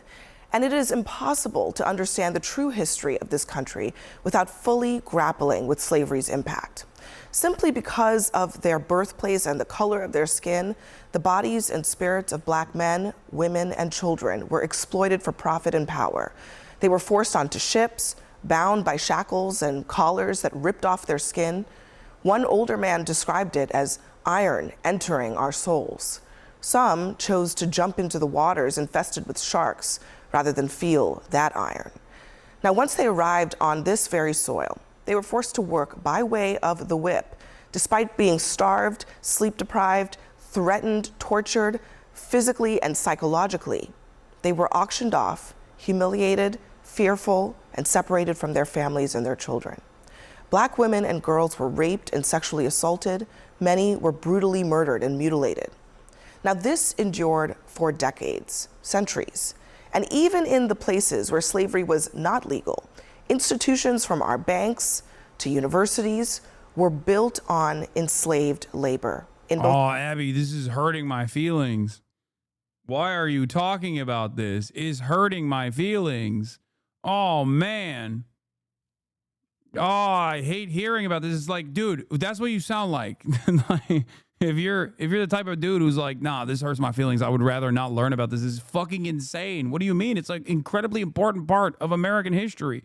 Of course people are gonna fucking talk about it. Why the fuck do you think the Civil War was fought? Like, what? It's so stupid. I can't believe it, dude. We're at that stage now. It's like talking about modern German history without mentioning the Holocaust. The fuck? Yeah, it made me snort. It's so dumb. My feelings. The North and in the South. And for many of the white Americans who did not personally own slaves, they benefited from a caste system that concentrated wealth and political power in their hands. So, when we acknowledge the existence of black people who operated George Washington's Mount Vernon or the black hands that built the White House, we are acknowledging the existence, the perseverance, and the contributions of the souls that white supremacy sought to erase. Those people built families, they developed a culture, they were the keepers of the faith, cultivators of community. And they are the ones who deserve credit. This also is important to understand, like, black identity. The reason why you can point to a black culture, but you can't really point to a white culture outside of what it's not, which is its proximity, its distance rather to blackness, is for this reason. Because black culture, African American culture, was designed, was created, born out of this chattel slavery system that engaged in the cultural erasure of Africans that were forcibly sent here as cattle. That's why there is a thing that you can point to as black culture, because it's born out of the collective identity of people who were enslaved and had their culture, their language, their ethnicities removed.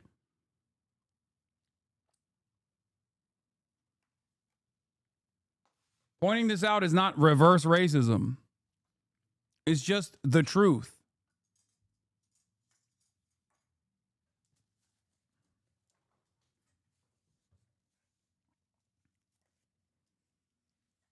In America, white people can point to being Polish, being Greek, being German. Some of these were not considered white initially as well, but have obviously gotten under the, being Hispanic, under the umbrella of whiteness now.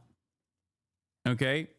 You can trace your lineage back to whichever ship your great-great-great-grandfather or grandmother took. Black people don't have that. That's why they're black.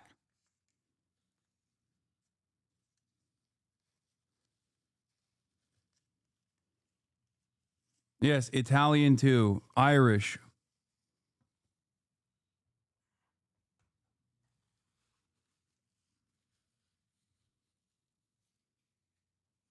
It's so crazy that any sort of discourse around this is met with so much animosity because it makes people feel bad. Like, what the fuck are we doing, man? It's ridiculous. And then you have to constantly find yourself in a defensive posture against people's feelings. Like, I can't. Like, what am I supposed to do? That's your problem. It's a thing that happened. And it's important to analyze the thing that happened. especially when you are reflecting on contemporary black existence. This is a very important thing that happened that still plays a formative role. For forcing America to rid itself of the stain of slavery. Now, all of this information, these stories are from the Smithsonian's African American History Museum.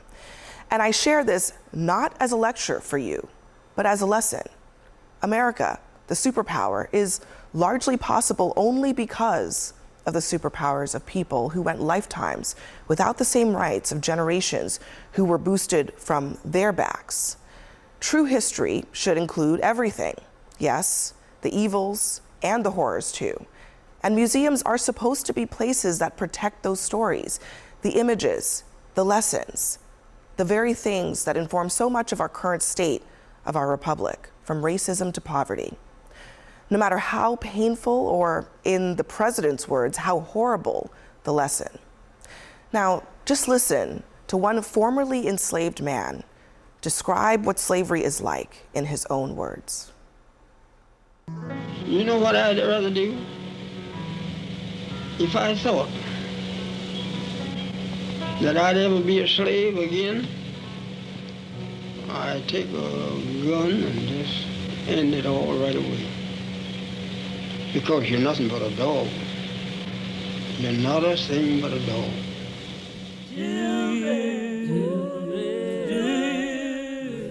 We are here in the studio with our panel, Leah Wright-Rigueur. I was actually surprised to see President Trump basically saying the quiet part out loud, that this review of the Smithsonian is not about even just something vague about reviewing history to make sure that it's fair. He wants to make it so that it talks less about slavery. What does that say to you? Well, I think it's an effort. It's part of a larger effort to both sanewash and whitewash American history, and essentially erase all of the parts and disappear all of the parts that make Americans, that make President Trump uncomfortable, that feel distasteful, that are a reflection of. I don't know how Abby Phillip will do it, but if I hear that motherfucker Scott Jennings say some fuck shit here, I might have to tune out. He just oh my God, he's gonna say some shit. I know he's gonna say some shit. The actual real and horrific parts of our history. And I find it a little ironic. You know, earlier today, as I was listening to some of the commentary, my first thought was, wait a second. I wonder if the president has actually ever visited any of the Smithsonian museums. And then I remembered that in 2017, he actually took a tour of the National Museum of African American History and Culture. Let me just play actually what he said during that tour. Listen to this. I had the privilege of visiting the National Museum of African American History and Culture right here in Washington, D.C. It's a new, beautiful Smithsonian museum that serves as a shining example of African Americans' incredible contributions to our culture, our society, and our history. It also tells of the great struggle for freedom and equality that prevailed against this. You don't understand, he was woke back then. He was also, because that was the meta. Sins of slavery and the injustice of discrimination. The work and love of the people who helped create such a masterpiece is a testament to the legacy of so many leaders it honors. So was it that he didn't believe what he read from the teleprompter as he recorded that video, or what? You know, I'm really struggling to understand in a lot of ways, particularly. Question, Hasan, this isn't coming from someone who supports monuments to slavers, but would you consider taking those statues down as an erasure of history? No. A monument is a testament. A monument, specifically ones that were dedicated to slavers, are created to remind people the racial pecking order. That's the reason why those statues weren't even actually fucking propped up in the immediate aftermath of the Civil War. They were propped up during periods of racial unrest, specifically during the civil rights struggle.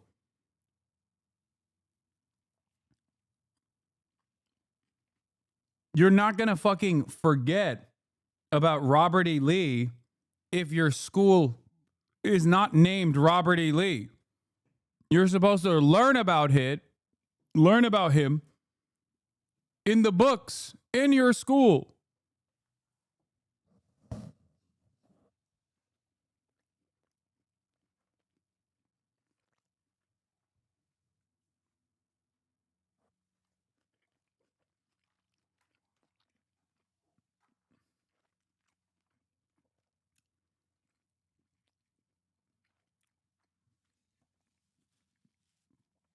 It's ironic because even Robert E. Lee at his deathbed recognized that he took a fat fucking L and said that there should be no monuments to the Confederacy because they tried it and they failed.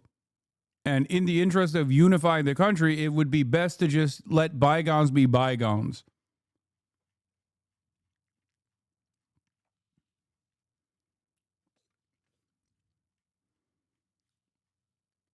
You don't put up a monument of someone like that in order to remind people of the worst aspects of history. You put up a monument like that to celebrate that person.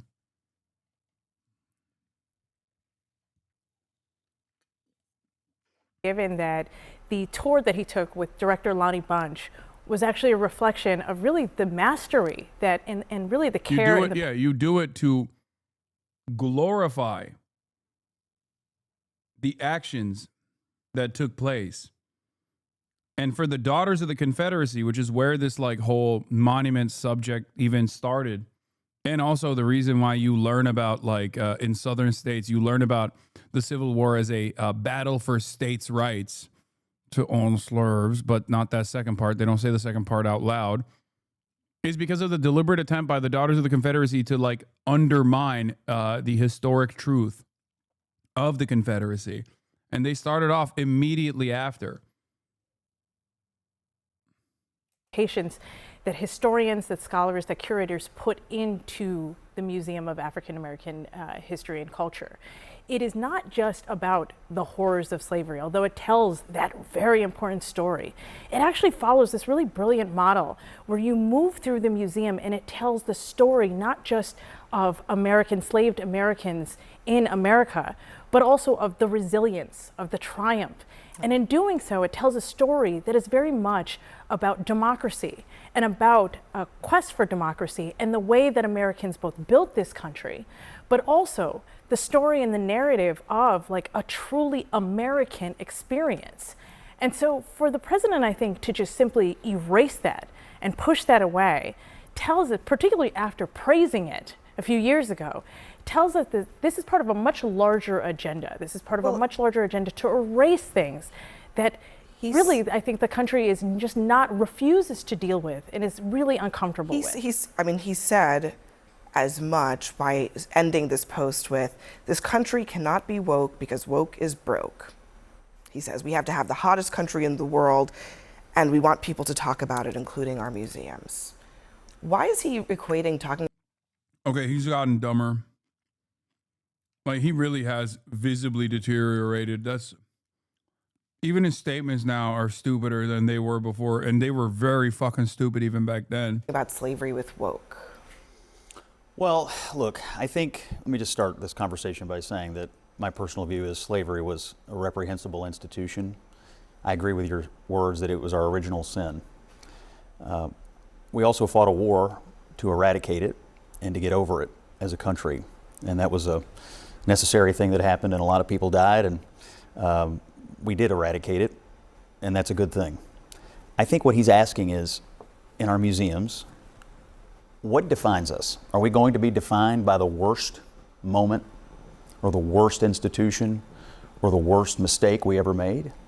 Or are we going to be defined by what we've done moving forward to get over it and to become the greatest nation on the earth? My belief is that he wants... First of all, we can't even fucking, what do you mean get over it?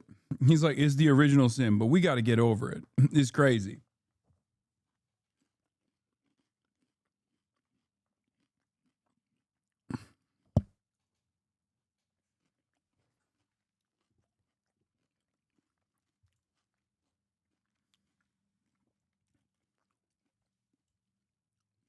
I mean, he's trying to sane wash what Trump is trying to say, which is so stupid because he just basically ends up regurgitating the position of the museum to begin with, which is an accurate reflection of events and the tremendous struggle that black people faced, and the resilience. That's like what he's describing is what the museum is currently doing. So what needs to be changed? Wants to look at these museums, not because he wants to do away with the idea that slavery occurred, but that he wants to ask a very simple question. Are we going to present ourselves as being exceptional or not? And I think he believes there is an effort by some to continue to try to define us from our worst moment instead of to try to focus and define us based on our best moments, which started when we eradicated.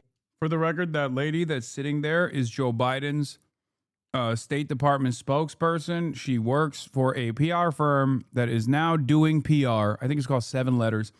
Is now doing PR for the Gaza Holocaust Foundation, GHF, the fake aid distribution mechanism that they created. Just so you understand how fucking disgusting a lot of these monsters are. Oftentimes, it's not just the racist white man who is a major piece of shit on that table, you know? He is still the biggest piece of shit there, make no mistake. But, you know, there are others as well. Do not let them run away with it. Slavery and began to move forward as the light of the world. And so that's what I think. Museums, that's what makes us an exceptional nation, is because they tell the history and the story of our country, and therefore, you know, these horrible, horrific moments in our history. The original sin, as Abby talked about, when it comes to slavery, has, you know, we of course did eradicate it, but look where we've come today. And I think those museums, like to your point, make America exceptional. And in museums all around the world that document atrocities, whether it be, you know, from Nazi Germany to eradicating slavery here in the United States, you have to learn the lessons of the past. And to deny it is to defend it. I don't think he's denying it. And Bachi may want to comment on this as well. But I think what he wants to ask is a simple question. As we present our history, are we spending most of our time focused on something terrible? Are we going to spend more time as we enter our 250th anniversary focused on what this country has done to improve the lives of every single person? Brother, I don't know what these guys think the purpose of a fucking museum is. Like what? Like museums are not supposed to be presenting like a future vision of what things are going to look like in the future. It's the history of African Americans in the nation that's doing its function. Who lives here? We are the light of the world for a reason, because we're an improving commodity. The question I ask when I hear you say that is, why? I mean, the idea that slavery happened, it's hard to understand what we've overcome if you don't even talk about what it was. You know, I think that kind of waters down the whole I don't think experience. anybody is proposing that we ignore that it happened. I don't think that's accurate. I think that the problem is that there are people, and Scott used the term a couple of times, and I don't think it was meant with any type of ill intent, but he said, you know, we got over it. And I think that's the problem. I think that there are a lot of people in this country who believe that for some reason we got over it. I mean, the fact is that American chattel slavery is vastly different than what Jillian Michaels and others talk about when they talk about slavery around the world. I mean, the chattel slavery system that we had was extremely transactional. It was actually codified in law, and it was based upon the color and race, as you so eloquently pointed out in your opening. And so not only when you think about that portion of where we are. Finally, a panel where I hear Bakari Sellout speak, and it doesn't fucking immediately demand a blood-curdling response. Once again, another fucking pro-Israel, awful person on the right side in this argument, of course. But just make no mistake.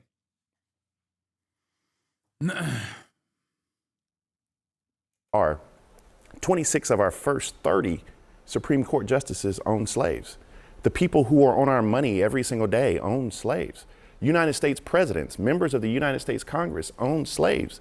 Lehman Brothers, we're not far from Wall Street, owned slaves. Brooks Brothers suits that we wear own slaves. So not only are we talking about the epicenter and the foundation of where our country was built, we have to acknowledge that. But even more importantly, and this is where I believe that Scott and I can find agreement on this issue.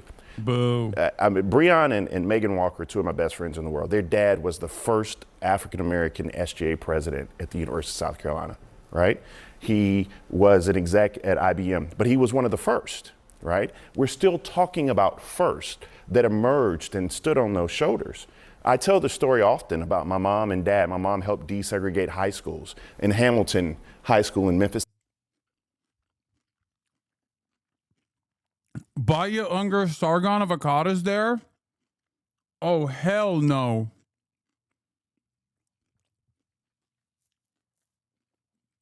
Is there like a contingency on CNN panels where you have to be pro-Israel, by the way? Like, as long as everybody is in agreement that Israel is the most moral nation on the planet, you can have any argument you want, any back and forth you want on other issues. Like, every single person that we saw so far, with the exception, I don't know, of the First Lady, is quite literally a pro-Israel mouthpiece.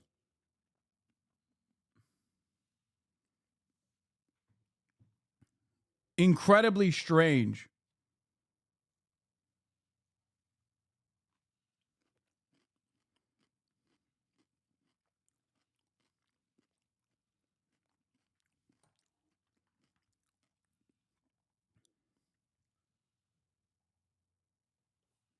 Tennessee, my dad shot in the Orangeburg Massacre. This is a part of my story. This isn't some faint, distant history. Yeah. And so the reason I bring that up is because I think that American exceptionalism talks about the fact that black folk help, enslaved folk help build this country for what it is. They built Washington, D.C., but all of us are around this table. Abby, myself, all of us, not just Abby and myself, all of us are around this table because of the sacrifices and the blood and the sweat and the tears these people poured in. California Governor Gavin Newsom and his team have figured out a very entertaining way to deal with Donald Trump at his own rhetorical level. They've got a new social media strategy that is both, I got to say, pretty damn funny and I think extremely effective, mocking the president with a spot-on impression of his very weird communication style. Since Newsom jumped into the ongoing redistricting fight, his official Twitter account has been posting Trump style. Are libs eating this stuff? I feel like they are. It sucks. I hate it. It's one of those things where it's like, I just hate this shit so much. I think it's whack. I don't give a fuck. You know, just put the policies in the bag, little bro. You already know what it is. I guess people do like it though.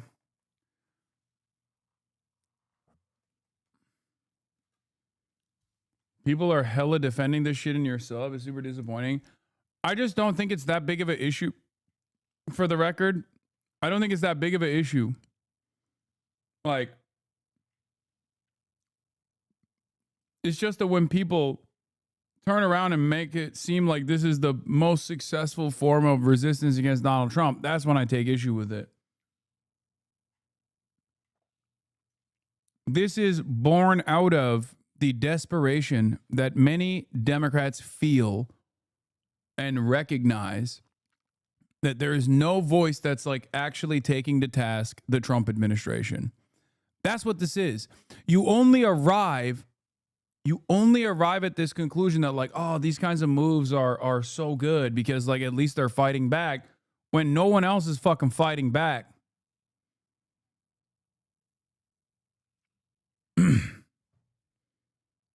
I don't necessarily care one way or the other. I don't. Jerry Dunleavy says the current shit lib strategy to promote Gavin Newsom is to mock and engage in some apparent denialism about the attempted assassination of Donald Trump, which, while only injuring Trump, resulted in the murder of Corey Contemporary, who was shot and killed while shielding his family. I love when a fucking right-winger remembers that the firefighter guy got killed. They never remember it when Trump is like, God, move the bullet away from my ear. And what? move his trajectory into the fucking dome of gory contemporary? Why do you not give a shit when he says that?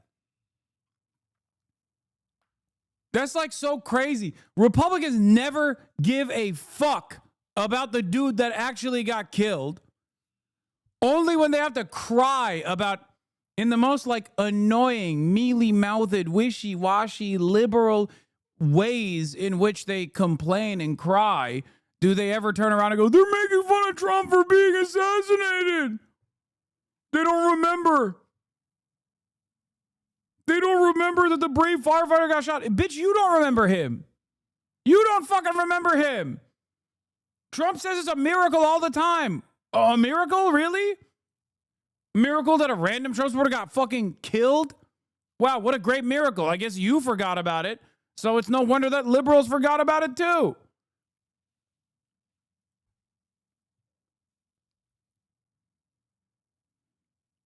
This is what's so interesting. Inside the Democratic Party, Newsom's decided that we're in a post-cancellation media environment.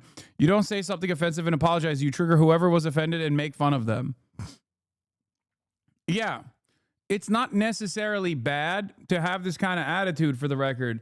I obviously have had this kind of attitude in perpetuity. It's just that, like, you need to do this at the behest of something that is good, okay? You need to do this for, like, you need to do this for a policy-driven agenda that you want to highlight. So if it starts and ends at simply doing memes like this, then you're cooked.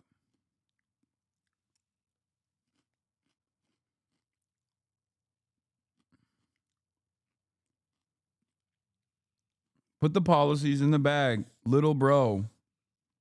Always.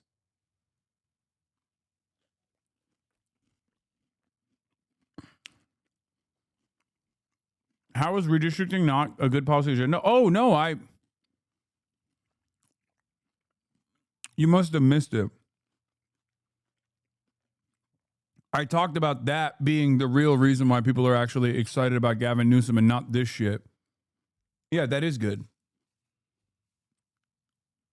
No, I'm in favor of that. Of course, I'm still cautious because I fear that, like, the only guys that they're going to fucking bring, the only guys that they're going to bring into the Democratic front from those new seats that they open up are going to be like Raytheon libtards. And I'm worried about that. Because liberals were doing like Dark Brandon memes and shit back then too, but because there was no fucking policy agenda that you could present as a way to improve people's lives, nobody really gave a shit about those memes at the end of the day, you know? It can't just be memes. Republicans don't win just because they make memes. It's like assuming Zoran won because he's charismatic or Zoran only won because he has a good media team. No. Republicans have policies. They're insane.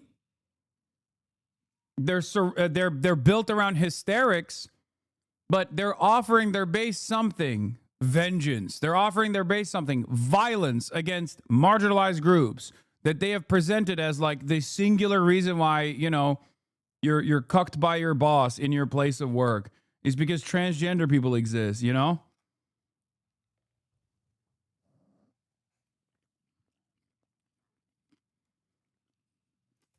Donald is finished. He is no longer hot. First the hand, so tiny. And now me, Gavin C. Newsom, have taken away his step. Many are saying we can't even do the big stairs on Air Force One anymore. Uses the little baby stairs now. Sad. Has all the Trump trademarks, all capital letters, random quotation marks, little parentheticals, complete unhinged absurdity. From just this morning, I thought this was a good one. I hate Kid Rock, GCN. Reference to Trump's infamous I hate Taylor Swift. Another drags the vice president into it. Not even JD Just Dance Vans can save Trump from the disastrous Maps war he has started. Not even his eyeliner lines look as pretty as California map lines. He will fail, as he always does. Sad, and I, the peacetime governor of our nation's favorite, will save America once again. Many are now calling me Gavin Christopher Columbus Newsom because of the maps. Thank you for your attention to this matter. Beyond the mockery of Trump's text posts, Newsom has also been posting Trump-style AI-generated images of himself, including this, I think, absolute masterpiece of Newsom deep in a moment of reflection or prayer, flanked by 3 MAGA icons and the laying of hands, Kid Rock, who he hates, Tucker Carlson, and the angelic spirit of the recently departed Hulk Hogan. Again, a spot-on mockery of Trump, who isn't doing any of this satirically. What has been equally hilarious has been to watch the joke just go soaring over the heads of Trump's sycophants in the media. For the last week, Gavin Newsom, why am I giving him advice? You have to stop it with the Twitter thing. I don't know where his wife is. If I were his wife, I would say, "What? You are making a fool of yourself. Stop it. Do not." Okay, I'm back in. Okay. No, I'm back in. Memes are good. I just realized that Republicans are just so stupid that they don't even understand that that's bar for bar what you could say to Donald Trump. Oh my God. Like down to where is your wife? Oh my God. Oh my God. Down to where is your wife? Where is Melania? Why are you tweeting dumb shit?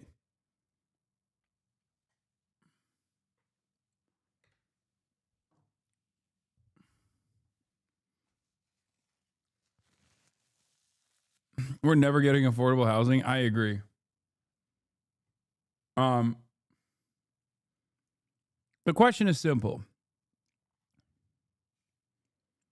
Would you rather have Gavin Newsom never tweet about these sorts of memes and advocate for Medicare for all in the state of California and a fix to the housing market crisis that has created unimaginable amounts of homelessness in the state? Or would you rather have him still not do those things at all and just meme?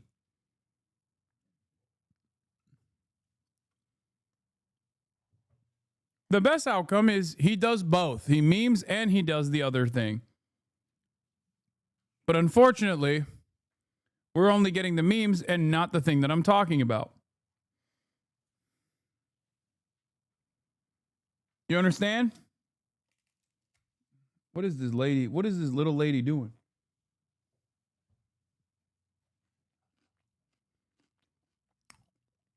Did you see this GQ article that mentions you?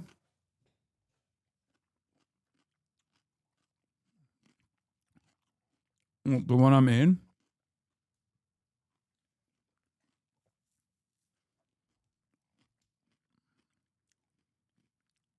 Or is there a new GQ article?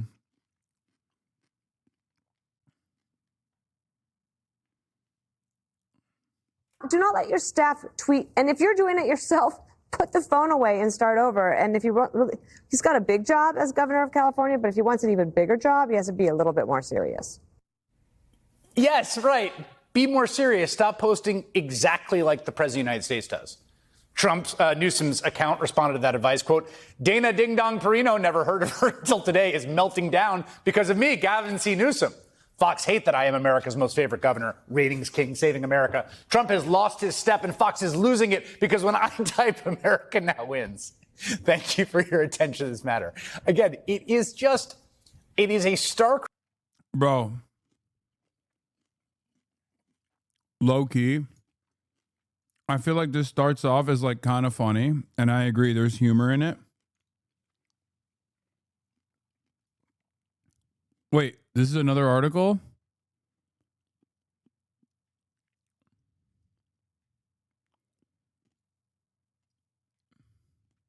Why leftists are suddenly lifting more weights? Man, this shit ain't sudden. I've been lifting more weights. Anyway, what I was going to say is I worry that this started off as a haha joke, but this is unironically going to be the only way that people communicate to a broader audience. God, I fucking hate this shit. I hate it so much. I can totally see just like crack cocaine for Gen X liberals. You don't understand the pull this has on them. No, I think the problem is it's kind of like this. Okay, in your group of friends, you hear someone say something silly, like a term that you heard on TikTok, and you first start using the term jokingly. Okay, you first start using the term jokingly, like, "Oh, I'm rizzed up. I rizzed someone up, that. And then what you once used, ironically, you start using unironically. And I worry that the most effective way to reach the broadest audience is going to be seen as this Trumpian style bullshit where Gavin Newsom will be like, oh, people are yelling at me because I evacuated homeless people. I tell them I'm for law and order.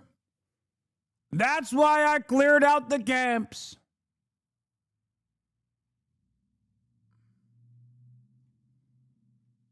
He did that. Reminder, with someone else doing it, of how truly, utterly deranged our current president sounds whenever he communicates.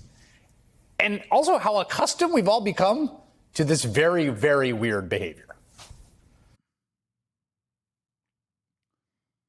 You did what you criticize others of? What you just did? What is that?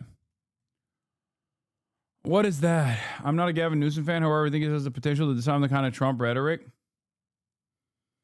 Trump already redefined American politics. He already redefined American politics and redesigned it in his own vision. Now we're also even losing sight of the fucking discourse. Yeah, here it is. Really, the most important thing about Newsom to me is that he personally robbed and displaced homeless people for a photo op.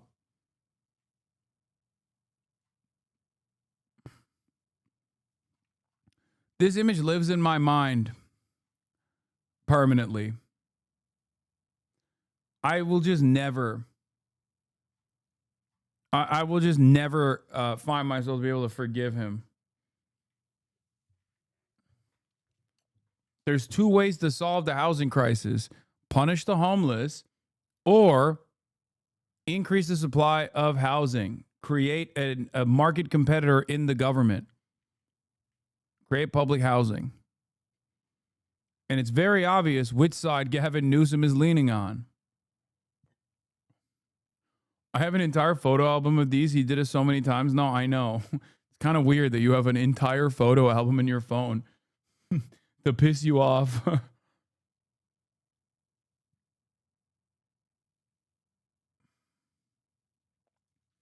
Hasan, I don't get it. Why do you shut down and hate on literally every idea from semi-progressives? It's obviously getting under MAGA skin is effective as picking up the outrage marketing that MAGA capitalizes on. Let them do it and focus on how to capitalize on it as our allies. Oh my God. Chatters, you're misunderstanding what I'm saying. I said I don't care about the Trump speak. It's funny. Also, he's not progressive. Calm down. You know he's not progressive. That's why you had to say semi-progressive, as though he's in any way, shape, or form. Like, come on. These guys, blue states are supposed to be the fucking beacon, the shining light of progressivism. And historically, they kind of have been, for the record. Like, California has implemented a lot of policies as a major state in this country that has designed the rest of the nation. Okay? Like standards for what kind of vehicles need to be manufactured, things of that nature, which of course car manufacturers have found a way around it with loopholes, but and is partially the reason why the goddamn pickup truck is so fucking huge. But like, I hate that these guys who sit on top of a fucking throne, who have every opportunity to make California lead by example and make California this beacon of progressive values and progressive policies, will just simply use California as a stronghold for the most repulsive conservative Democrat policies.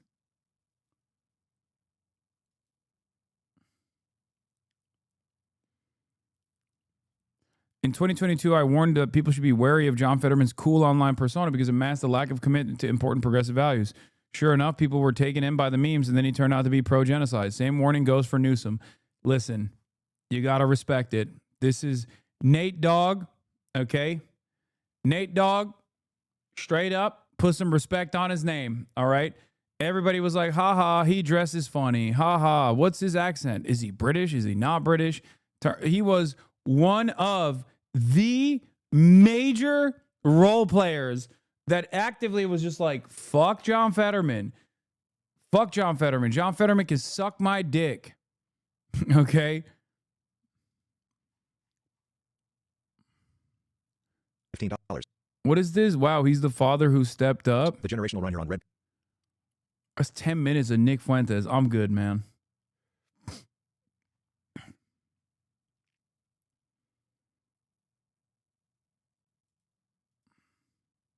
Doesn't your birth town have a more advanced subway compared to New York City, even though it's not the largest city in Turkey? My birth town? I was born in New Brunswick. Do you mean like where I grew up in Istanbul and Ankara?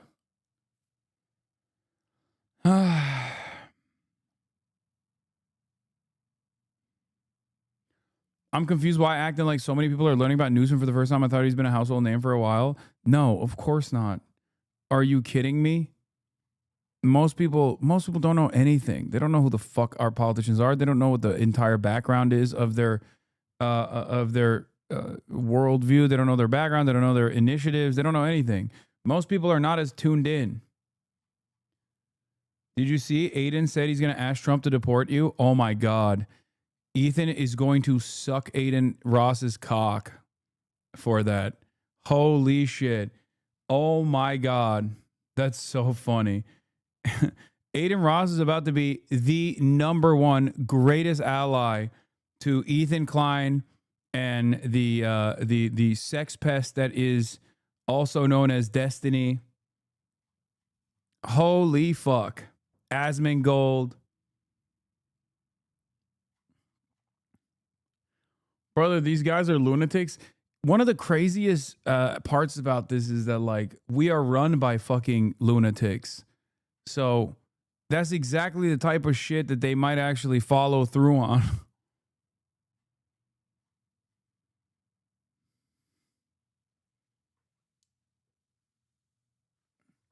Stop calling him a sex pest. He's literally a pedophile with hard evidence now. That's true. He is.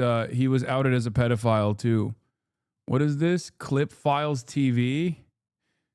When they started, which was the most brain dead revision of events I've ever heard. Hasan, on my mom and dad's life you were. And don't do that. Because I can't throw certain people under the bus and everyone believes me. I have no reason to lie. I expose and I talk the real about everything. I don't give a fuck. I got no reason to lie. All my life you were entertaining this contract about coming to kick in the beginning. Don't lie.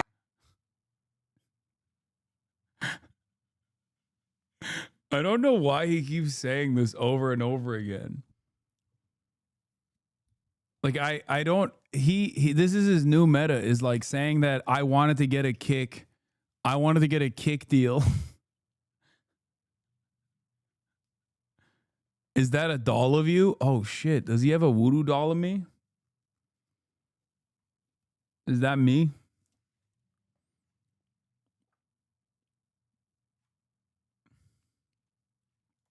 Don't do that. And guess what? You would have taken the crypto money from Stake. So you don't even make any fucking sense. You suck. You suck. How does this retard have a fucking audience? Like, I'm not even joking. Yo, bro, he's banned in Turkey.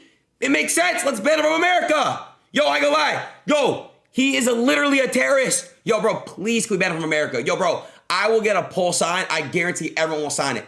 He sucks. He sucks. Let's deport Hasan. Hashtag deport Hasan. Oh my God, bro, please. Bro, if I see Trump, I'm actually asking him. I don't care. I don't give a fuck. I'm gonna, yo, bro, I'm also saying you were begging for a kick contract when they started, which is the most brain dead revision of events I've ever heard.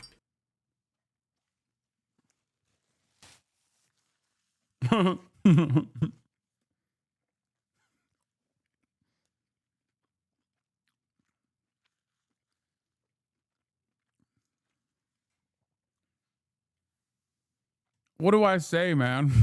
What do I say to this?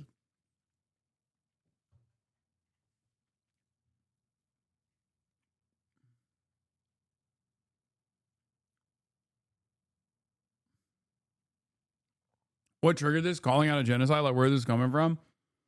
No, it was with Aiden. It was different. It was Andrew Tate. He was too busy smelling Andrew Tate's chair, and it all.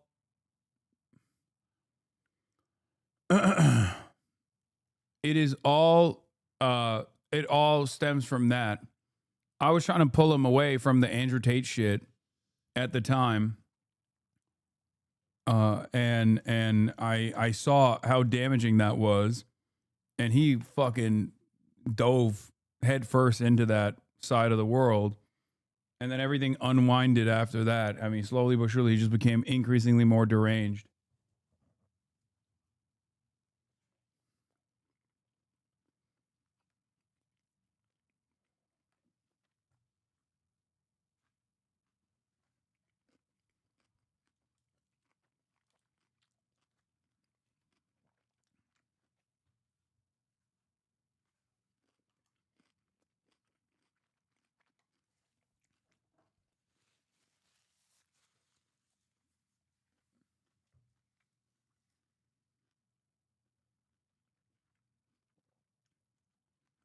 Yeah, back in the day, he like asked me whether he should interview Kanye or not. I told him, obviously not. I'm starting to think there's some inside trading going on. Because how the fuck do I sell my ETH and then it goes up 50% in 1 month? Aiden Ross exposed HasanAbi for rigging the market after ETH goes up. How does that even work? Like, it has to be like HasanAbi or like somebody that does not like me, that is in Ethereum, that is actually doing something to do with like the rigging of like the market. Because there's just absolutely no fucking way I get out of my ETH and then boom, it just peaks. No way.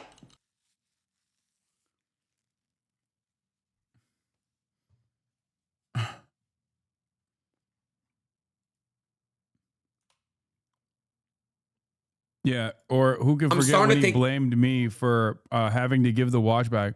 After seeing a lot of Hasan hate, I decided to check his stream out, and it turns out he's pretty normal and educational. Going on, because how the fuck?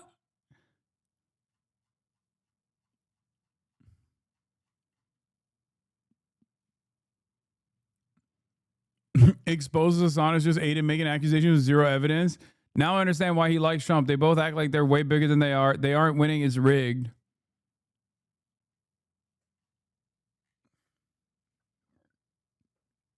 I forgot to do my oil change and my car broke down. Thanks a lot. Yeah. No, it's funny because these guys always are like Trump derangement syndrome, but like they unironically have this like very strange Hasan derangement syndrome where like, oh, I stubbed my toe. Thanks, Hasan. I will never understand. For the life of me, I will never understand it.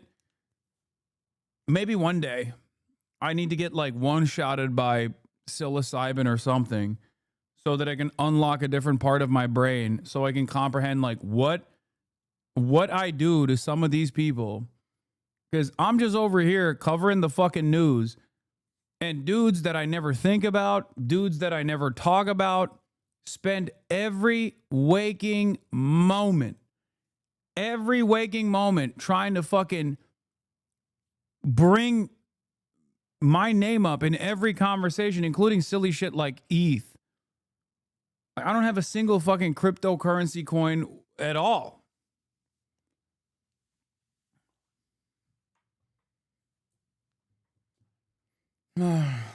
It's literally because you're brown, understand shit.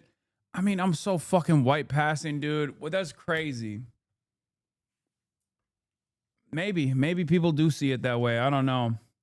Pre-October 7, I would have fucking argued with you on that front. But like, low key, I think that does play a big role.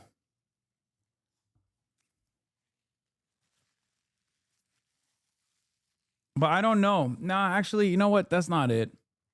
That can't be it. Are you pro-Palestine? Thoughts on Palestine? Are you pro-Palestine? Dumbass. What do you fucking think?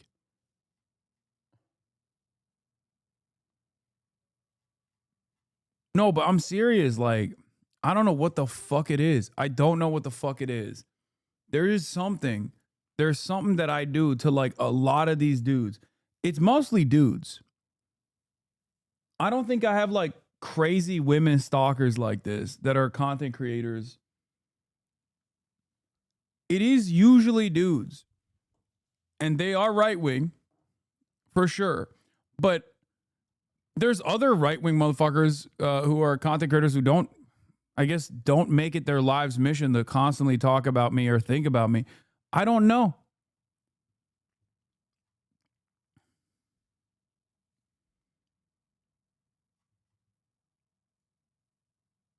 I genuinely don't know. What do you mean? XQC said it long ago. Everyone needs a villain. They just think their audience will jump on the wagon with little effort. Yeah, I guess.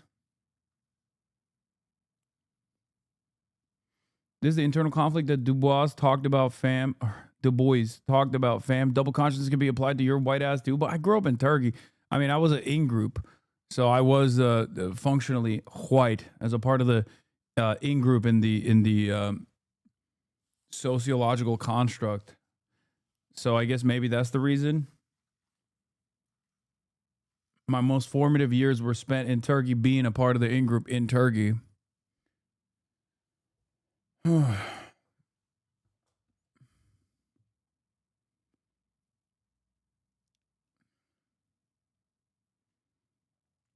Like, I have people I have disagreements with, right? Even people who I'm aligned with. Yeah, 2 years ago, X admitting he wouldn't entertain a kick deal. Held strong, and he automatically said no based off of his beliefs and what he wants his platform to be. And I gotta respect that. I gotta respect that because he represents things that I don't give a fuck about. I give no fuck about. Okay, so I gotta respect the fact that he doesn't have a price. I don't think. I gotta respect that. Okay. It's not about the viewers following him there. Okay, nobody gives a fuck about performance. There are no performance incentives for these deals because they want you to do good. When you are stressed, respect. Well, I like the fact that he didn't. If he even said like, "Oh, dude, I'll think about it," I would have probably snitched on him. Okay, the fact that he didn't even, no, I wouldn't have, but still, the fact that he didn't even think about it gave me the thought that, you know what, he believes in what he says, even though I don't agree with what he says. One of the craziest things is the Kick owners are in constant contact with my management. And they routinely try to do like a Discord call with me. Like they want to do a stream with me. And I do not know why. And I've been like, nope. It's true. I think I'm lucky because like Eddie is so rich that he just doesn't give a fuck about me like that. Obviously he doesn't like me, but he doesn't care enough to personally make my life miserable. I already have other billionaires that are even more fucking powerful than Eddie up my ass anyway. People like Elon Musk. And again, luckily, they're too busy doing other shit. But it just is always so strange that he just like still... Eddie is the owner of Stake, the cryptocurrency casino.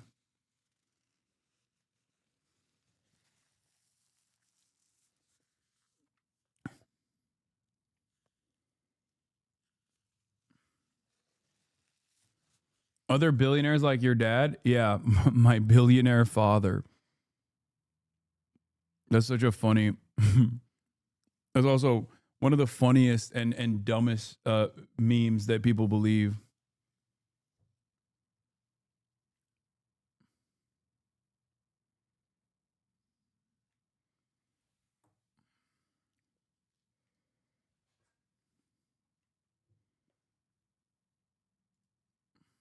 Anyway.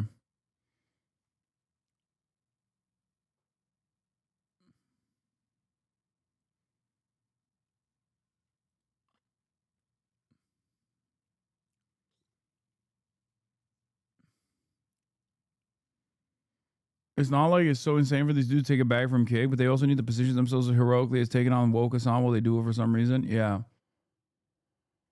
I don't know.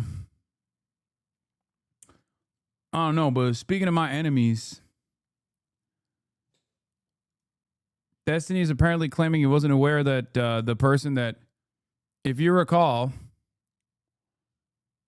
Destiny is in some legal trouble currently because he was caught distributing without consent videos that he had filmed, both with and without consent, his sexual activities with people.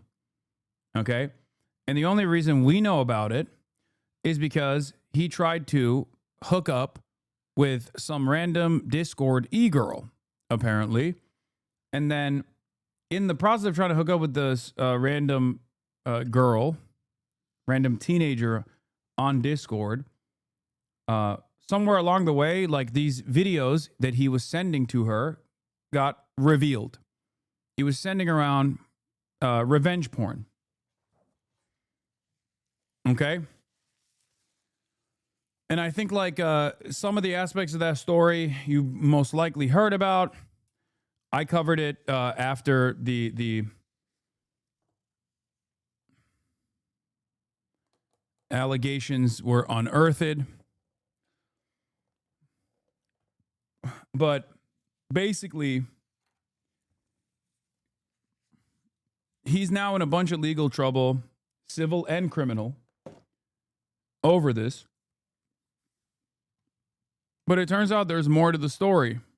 There was speculation that the person that he was trying to hook up with was underage.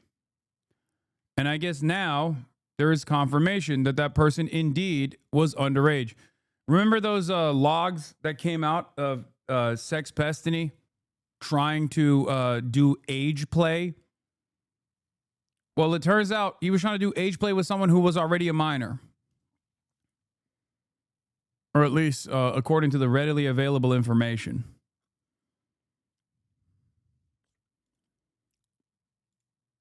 This was...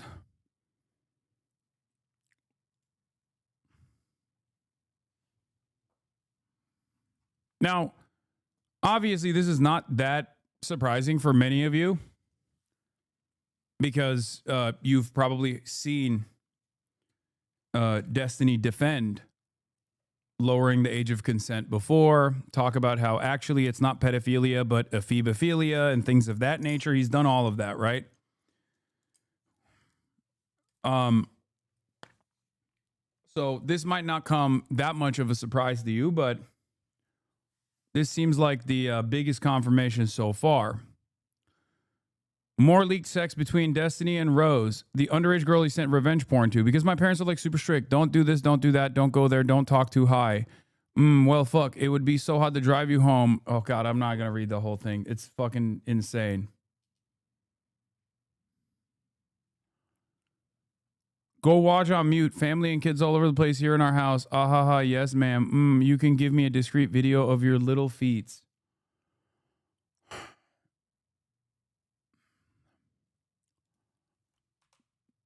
Anyway,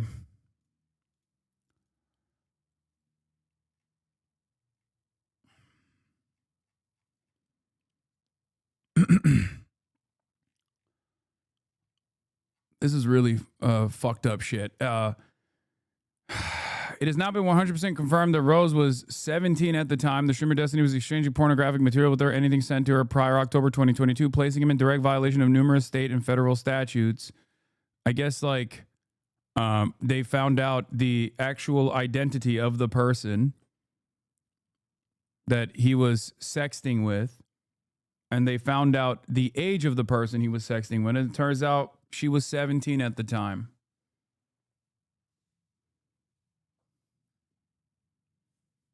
It's a parking ticket. She leaked it herself from what I can gather.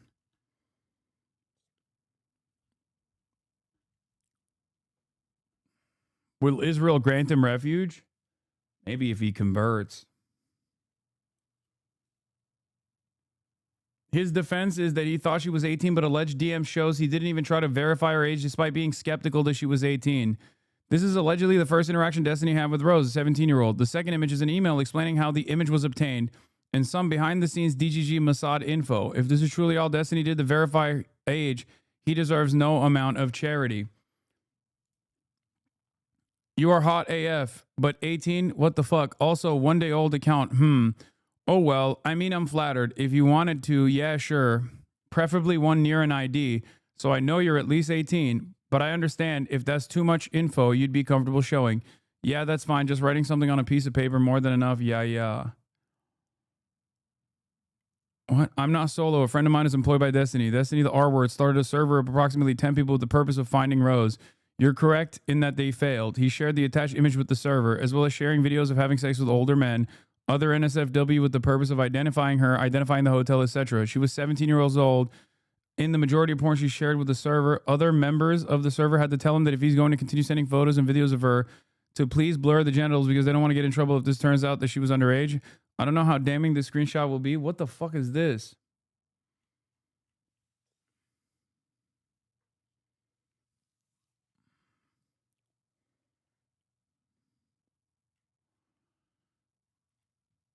Those features of the screenshots made me initially question the credibility of it, but I don't believe my friend would lie as they are still completely indoctrinated by Destiny, and I have no reason to believe that they would try to sabotage him. Close to the bottom of the screenshot, it's partially obscure, but he says, okay, I believe you. She declined to show proof of age, and Destiny enthusiastically accepted that. The only verification she gave him was proof she's not a catfish by writing her screen name and the date on a piece of paper and taking a picture with it. It looks like a minor and declines to verify their age after being asked. An adult with a functioning moral integrity or even an ounce of self-preservation would cease communication. He was trying to get CSAM Rainbolt shit.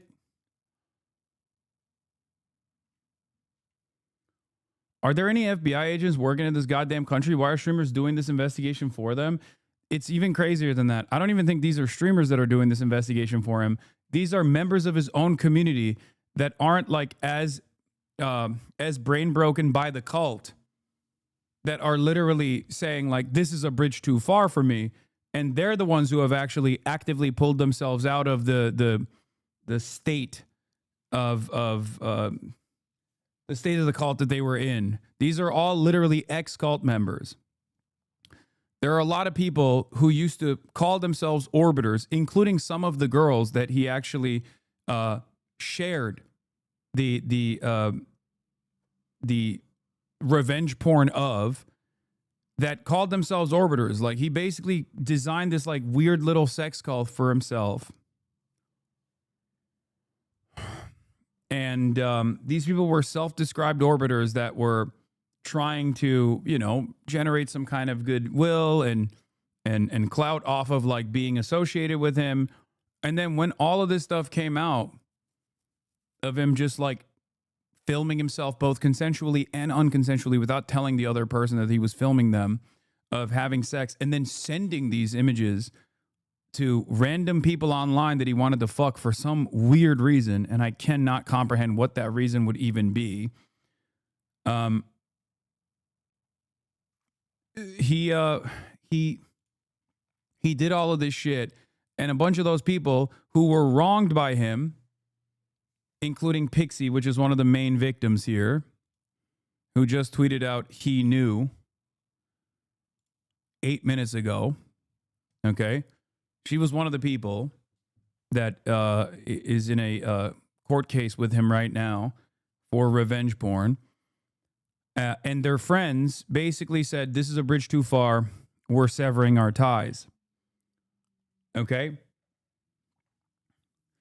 Now, what's really interesting about this is that one of the major generals in this battle is Destiny's podcast co-host Dan Saltman. You might know him as Diddy Dan or Dan Stalkman, the guy who owns Redact Dev, the guy who was so stupid that he basically tanked the reputation of his company by making it seem as though I was a client of his company, and also simultaneously that his company that's supposed to like sanitize your social media footprint was actually literally keeping blackmail on people, on their clients. Like, that's the way he presented his own company. That's what he was doing as far as marketing. That person also, from my understanding, literally used the members of Destiny's cult that were actually criticizing Destiny. He basically used private information of those people to blackmail them into silence, to blackmail them into submission. Yes, that Dan Saltman that sponsors H3H3 podcasts, Ethan Klein's podcast, who is one of my major stalkers, who is actively trying to constantly get the ADL up my ass for the crime of calling out Israel's genocide. That guy is a sponsor of the H3H3 podcast. He basically damn near writes most of Ethan Klein's context nukes and all this shit that he does, alongside Destiny's entire community. Because unfortunately, that community almost completely revolves around no like real decipherable worldview, but instead just an insane anger that they feel towards me because I guess wronged their favorite content creator, Destiny. It's interesting though, because what they fail to recognize is Destiny is fucking up his own career all the time. Like, that's the reason. That's the reason why he's not like a household name. But because he's so narcissistic and can never take accountability for his own actions, he has basically created this world where he can constantly say, no, I'm in this position because Hasan lies about me or whatever. Or he might say, oh, I did this thing that's wrong, but think about Hasan. He did something as well. And this has been an ongoing cycle where he just basically uses me as an off-ramp to design me as like a primary villain for his community. And a lot of his worldview unironically revolves around that. Somehow finding a way to directly contradict whatever the fuck I'm advocating for. Even if under normal circumstances, he should be in the same boat. I mean, he is the primary vector of the hate Hasan content farming. That's where it came from. Before that, it was just like random right-wingers. He's the one who serialized that content and made a lot of money off of it. Paid child support off of it for years.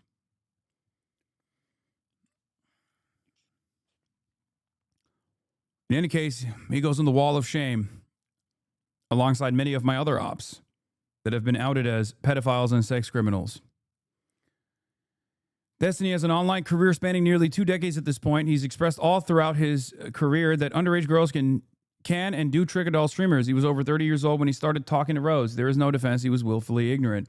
It's worth noting that a member of a niche online forum made a post early in the morning breaking down how Discord image links work and said it could mean Destiny had been sharing images of Rose around in a newly created channel around the time the leaks happened. As far as I'm concerned right now, the Twitter DMs and email story are compelling, but it's all still alleged. There's no direct evidence proving it right now from what I know. Right now, I'm pretty convinced, but I'd like to see more screenshots backing up the story.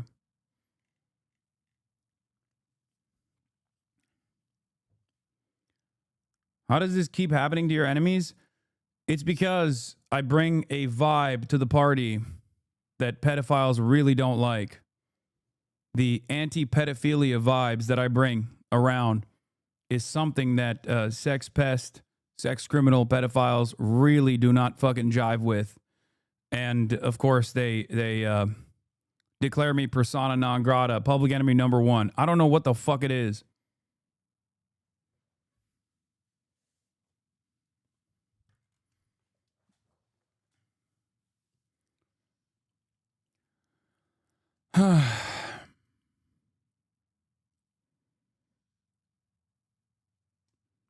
But yeah, I just super love sucking dick. When I haven't for a while, I get needy. Ahaha, cute. Cum fetish, yes. Lol.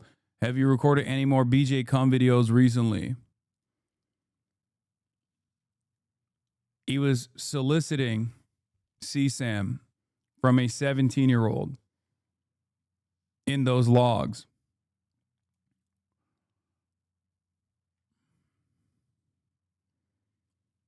But the story also doesn't necessarily end there. I mean, he basically admitted to a lot of this stuff and then went and turned around and hired, allegedly he was soliciting CSAM. But he basically turned around and And started, at first it seemed like he wanted to apologize for it, at least on the revenge porn side of things, to the people that he had harmed.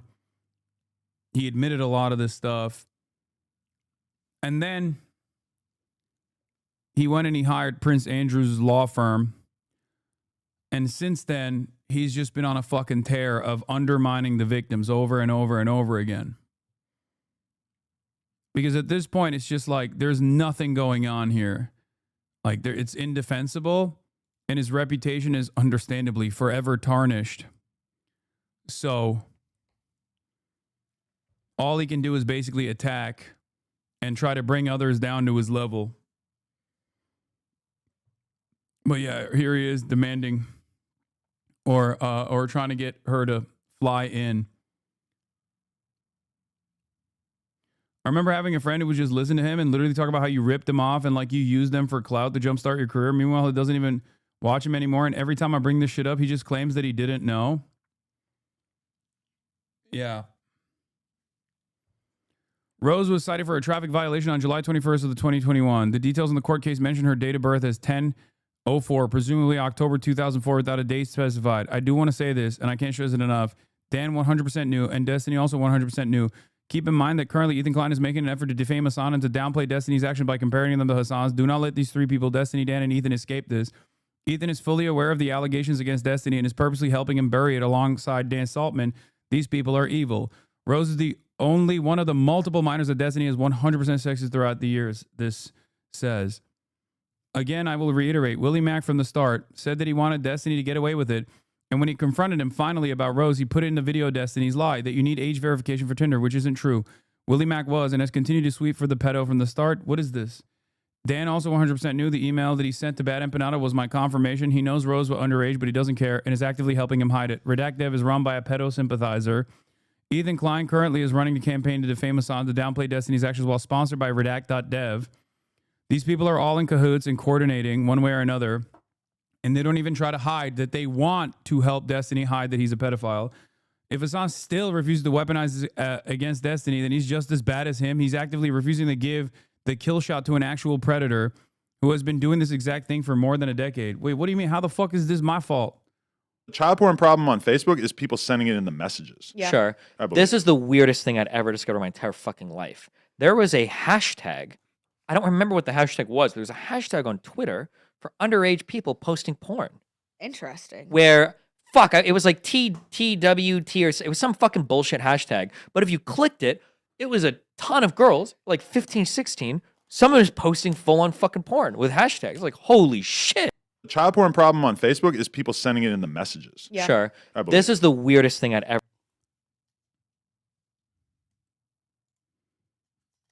How the fuck did he know that is strange. It is like, what was it? It was like, I think it was like 15. She wrote 15 minus 3 plus 2 or something like that. Oh, wait, hold on. Somebody saw it. Yeah, it was 8 plus 12 minus 5. And I'm like, what the fuck?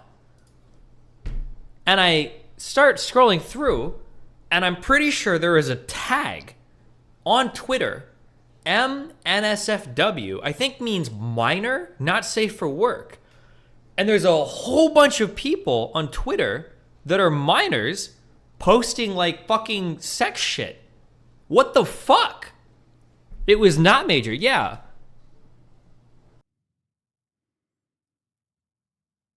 NSF side of Twitter, even though it's supposed to be 18 plus, full of 15-year-olds with 18 plus DNI in their bios, barely 18-year-olds looking to start OnlyFans accounts. What the fuck is this shit? Oh, Jesus Christ. Ugh. Ugh. When you feel like the internet is a depraved place that's nasty and full of fucking freaks, it gets worse. It's worse than you would ever I didn't know this shit. Anyway, ugh, nuke Twitter.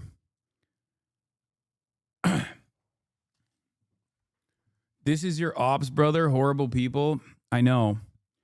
But the reason why I brought this up is because, yes, as the previous Twitter thread also was pointing to, that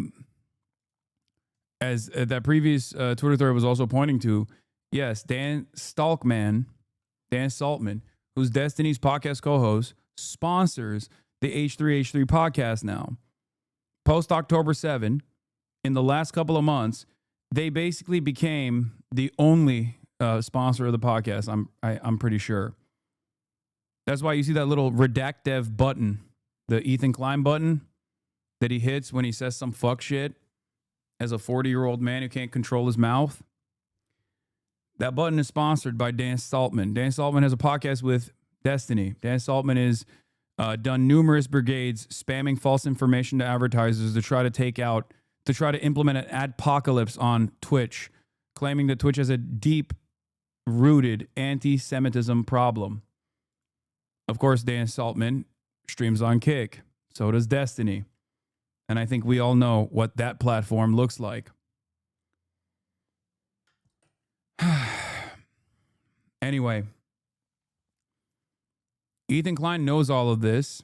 He knows that Dan Saltman has a podcast with Destiny, is Destiny's like general, basically, second in command.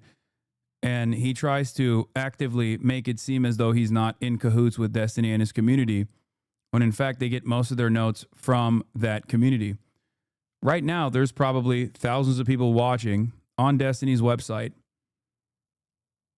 trying to find the next thing that they can clip out of context and post on live stream fails, the popular subreddit that was once popular for live stream fails and now is just an entire subreddit dedicated to just me. Hasan triples down on calling Hilo a valid target of violence. Los Ratones employs a Hasan strategy during a League of Legends game. I don't even know what this even means. I think they're just trying to memify it.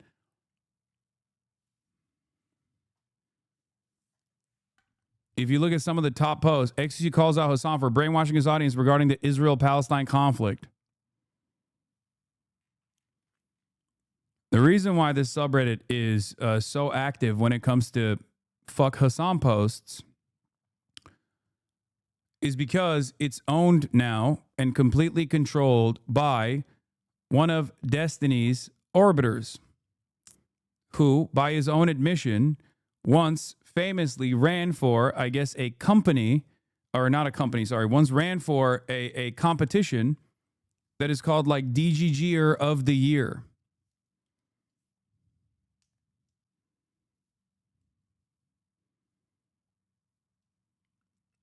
They've used the live stream fail subreddit for the past couple of years at this point to actively try to create and manufacture drama. And in the process of trying to actively manufacture and create drama, they basically destroyed the subreddit, ironically enough. But this is it.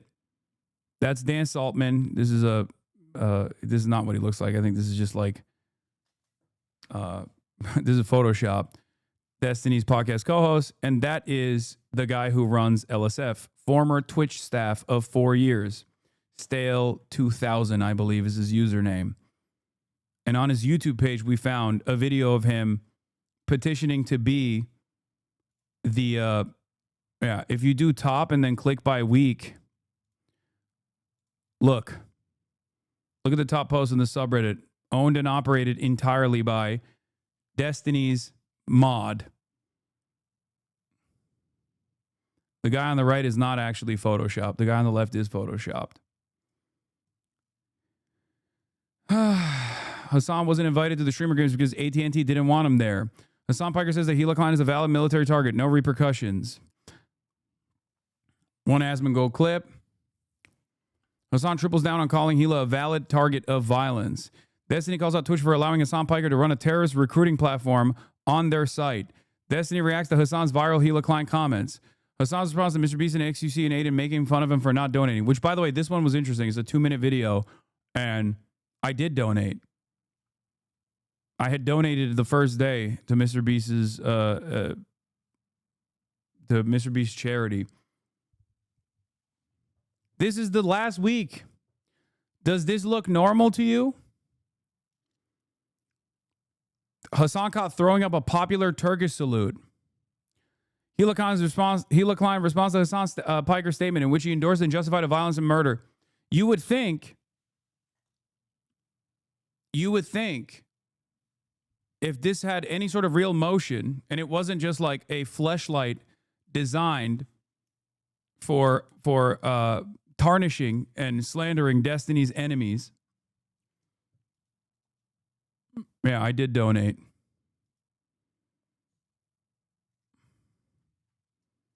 I donated the first day. I just did it quietly. Anyway, active campaign on Reddit to discredit criticism of pedophiles, pedophile propaganda. Yep. This isn't the first time this has happened. I mean, this has been ongoing for a couple of years at this point.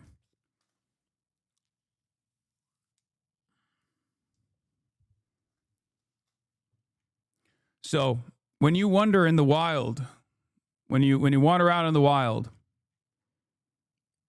and you see someone who has an opinion over me, about me, that you cannot comprehend where they arrived at that conclusion from, it could be any number of different places, but it's usually from one of these groups that have never stopped doing this shit. Journalists are aware of it. Journalists that have covered Gamergate are aware of it. They say this is like Gamergate on steroids, but directed at one person instead of like a bunch of different targets. It's the exact same shit. For a lot of these guys who never grew out of that Gamergate style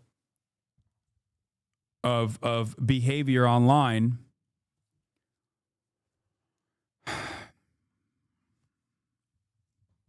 this is what they busy themselves with.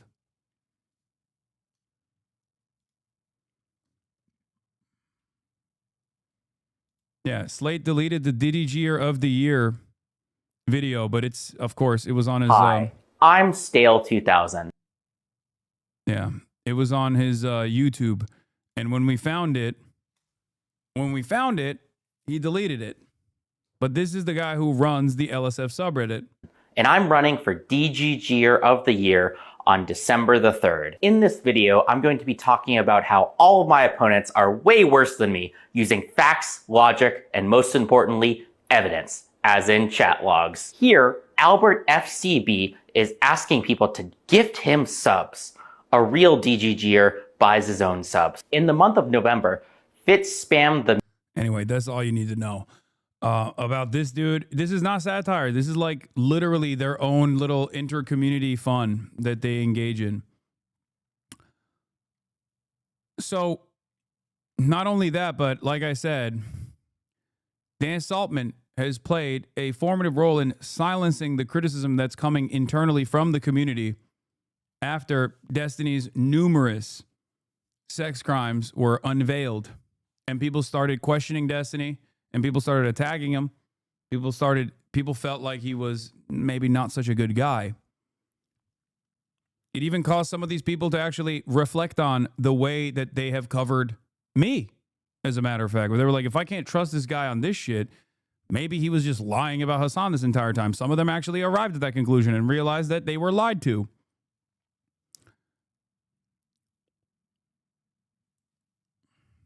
But there are those who are obviously still very much firmly in the cult and do everything in their power to either try and sweep this kind of stuff so that other content creators are oblivious to it, or actively try to attack me, because in their minds, I guess they think as long as we can undermine Hasan, then people will eventually love Destiny, which is not how these things work.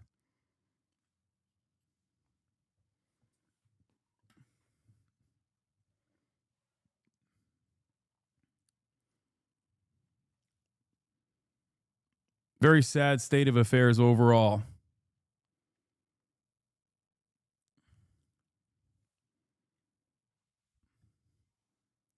There was also another video I wanted to show from Dan, if someone has it.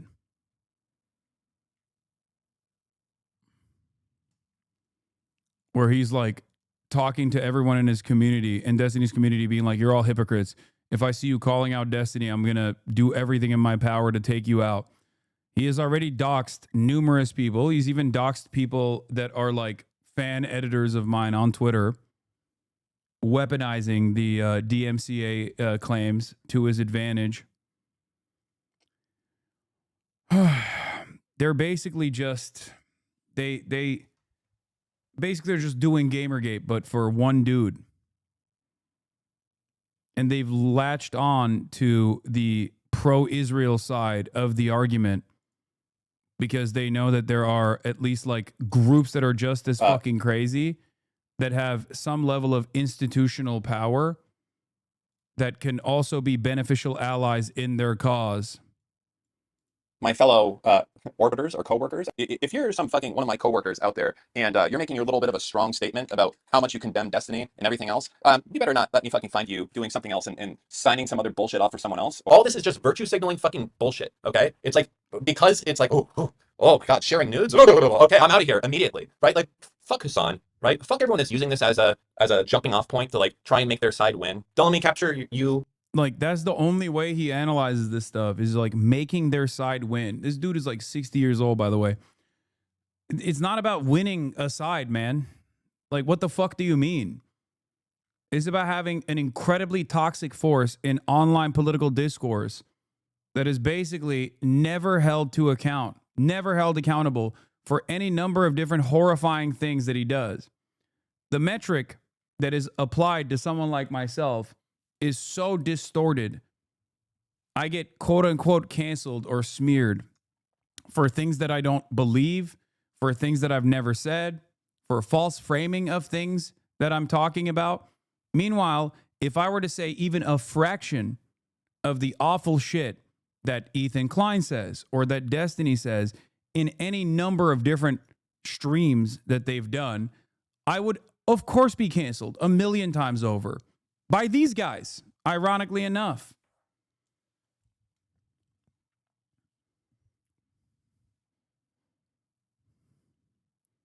But this one is extra fucked up because what he's talking about here is a distribution of revenge porn while in the process of trying to solicit, allegedly, CSAM from a minor. In 4K, being a virtue signaling cunt that, felony capture that event for many of these people. I will fucking destroy you if that's the case. My fellow orbiter.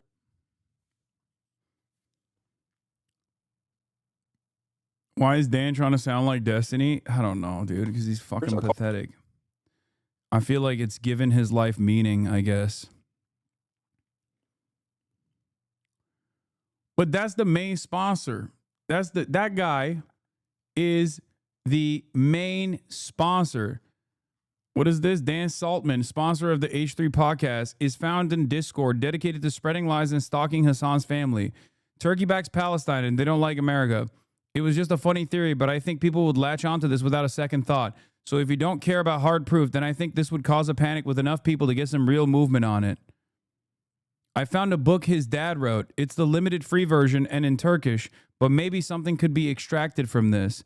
Step 1 is to confirm it's his dad. Step 2 to answer the question, who is his dad?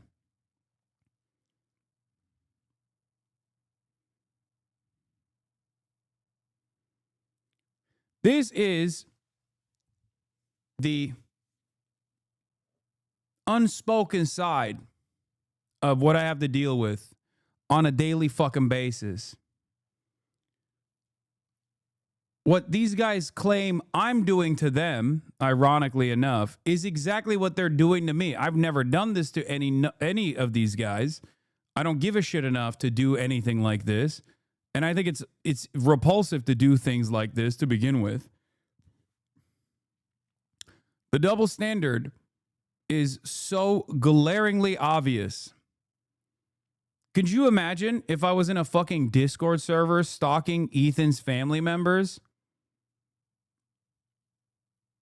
Or if I was like sponsored by a guy who was doing that? Now that would be a Philip DeFranco video, let me tell you. In the process of defending Israel, Ethan Klein got actually canceled by his own audience. People yelled at him a lot because of the way he was presenting this issue that was a black and white issue, is genocide. His own audience didn't want him to do it. They couldn't fathom it. They couldn't believe it. And slowly but surely, he just chipped away at the remaining progressive people in his fan base. And in that process, he never let it go. He just assumed that it was because I was like brainwashing his fans into hating him. Okay? Falsely smearing him. And he never stopped smearing me, claiming that I was a terrorist over and over again, a terrorist mouthpiece, a terrorist propagandist, one that should potentially face legal repercussions by the Trump administration. Now, in the process, he claimed that Child Protective Services came to his house. I have no reason to believe that this is false. And as soon as I was made aware of this, I immediately condemned it. I said, I have nothing to do with this. I would never be on board with something like this. I think it's gross. I told people not even to remotely entertain it. Then came the Skullgate, which, again, I still don't know who was responsible for it, and neither does Ethan, but that didn't stop him from claiming that it was I and my fans that both did the Child Protective Services call and also sent skulls to his house. It was everyone that actually had, everyone that Ethan had in his crosshairs that was somehow responsible for skulls being sent to his house, somehow responsible for the Child Protective Services being called to his house. When the skull shit happened, I said, that's freak shit. I condemned it. What's really interesting is, I don't think Ethan has once condemned the Islamophobic attacks that I have received, especially because he himself is unironically responsible for a good deal of that and has normalized this kind of sentiment and behavior and advocated for it. And he certainly has not, even once, to my knowledge, condemned Destiny for making a direct death threat against me. This is, yet again, the double standard that I have talked about over and over again. I have always combated anti-Semitism as a dangerous form of bigotry, always in my career. That's why I have a lot of Nazis who hate me. Nazis who even align with Ethan now because of their hatred for me. Think about that. Ethan Klein is a Jewish content creator. And there are out and about open neo-Nazis that align with him because he's attacking me.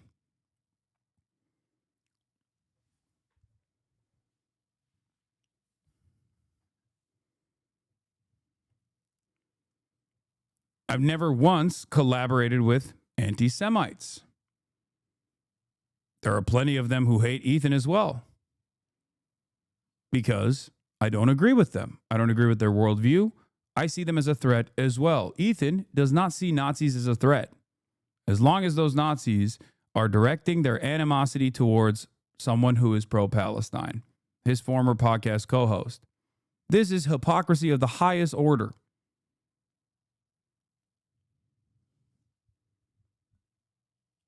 That's it.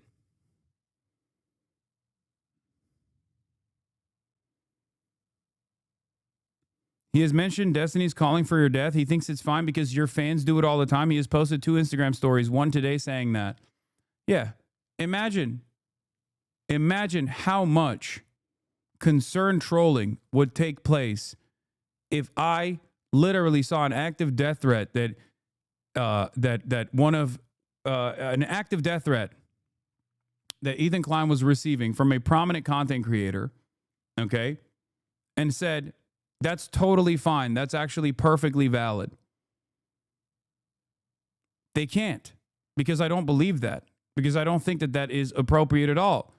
So much so that I've even criticized Bad Empanada for not even doing a death threat towards Ethan Klein, mind you, but instead playing the Palestinian version of Call of Duty.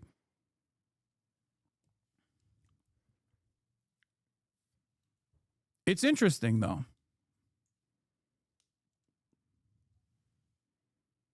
A content creator equals random internet comment? No, I mean, it's not equivalent either. And of course, if you want to understand what this kind of like insanity leads to, look, it's him 100% confirmed. One sec, I got it. Old Man Laundry, take a look when you also get around to it.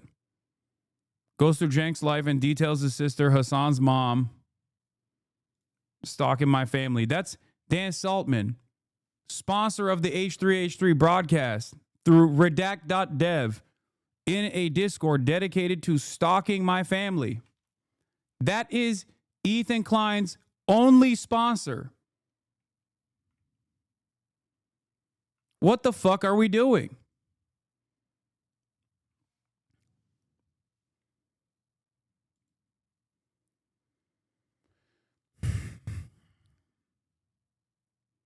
Here we go again with the drama. Resident Sleeper. Brother, do you think it's drama that there is a Discord server dedicated to stalking my family? Are you fucking insane? What is drama, dude? Bro, one of these days, I'm going to get fucking shot and killed. And these guys are going to be like El Hasan, tuning in from the hospital, talking about how he got shot.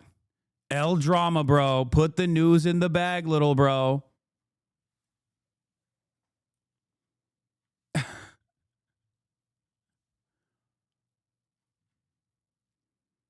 Anyway, I saw this on my community page. I said, if I get murked by an adult wearing a color block pastel hoodie made for children, I'm haunting everyone involved for generations. These were some of the comments under Ethan Klein's video. Nah, I think in this case, he needs to be taken out. Hasan, that's a member.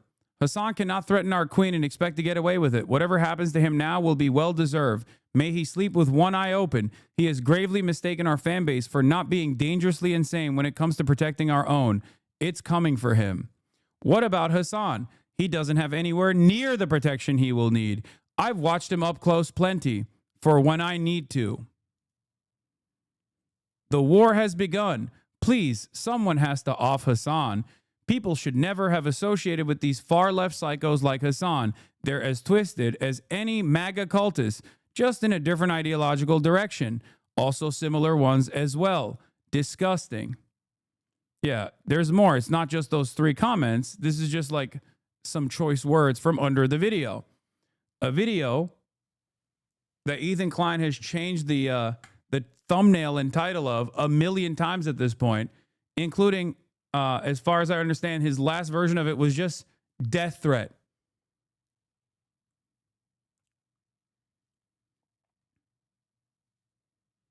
If it makes you feel any better, the garish colors will make it harder for the assassin to sneak around. I agree.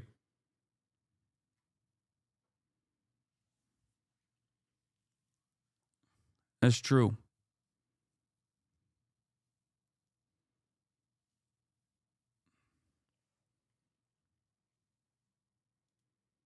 Yeah. How do we get here? Well, we got here because streamer Destiny has been accused of sexting and sharing pornographic material with a 17-year-old girl. Twitter users, including his own son, Nathan Bonnell, are sharing evidence of sexual chat logs between Destiny and the minor. Since when did you care about the children? Except for Rose, lol, says his own son, who apparently is now a Nazi.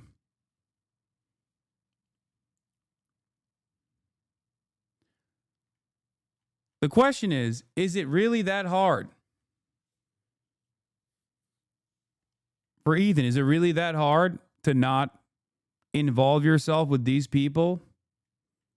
Is it really that hard to say, hey, please don't fucking send death threats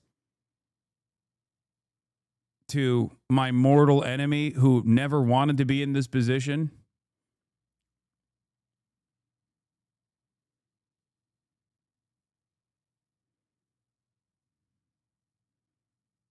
It's actually insane. Anyway, he called Asmongold fine and only Trump coded. Yeah, Ethan Klein, the guy who loves fighting back against quote unquote anti-Semitism, who claims that Twitch has a real anti-Semitism problem and has now consistently, again, demanded that his fans brigade and mass spam advertisers with false smears about myself being a dangerous anti-Semite in an effort to bring about an adpocalypse to an entire platform that content creators rely on, okay, has also defended Asmongold because Asmongold is an incredibly important vector of hate in the fuck Hasan universe. Will Ethan Klein, who once said Asmongold is Trump-coded but not necessarily pro-Trump, which was an insane statement that even his own fucking producers had to correct him on. Will he have a statement about Jews this? and blacks didn't? It's all Jews and blacks. Yeah. And by the way, on Twitter, you would have a lot of people that agree with you. No, there's been a lot of people that have been feeling that way. It's been massive. It's been crazy. Like, I've been seeing, like, the amount of people who are, like, hyper-focused on, like, especially Jews. People really don't like Jews anymore. They really, really don't. Like, I've been seeing, like, and I feel like every time that I feel like it's peaked, it goes again. It gets even more extreme. People go even harder with it. They never have, bro. I mean, there's 109 examples of that. You're right. For those of you who don't know, 109 is, and I didn't even fucking know this until recently, is a dog whistle. Part of the reason why I know it's a dog whistle is because Ethan Klein tried to claim that when I told him he had actually posted about me 110 times on Instagram, he thought that was me doing a dog whistle. The dog whistle is Jews have been kicked out of 109 countries. That's something that Nazis say. So they bring that 109 number up.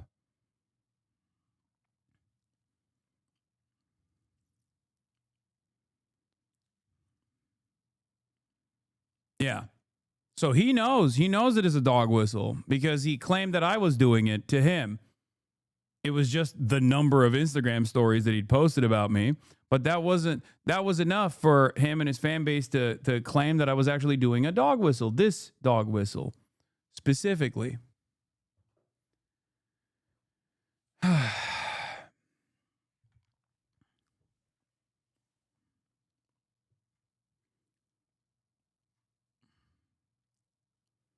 Asman talked about Goyslop talking about fast food.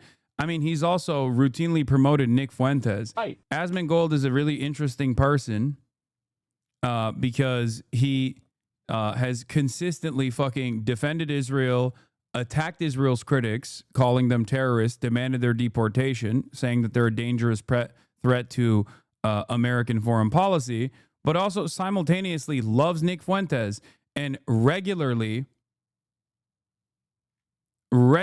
fucking will hype up Nick Fuentes.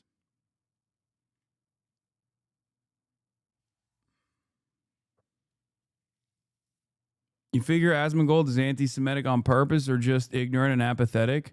Could be either, but I think probably on purpose.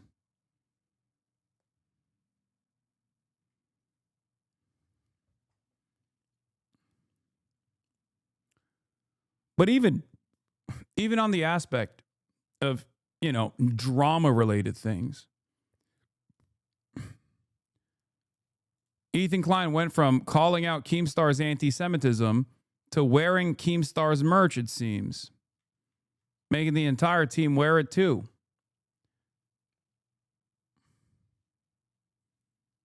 What a way to go out, man. What a fucking way to go out. This man did a content nuke on Keemstar. Actively presented Keemstar as his major enemy, only to turn around and become a formative ally to Keemstar after Keemstar spent years calling his wife a horse.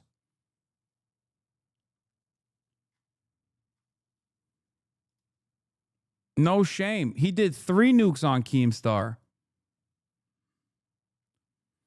Now that everyone is concerned about anti-Semitism, I'd like to remind everyone that Keemstar told his audience to tweet at me, "Death to all Jews." This is the person that started the outrage machine about my apparent anti-Semitism towards Ben Shapiro.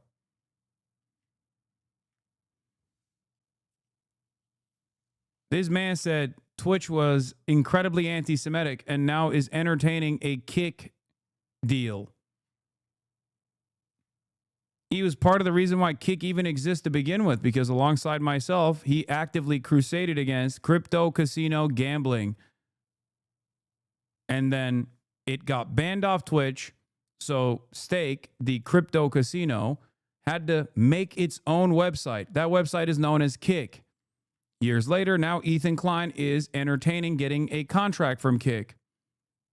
After spending the last 22 months of Israel's unlimited Holocaust against the Palestinian population, decrying that Twitch is an incredibly anti-Semitic website for allowing someone like myself to continue ranting against the state of Israel for its genocide.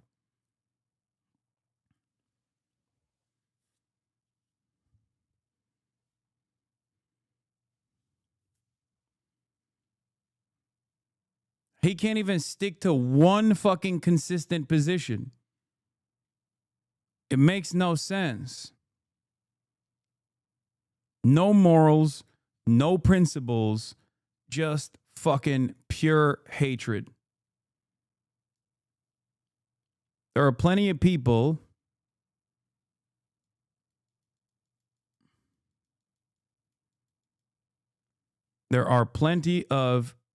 that still get duped by these guys because they just don't pay close attention to anything. And I don't even fucking fault them for it. But that's it. That's it. It's a sad state of affairs.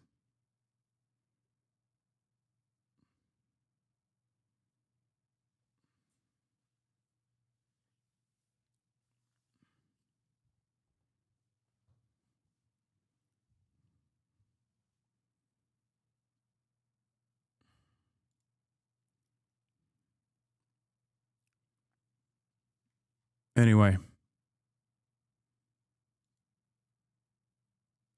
Yeah, meanwhile on Kick, the platform Ethan Klein is now attempting to go to after demanding the biggest poly streamer in the country world firing a bazooka directly at the Overton window. Meanwhile, our brave champion against anti-Semitism, Ethan Klein. Karen Klein hasn't been able to gaslight the mods into buying his contrived narrative, so now he's trying to destroy the incomes of everyone who streams on Twitch. Right sponsors. It's the only route Twitch has left open. Twitch found no violation of the Hasan clip about Gila. I wonder why. Because there was no violation. Because it wasn't a fucking death threat. If it was, I would have been banned.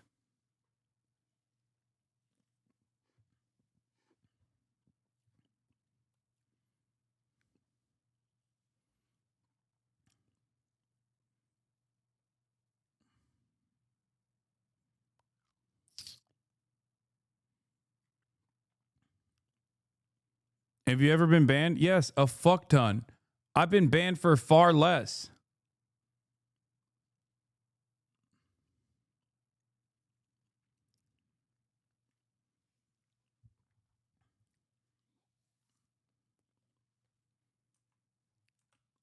The less defensible Israel becomes,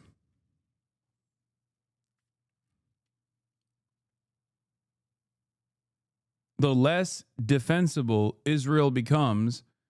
more aggressive these guys become in their attacks against those who have criticized Israel and also made them look stupid and feel stupid.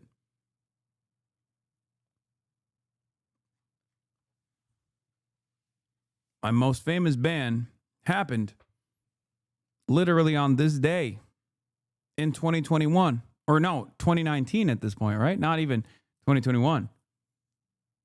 Yeah, 2019. Someone from, I think it was someone from Sex Pastinis community that immediately posted it onto LSF. 8/21. But the incident happened on 8/20, where I was responding to Dan Crenshaw saying they hate us because they ain't us. And I said, America deserved 9/11. We totally did. We totally brought it on ourselves when referencing blowback. A well-established historical assessment of America's events and interference in the Middle East that led to the events of 9/11, the horrific tragedy of 9/11.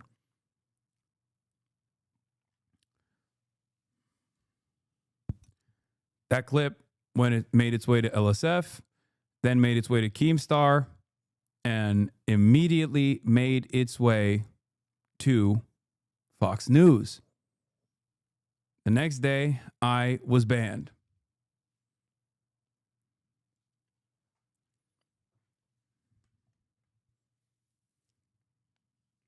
Didn't you say something else? I may or may not have said something else about Dan Crenshaw.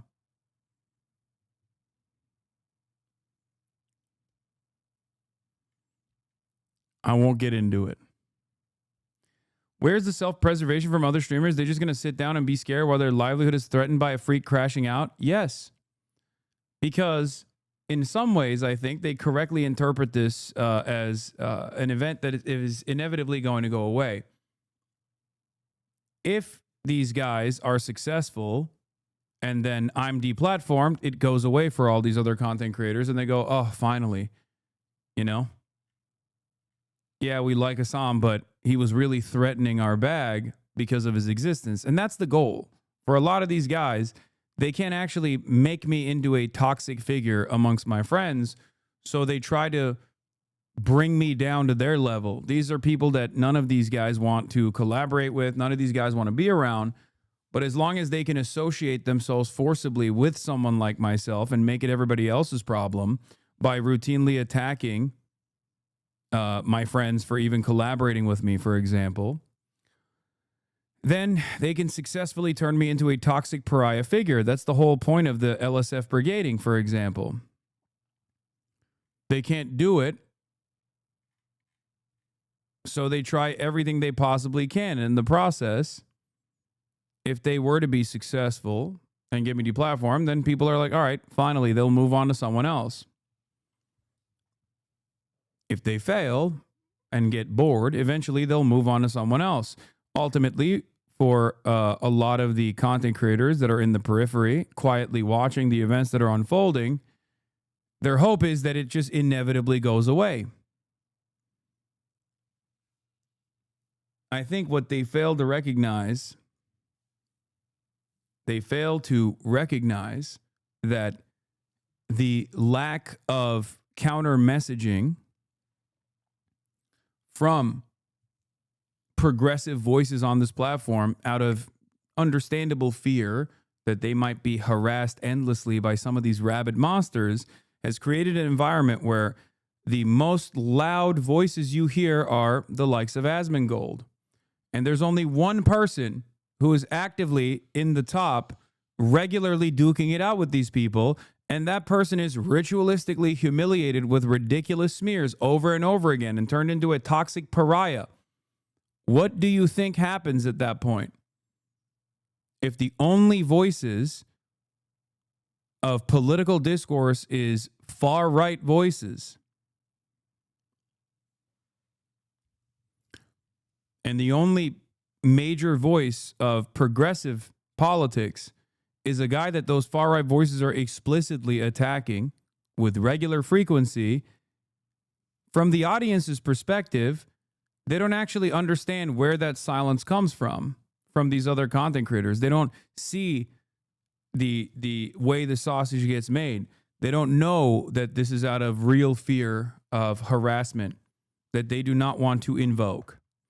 So they think, oh, everybody's right-wing. This is cool.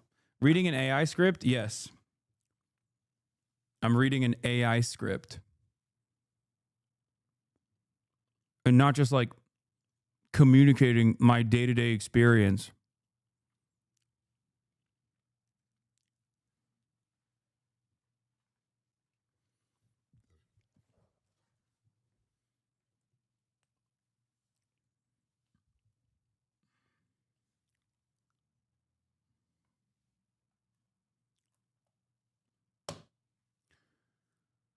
But it's all good, baby.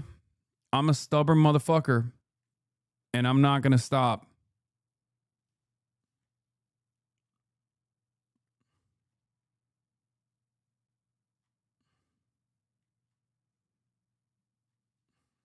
That's it.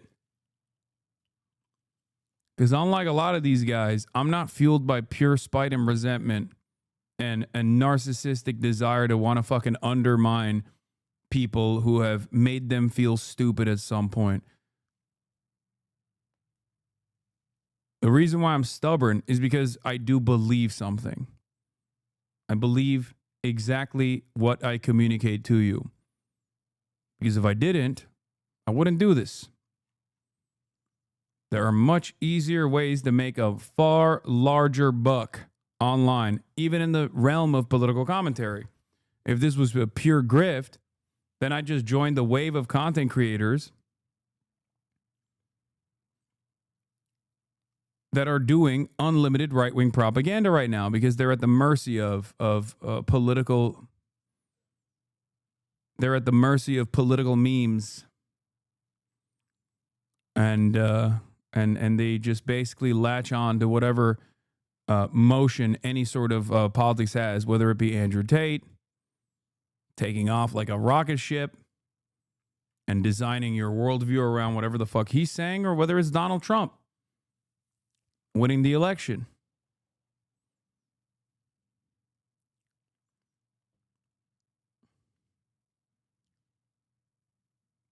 And you didn't even need that. You had mainstream media offer where you could be progressive despite obviously being leashed. Yeah, I'm not going to do that.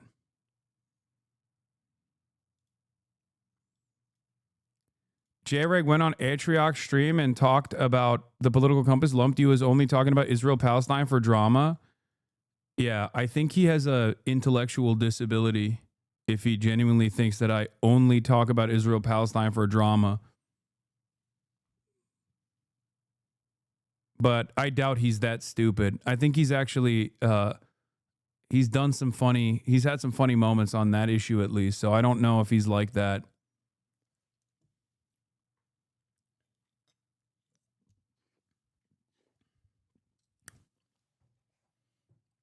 J-Reg is a deep fried politics, like political compass guy.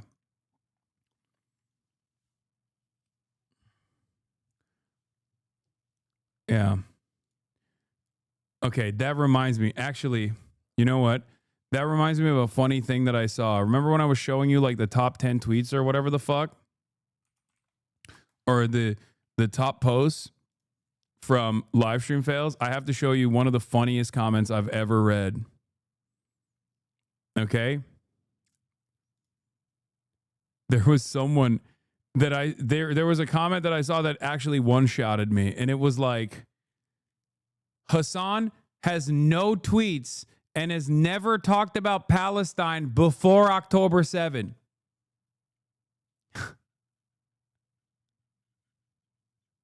Like,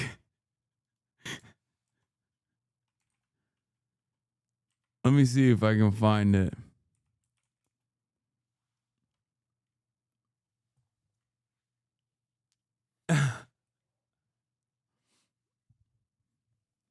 Is awesome because you can say whatever the fuck you want about me over there, and everyone will be like, that's right. Yeah, over 7 years ago, Hasan posted this as one of the first videos on his YouTube channel before he even started streaming full time. Since then, nothing has changed. It never began on October 7th.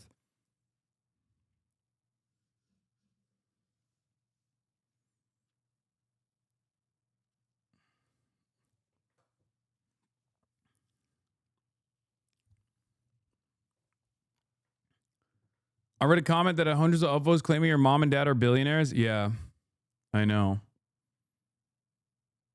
Bro, people just lying. Exactly. But because there are enough people who want that kind of lie to be real, they'll just go along with it. Do you have an intellectual disability for leaking nudes as a 35-year-old dude in front of youngins to act cool? I have no idea what the fuck you're talking about. I'm not even 35 right now. I'm 34. Are you talking about something that might happen in the future? Or are you or do you think I'm Destiny or something who is 36? Youngins? Are you precogging? What the fuck? They're talking about E's next video. What? Do not leak the future nudes, bruh. Their new piece de resistance against you is that you showed unsolicited news you received on social media to other people. Yeah, amazing. Ethan is claiming you intentionally show your phone to your friends and it's just full of nudes. That's cool. Yeah, that's not true. I don't know what else to say about it.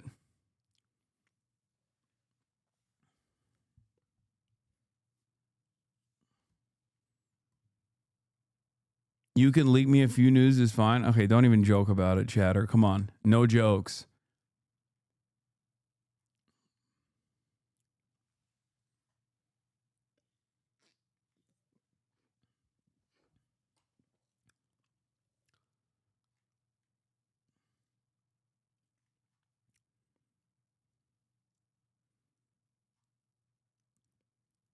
Yeah, that was I think that was Destiny's audience trying to actively come up with a retort when everyone was going, "Oh, dude, you're gross.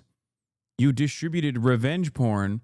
And I think in their endless like fuck Hasan route, they thought the best possible way to get out of this is just to say, "Oh, Hasan does that too." But because they couldn't find something like that, because I have not done something like that, they had to basically turn around and be like, well, here in this Cosmo article that very clearly defines that in the process of showing, which, by the way, before I was even a Twitch streamer, when I was at the Young Turks, in the process of in the process of like showing the journalists on Cosmopolitan magazine, fans that were sending me merchandise, like what their merch photos, there was nudes, unsolicited nudes that I was the recipient of. It's okay. It happens. It's just not even remotely within the same realm of filming people both consensually and unconsensually in the process of having sex and then sending all of that footage to other people without the consent of the parties involved.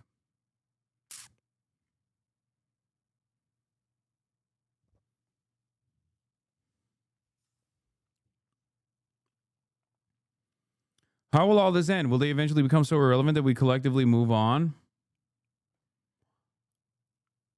Ethan's community has a Gone Wild sub for sharing their news law. Wait, what?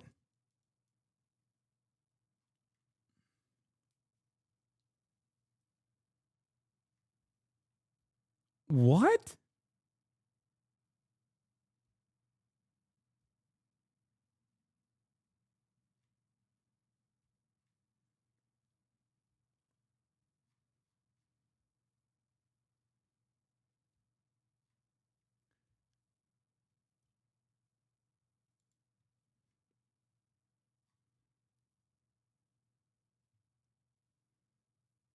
They have like 5 or 6 clips of your friends accidentally seeing stuff on your phone which they're assuming to be nudes, including Cutie on a Fear End episode.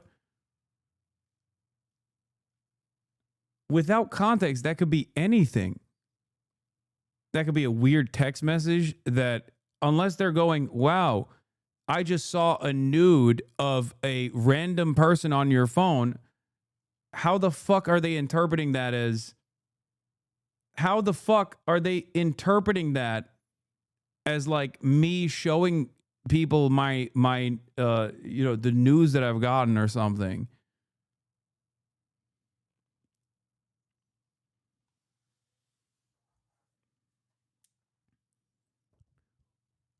Wasn't Ethan's whole shtick showing a prolapsed anus to people without their consent? Yes, he did do that quite a bit. It was a big bit on a show.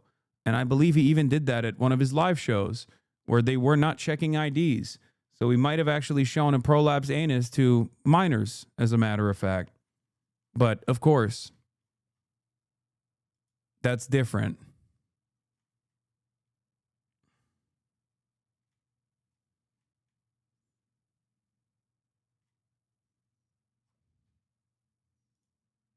It's not.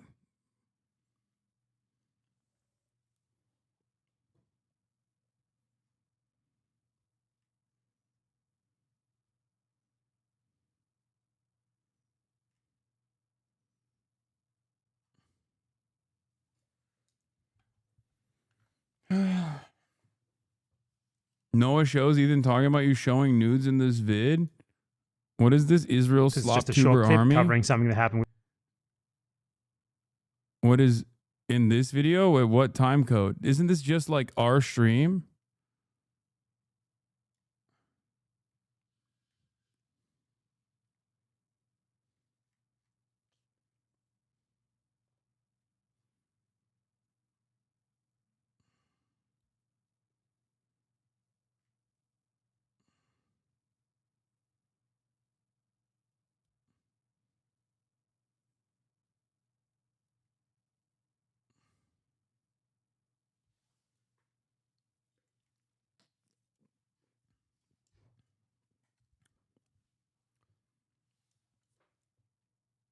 I'm telling you, dude, he's going to release a video on your sex life and he's going to frame it to make you look bad. If anybody watches a video from a 40-year-old man who has spent the last year actively stalking me, whose obsession, whose psychosexual obsession, his pathological obsession was so clear and present that it was basically calcified in a GQ article by a random journalist who brought it up himself, is going to watch a YouTube video like that and go, yeah, he's not the weirdo. The guy who is actively trying to frame as a bad guy is the real weirdo here. That's on them.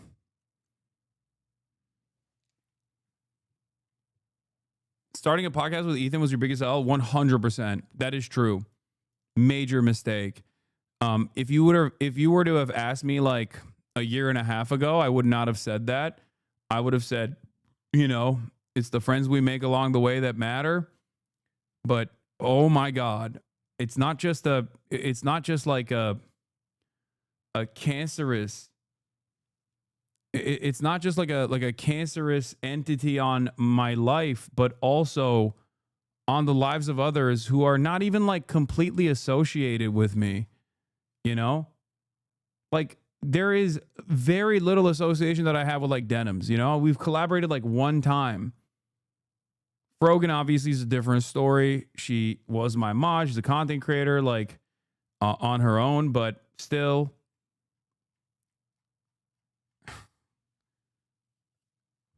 But like Casey Tron, for example, again, so ridiculous. What is this? Foul moi. Ethan Klein reads an article saying he has a psychosexual obsession with Hasan Piker. Ethan vehemently denies these claims. Then just 1 hour later, he accidentally leaks a multiple-page Google Doc all about Hasan's sex life while live on his podcast. What the fuck? Can't make this shit up, man. It's almost cartoonishly stupid. This is one of the funniest cell phones Ethan Klein has ever had. He's like, I'll show everybody. I'm not obsessed.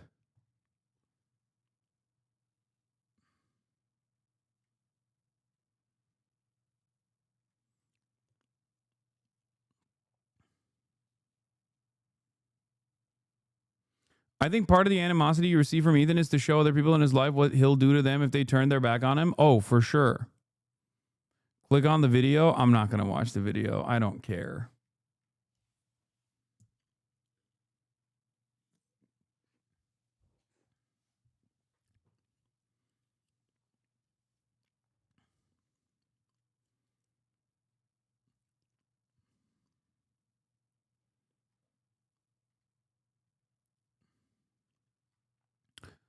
I do think that he has made his own life miserable for no real reason. Like, he didn't have to behave like this.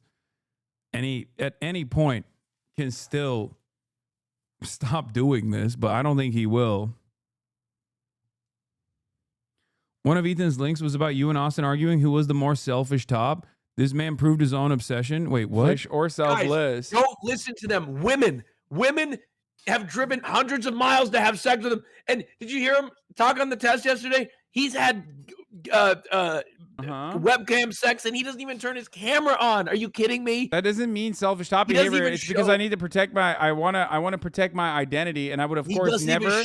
But because I'm not, because I'm selfless. They know I would never in a million years like screenshot their nudes or anything like that. So they trust me. Oh. So it's just mostly stuff like this, just like shit that's like very clearly a joke. That is there's only one fucking method, man.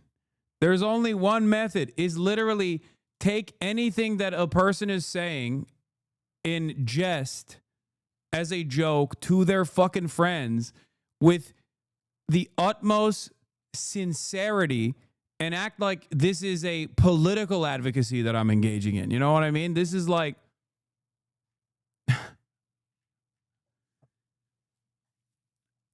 that's psychotic. I met a D-fan in real life again. I pretended not to know who he was and Googled his name then and was like, bro did revenge porn in the hope that he would be embarrassed since we were in public. Instead, he doubled down and said that D had done nothing illegal. What happened to shame? I mean, if someone is like openly admitting that they're a Destiny fan with the knowledge of that stuff too, then yeah, they're fucking shameless.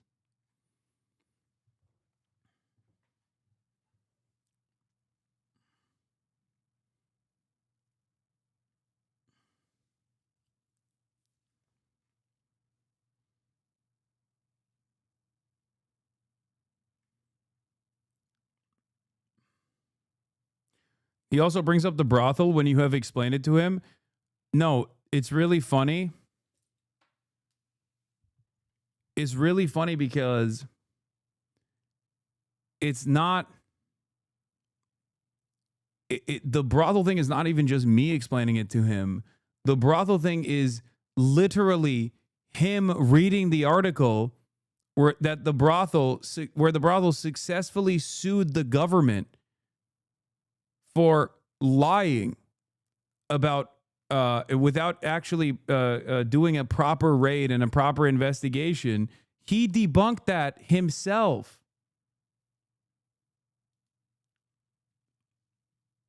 That's what's so crazy. So he's just like putting things in there. Cheat on their wives because they're not. It's not about. It's usually not about like looks or is whatnot. Like fucking actively argued against. Ethan Klein is smearing Hasan again. He says the brothel was rated for human trafficking. On 2021 on Leftovers, he debunked the claim himself.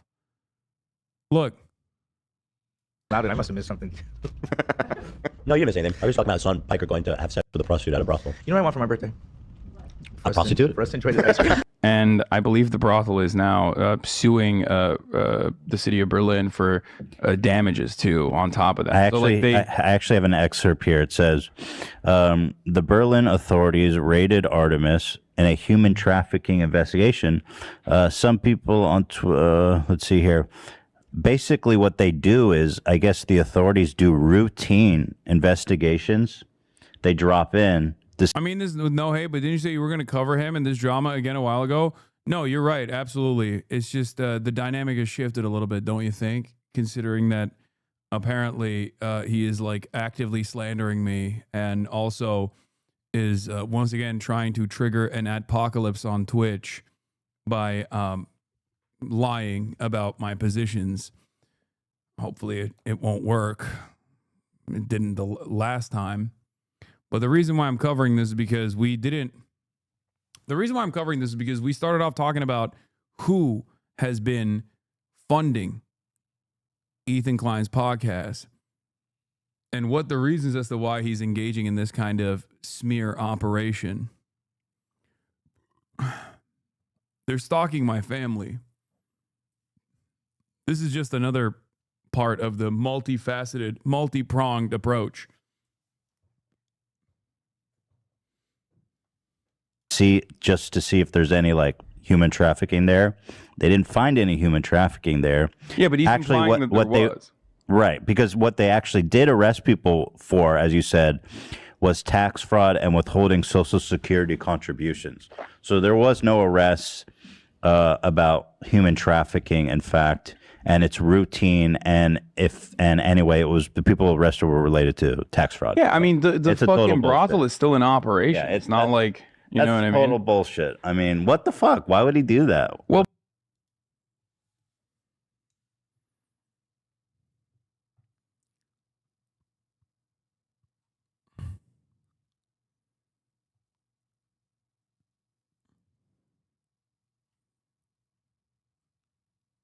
Yeah. Why would anybody fucking smear someone like that? Especially when they're, you know, on a YouTube video directly reading out. You can find a clip like this for every issue. October 7 really broke his brain. I know. It really did. It really fucking did. And you can tell it's genuine because I saw this. Ethan Klein changes the title on his H3 podcast for the third time as the episode struggles to pass 200K views. Hasan Piker put my family in danger. I need your help. The title references Hasan citing violence against Israeli soldiers in the West Bank is legal under international law. The H3 podcast has lost over 280,000 subscribers and 75% of its monthly viewership over the past 2 years. The show is now testing uploading pre-recorded episodes as the revenue has fallen. So like, he's doing this because it's not even like a financial imperative. Like there is a real reason why he's doing this shit. Okay, he is like upset. He is genuinely obsessed, so much so that he will fuck up and light on fire what remains of his businesses, whether it be Teddy Fresh, whether it be the H3 Productions podcast, whether it be the good reputation that he had built over years and years of being one of like the OG YouTubers.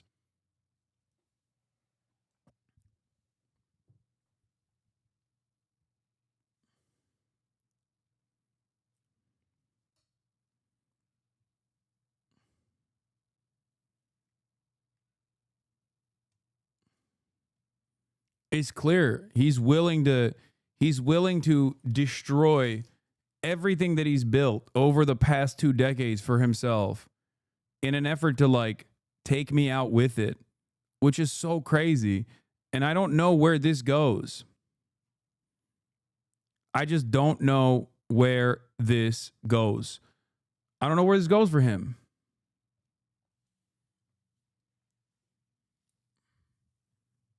I don't get it.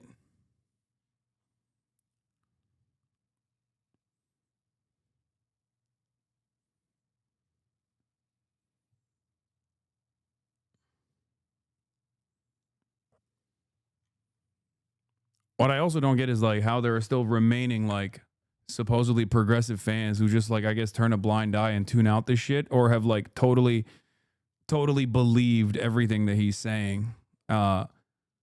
And legitimately think I'm like the primary villain.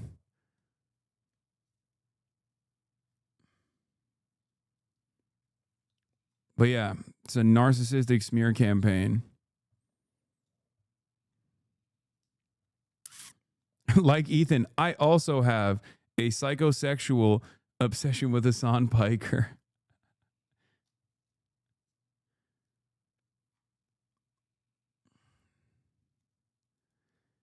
Anyway, here's Nick Fuentes giving advice to Destiny's son Nathan.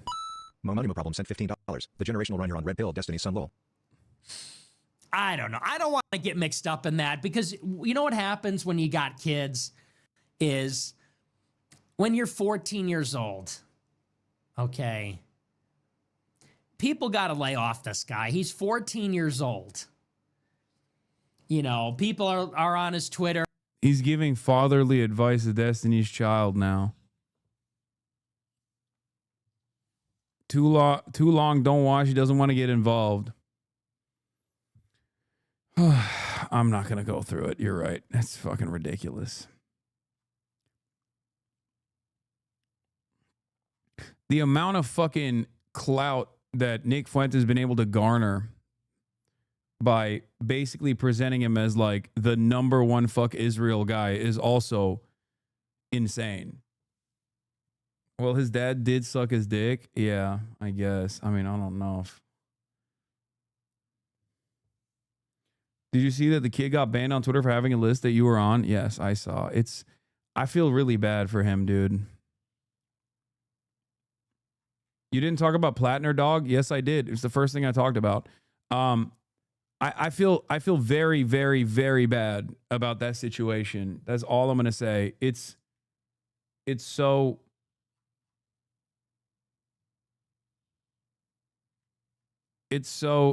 sad that he just has a real piece of shit for a father, and I think it's just like broken. How do 30K people watch such a cooked R-tard? Thanks, man.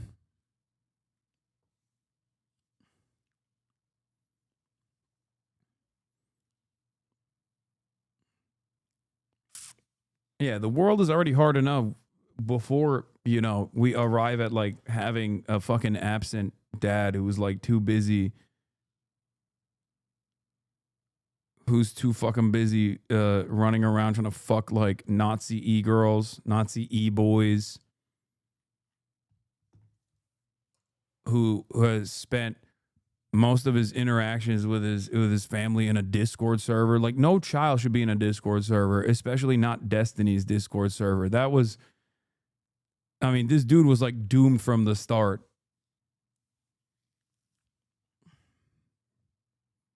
Dad leaving him behind to go fuck girls all around the world.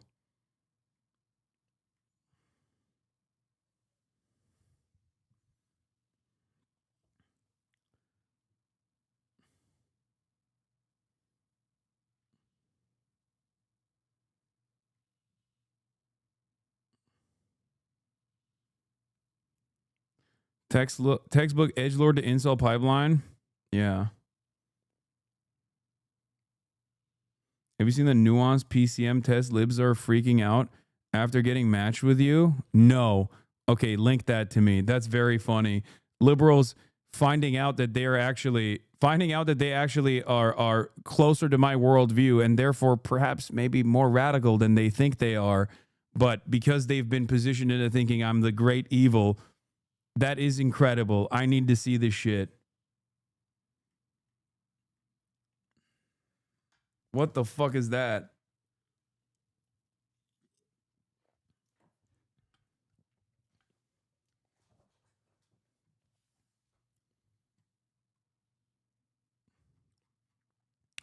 Send it to me, chatter.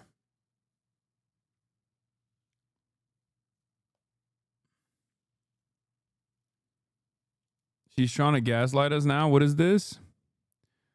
Hila Klein really trying to rewrite history. She literally said in her own words that she volunteered for a raid. Now she's a poor, innocent secretary. Give me a break.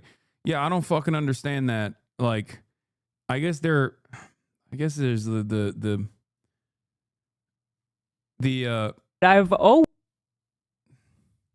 I guess the one positive side of this is that they're like at least embarrassed now. They're embarrassed of what she formerly did and openly talked about. Always spoken against settlements before this motherfucker even knew what that was. She's talking about me? Okay? I've always been against it. So shut the fuck up, Hasan, and go learn something before you talk about other people's business. He's not into learning. The other...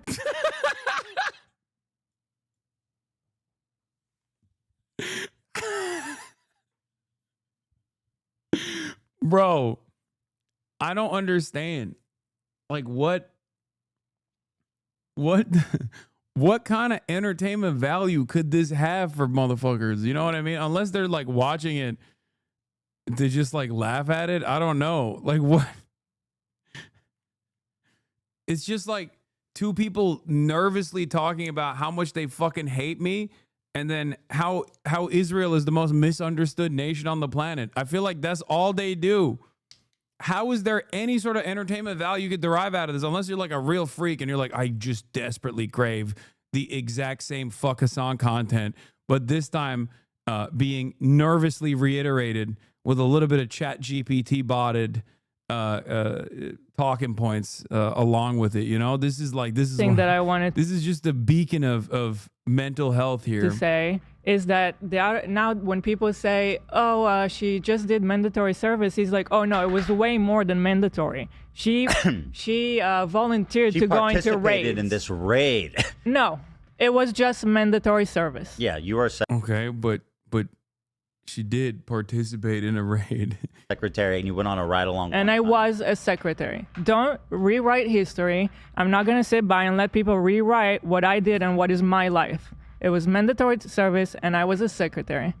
20 years ago. Now I'm an American citizen. You got a problem? I don't. I You don't told me know. once you went on like a mission with them Mm-hmm. to like a terrorist city. Yeah. That was kind of a crazy story. Yeah, It's a terrorist city. He's talking about Ramallah, by the way. my officers and like the soldiers in that brigade. Like, why would I know any of this? I didn't know any of this when I actually I didn't know any of this when I actually did the podcast. I didn't even think that they were pro-Israel.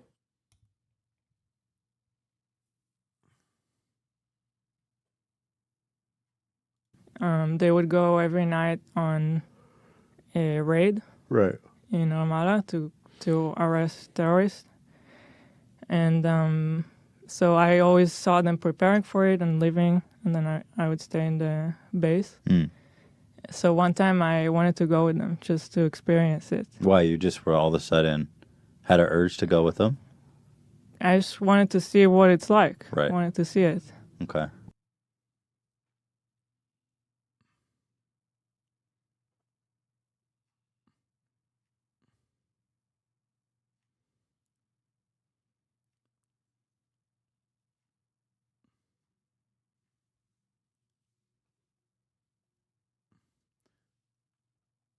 It's funny because it's like, even if she had participated in this and then like joined breaking the silence, like I wouldn't have an issue with that at all. You know what I mean? My automatic expectation isn't that someone who has done something like this, because it is mandatory service, to reflect on it and then think it's awesome. You know what I mean?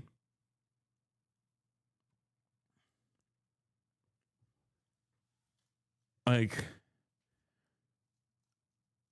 yeah, you think like after participating in it, you'd be appalled. Also, I don't know how they're trying to fucking rewrite this part of the story, because Ethan himself admitted in our quote unquote debate that this took place.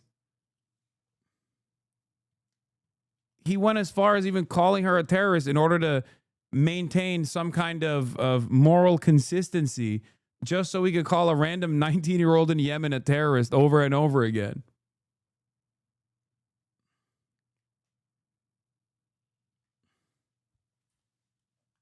They claim he was being sarcastic. Oh, okay, got it.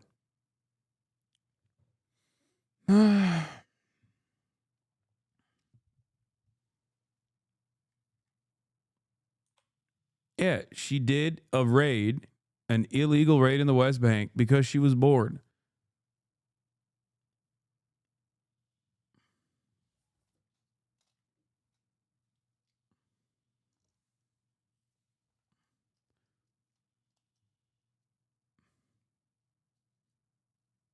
It's becoming more and more obvious that in your debate with Ethan, he capitulated instantly on stuff like that to avoid talking about it with you. Yeah, I think so too.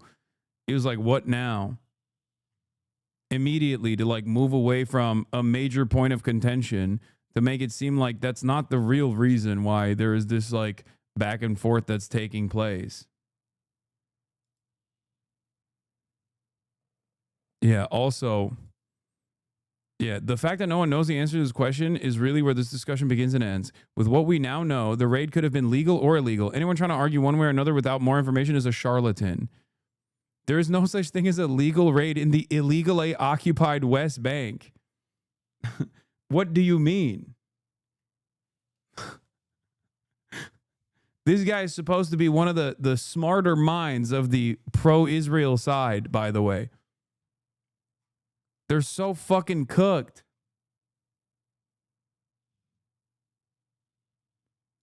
What is this? This is the test I saw people freaking out about on the D subreddit. I saw them freaking out on the Destiny subreddit and neoliberal, but I can't find it right now. I only found this tweet, but it has like barely any likes. Oh, you're a liberal? Then try to get a liberal commentator in this test. I got Hasan Lamau. Like that person, most likely, progressive political commentator advocating for social justice, government intervention in the economy, and addressing inequality aligns well with the user's left-leaning economic and progressive social views. Like that person most likely doesn't realize that they are probably a lot closer to my worldview than they think. Like that's it. It makes a lot more sense that you got motherfuckers in that community that are like getting Dave Rubin on the test, right? That's what's so funny about this. Like these guys will do this like political compass test and get frustrated that like they're closely aligned with my worldview, but in their minds it's like there's a higher order of priority, which is fuck Hasan. Hasan is always wrong. So clearly something must be broken. At no point does that person ever further entertain this and instead entertains the delusion further.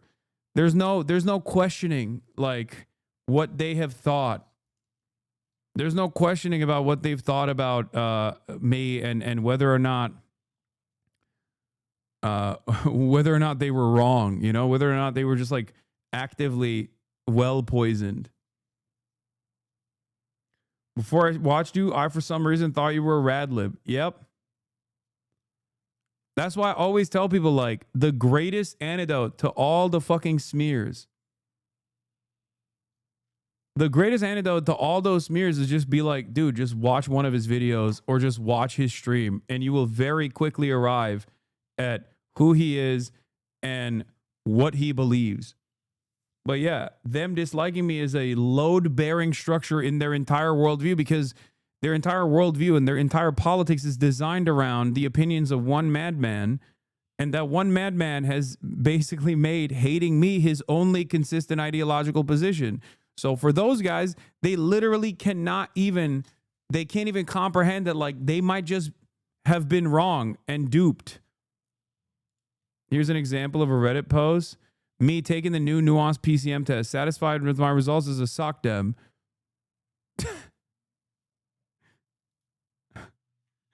It's all these guys who like think, it's all these dudes who will refuse to watch. All these dudes who refuse to watch, but like only have seen me through the most negative lens possible, thinking like this is so fucked up.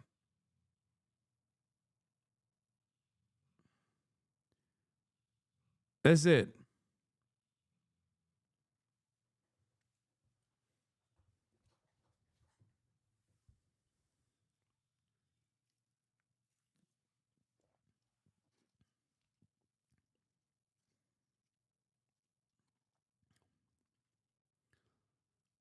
The notion that anyone would be surprised by a political analysis test of their views is like as a game or something. Yeah. Also, this probably doesn't show the nuance of my worldview anyway.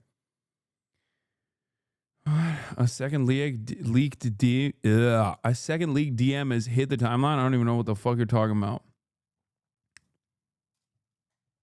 The test is run by AI, by the way. It says on the website. The hate HasanAbi industrial complex is hiding a pedophile cult. It's true. It's true. Anyway, let's get back to this. Pro-Palestinian protesters interrupt Representative Wesley Bell's town hall.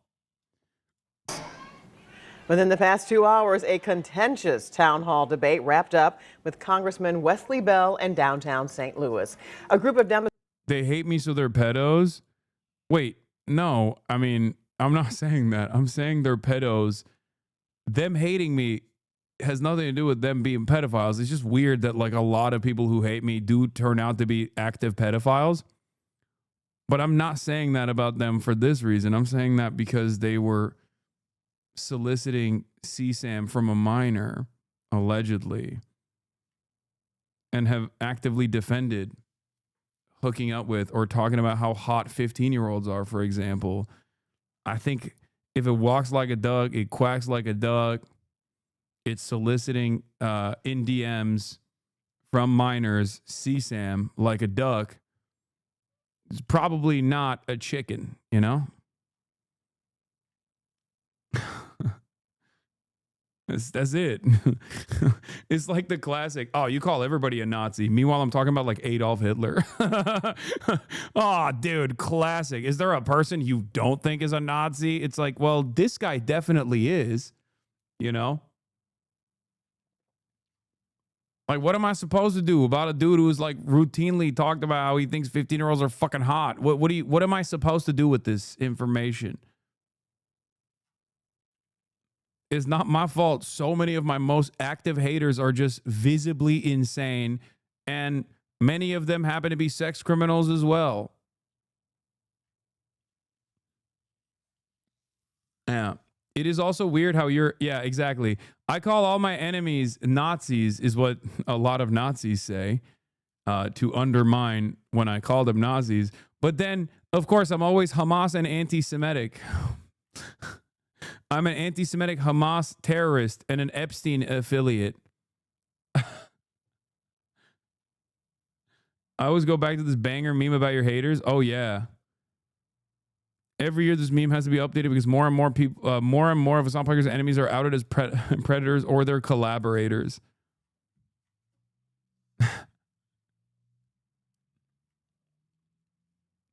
How is this my fault?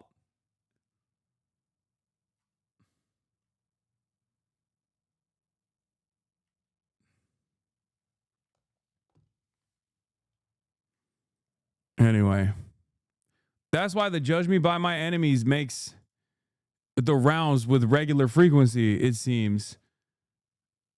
Because of what the fuck they're doing. Demonstrator showing up, challenging Bell on his stance on the conflict in the Middle East. 5 on your side's Brent Solomon is just back from that heated exchange where at times Bell could barely get a word in. Brent? Yeah, liken it to a classroom of rowdy students where a teacher is trying to take command and get the students to listen. Half of the room coming out to genuinely hear what the congressman had to say. The other side pushing back, yelling, and at times even standing and turning their back. Get out, ma'am. Got to go. Security in the white. So why not let's talk about it? So let's talk about it then. Can we talk? Can we talk? Can we talk? You can't. Congressman Wesley Bell in his second town hall after winning his seat in the U.S. House. He came to talk about a variety of issues, his work getting FEMA assistance for tornado survivors, gun violence claiming lives in the city.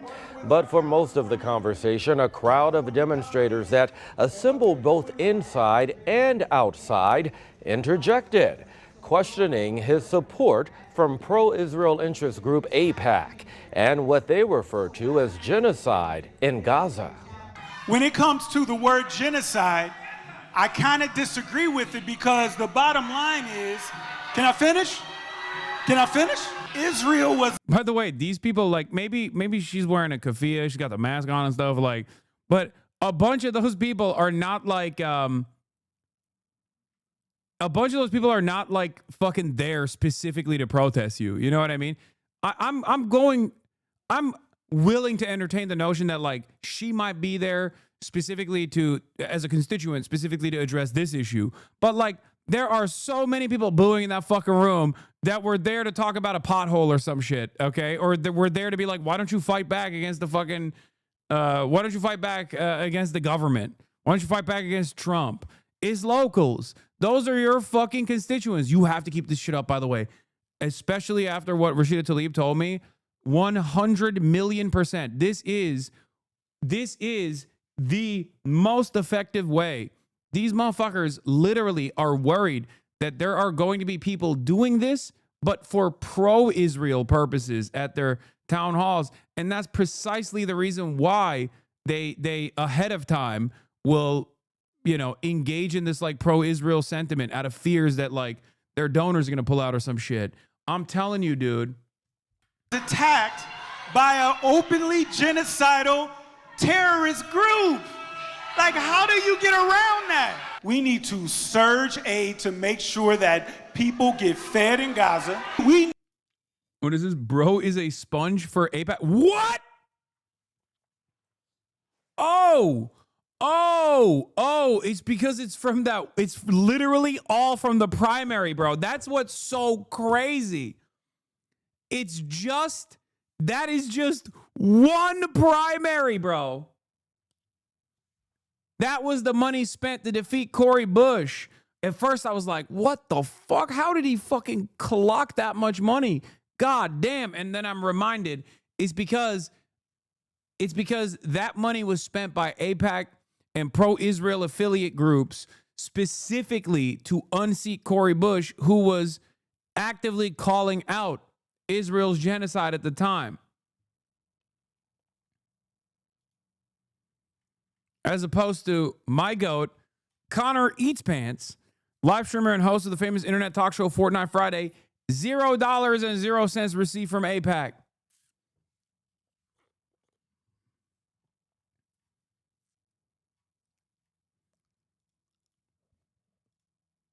Need to end the war.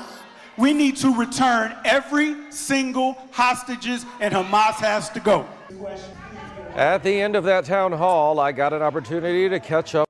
Yeah, like all these people are not, these people are your constituents, big dog. Yeah, you got to face them.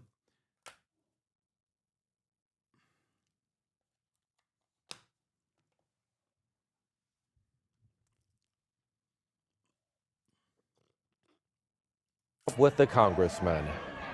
Did this go as 12 million to ride Israel silly style? Oh, he's doing tricks on it, blowing bubbles on it. It's crazy.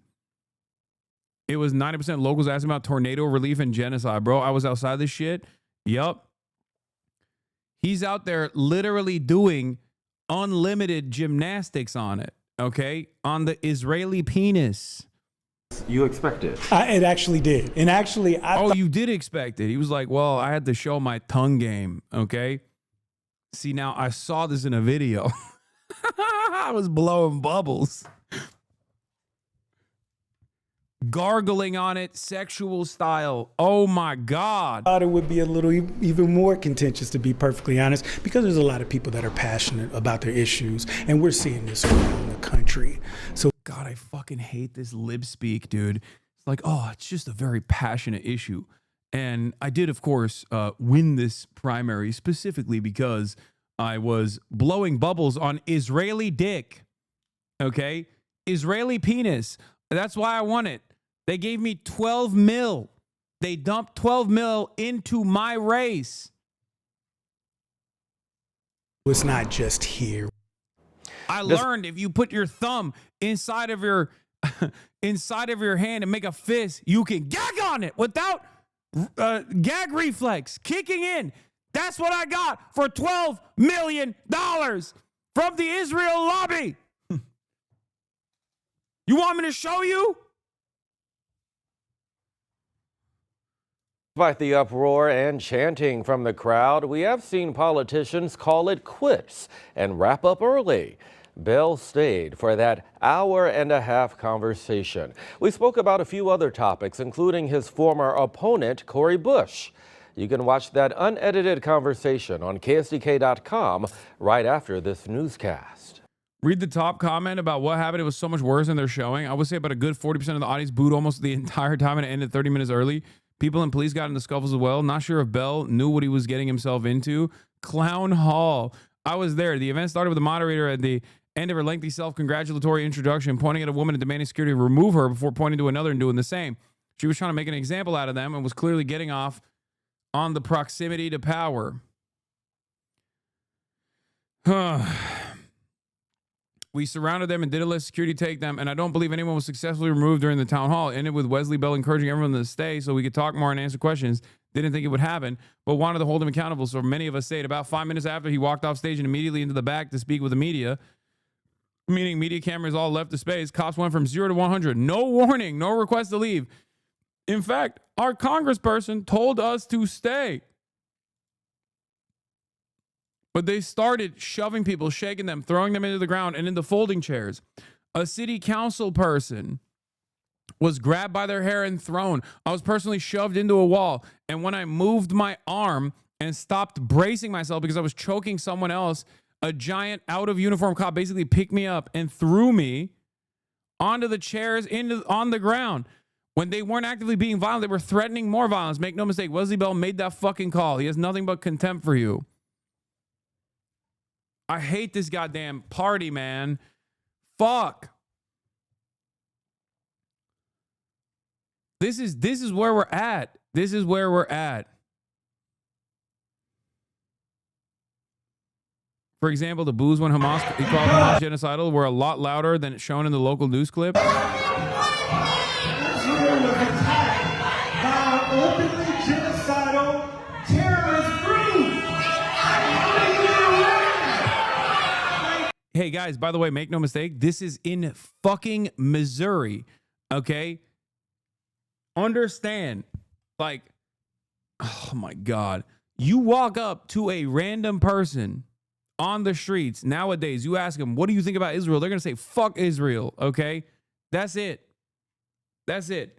And I say this as someone who was probably in the most pro-Israel place in the United States of America, okay? There's like 2 other places that are as pro-Israel, as ultra-Zionist, as like the area that I'm in, okay? West Hollywood.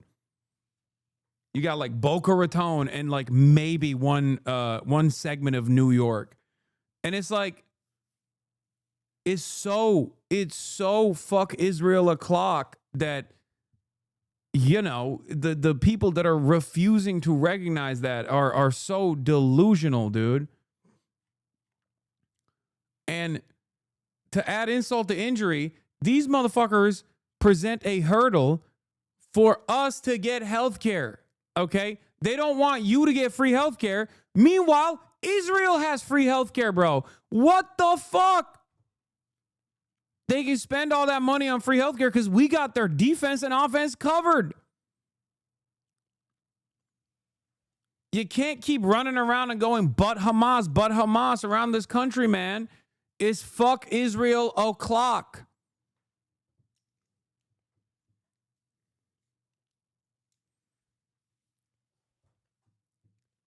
Nobody gives a fuck anymore about but Hamas are terrorists. YouGov poll shows the majority of Americans not believe that Israel is committing a genocide against the Palestinians, particularly young and Democrats.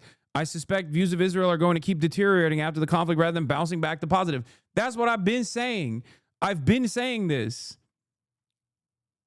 Okay? Also, this one doesn't make sense. 93% strongly or somewhat oppose sympathies in the Israel-Palestinian conflict. 72% oppose the Israelis. What is happening here? What happened here? There's just, most Americans are like, what is the average American position that like they hate Jews and they hate Muslims? Is that what it is? But they hate Muslims more? Is that how they analyze the situation? It's just like, Jews and Muslims fighting each other. Come on, get me out of this shit.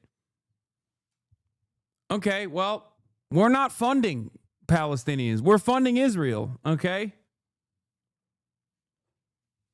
God, Americans are fucking so stupid. I always think like, hopefully there's something salvageable there.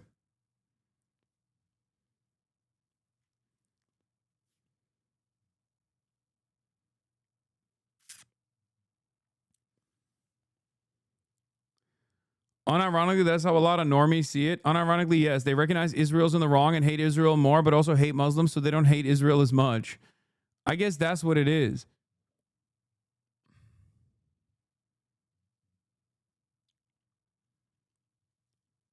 It's all good. Keep pushing. Keep making noise, okay? I just went to my Dem congressman's town hall, and holy moly, the echo chamber, we are so cooked.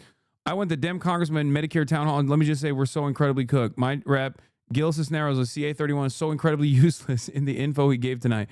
His staff, of course, didn't give him my questions on the 90% approval rating of congressional Dems, which isn't shocking, but they read him an audience question on how the so-called big, beautiful bill was an impact on VA benefits. The congressman just stuttered his way through, looking at the clock in the back of the auditorium in order to hit the 1 hour mark. He also gave the dumbest answer to someone who asked what the Dems are going to do to mitigate the worst impacts of the BBB. Again, just stuttering to run out the clock. He sounded like he was giving a presentation for a book he didn't read. Then he just said the generic, nothing we can do except elect more Dems, I guess. I also found it gross how he purposely went out of his way to take as few questions as possible by having a super old guy he brought it ramble on in his place. Sorry for the long answer. I just wanted to confirm what Rashida Tlaib said to Hasan. These guys are not fighting at all. And that's that. He purposely did this at a senior center on a work day.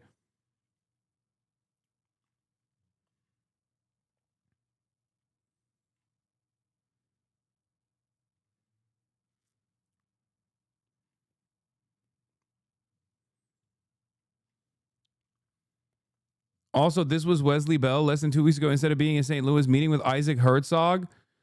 Oh, yeah. Wesley Bell was on the fucking freshman Democrat AIPAC trip. Oh, God. What a fucking gross little monstrous piece of shit he is. God, I have so much hate in my heart for these fucking scumbags, dude.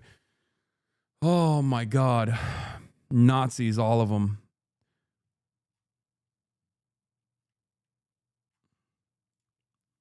So unimaginably stupid.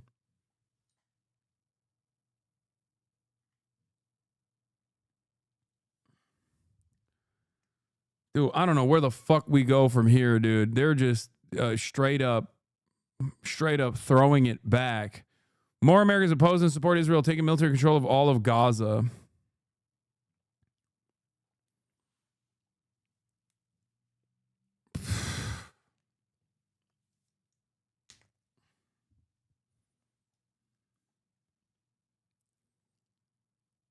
I sent a letter to my Dem congressman, and he sent back a copy-paste email about how much he loves Israel and how protesters in America are supported by Hamas, and he wants them to be arrested, i.e. me.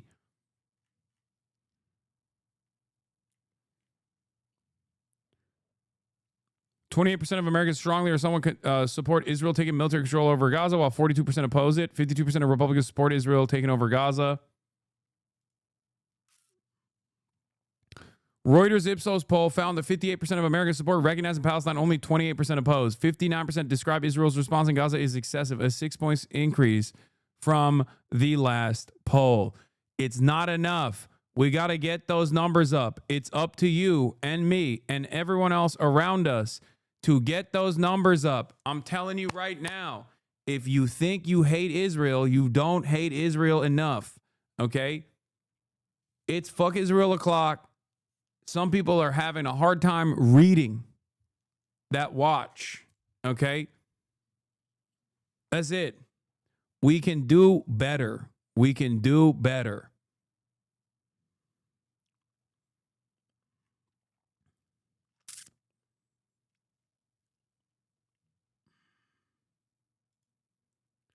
In January 2024, by the time of the ICJ's first order for prime ministers or for PMs, it was extremely controversial to say Israel was committing genocide. At this point, it's controversial to say it isn't.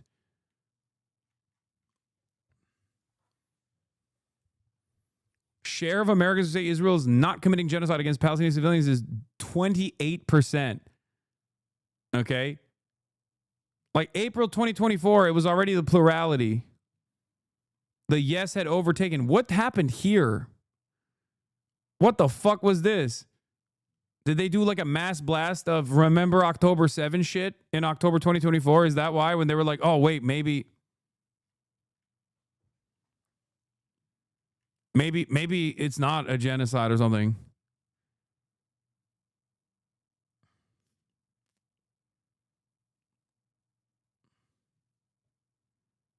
Election polling? Yeah, maybe.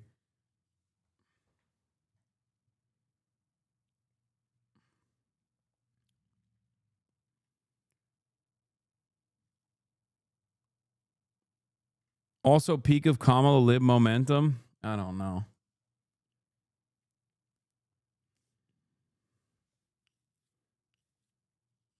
In any case, I'm going to keep repeating it again and again. Is fuck Israel o'clock. He was not going to anyway, I got to pee while we watch this beautiful sight.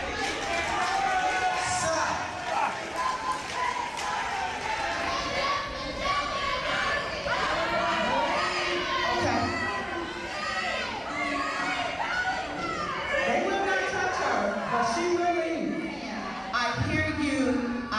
your cries, but we cannot disrupt the purpose of the town hall. There are people that want to have their questions read. It is not fair that those individuals that actually have submitted questions here, who really have concerns, not saying your concerns are not important. What I'm saying is, let's do this the democratic way, the democracy way. So there are a lot of complicated issues in this situation. Feeding children is not one of them. That's a very simple thing to do, is to make certain that we are flooding the zone, surging humanitarian aid. Come on, let me finish. Let me finish the answer. Do you want me to print out an answer so you can just read it? So what we need to do, stop talking. We're trying to answer the question. Okay. Now,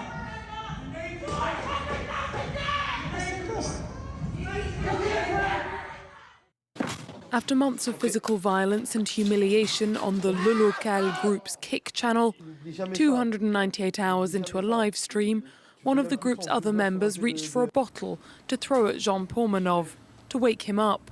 But the 46-year-old streamer had died in his sleep. His autopsy, scheduled for Thursday, will look to establish whether his co-streamers bear responsibility. Authorities have come under fire for failure to prevent the months of violence in plain sight. The death of Jean Pormanov and the violence he was subjected to are absolutely horrific. My condolences are with his family and his friends. Jean Pormanov was humiliated and mistreated for months during live streams on the platform Kick. The group consisted of Pormanov, a former soldier, Kudu, who has disabilities, and the two ringleaders, Naruto and Safin. The latter two came under investigation after website Mediapart shone a light on the channel last December.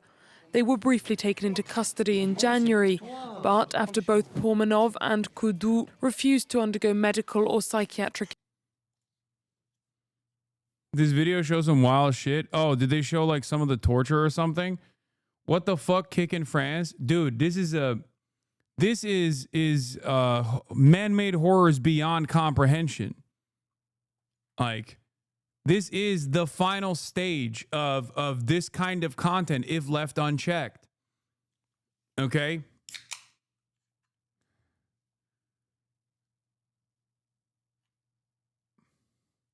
That's it. Kick was joking about him a year ago. Kick joking about Jen Pormanove, a man who was tortured to death on their live stream. Deadpool avec un hoodie Kick. John Pormanove was tortured over the course of 2 years by two streamers on Kick. They found a small stream and took him into their home. He was disabled, vulnerable, and living with his parents. They hit him, strangled him, and treated him like a punching bag every day of his life. They paid him 6,000 euros a month, even though they make 2,000 euros every hour they streamed. They financially manipulated him and threatened to get him thrown out of the streets if he left. At one point, he said that he wanted to leave, but he couldn't. This was reported about in French media in early 2025, but nothing happened. They decided to do a 10-day live stream specifically to torture him. He died in his sleep 2 days ago.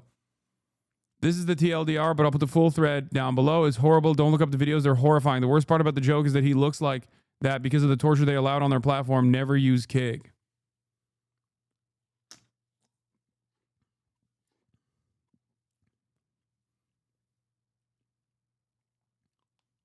I'm French. The minister had been warned about that man's situation long ago, but said it's not a priority. I mean, this is not Black Mirror shit, chat. It's happening in real time. How many times have we covered, like, pedophiles on Kick are unironically distributing CSAM? They are procuring and distributing CSAM, serializing this content. Like, we know this already. It is fucking insane. It's not Black Mirror. It's real life, okay?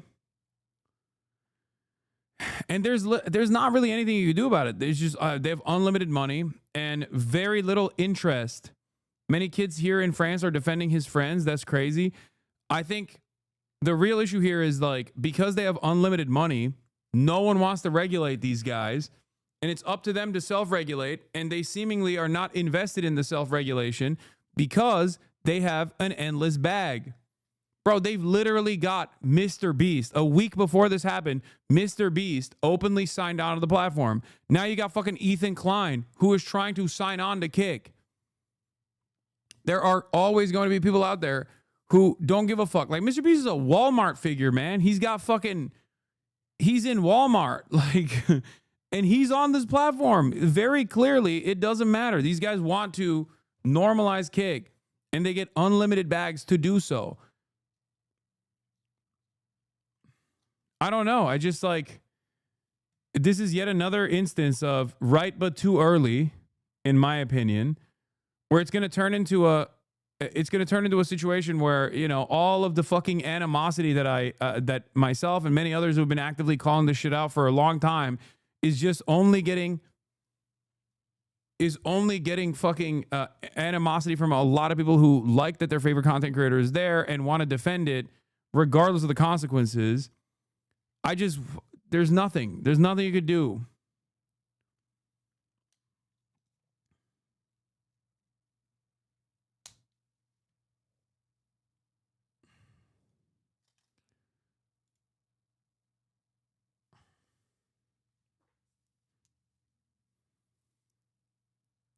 Kick proposed these torture guys $5 million per year to do online gambling. They refused for some reason. Torture is fine, but they drew the line at gambling.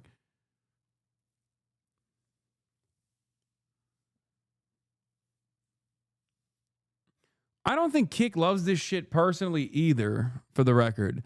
They don't like that this is the only thing that their platform is known for. They want to use the platform as like a casino. And that's the entertainment component that's bringing in people into the casino. You don't want your casino online to be known as the casino where people are getting tortured to death for entertainment purposes. Okay?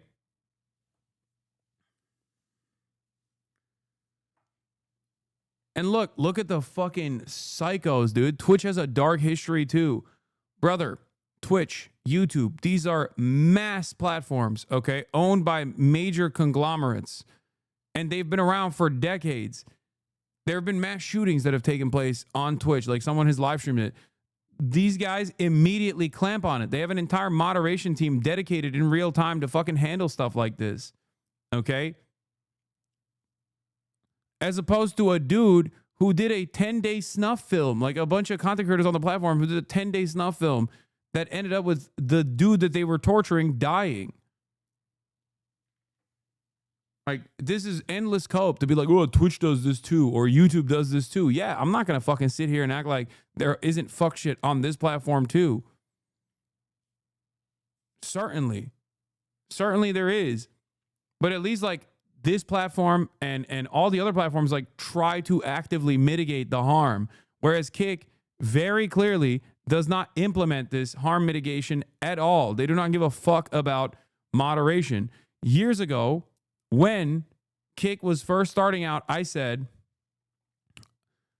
great, competition is not a bad thing. And I told straight up to Train, to his face, if you don't actively pursue moderation on this platform that you are an advisor of, it is going to turn into open season, a shithole filled to the brim with pedophile Nazis.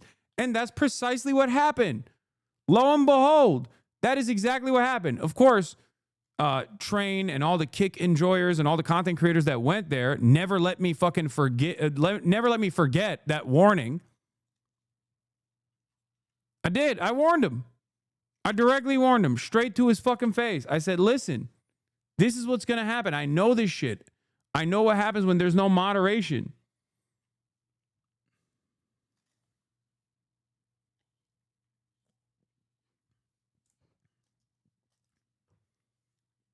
Kick and new Twitter has basically busted the brains of so many young kids that get a lot of content from that side.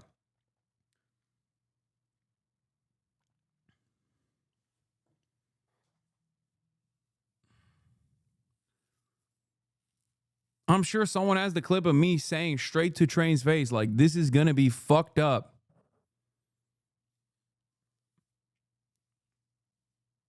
And in this day and age, clearly, there's increasingly less interest in moderation, and people basically just like wear it on their fucking sleeves. This kind of like horrifying nonsense. Like, people are People are literally vice signaling. How do you recognize that you are part of the problem? How do I recognize that I'm part of the problem? You think I'm part of the... Explain to me what you mean by this. At most, you can say, like, I saw the warning signs ahead of time about crypto casino gambling on the platform and wanted changes to be made. And then Twitch banned stake.com. So then Stake went back to Twitch and went to AWS and got their own website called Kick. I'm not saying you're the problem, but we all are. Okay, what is this fucking vague generalization? What do you mean we're all the problem? The fuck? You don't multi-stream on Kick? No, fuck no. Oh.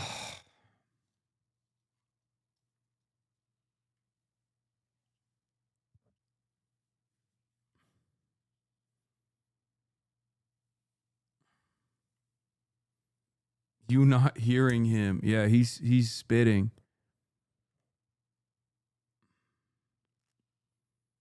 Here's the clip of you talking about Kick Train, and it's a literal fucking poop sock. Take an hour off. Or day off, not an hour.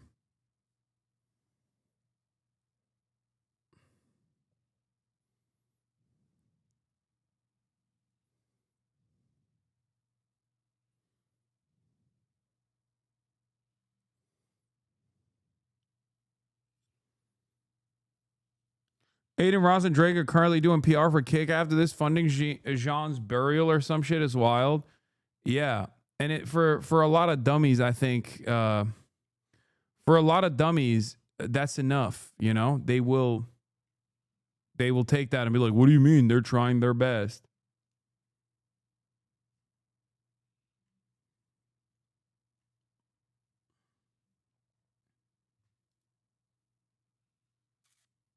The moderation comment, I think. Totally, dude. Totally. Exactly.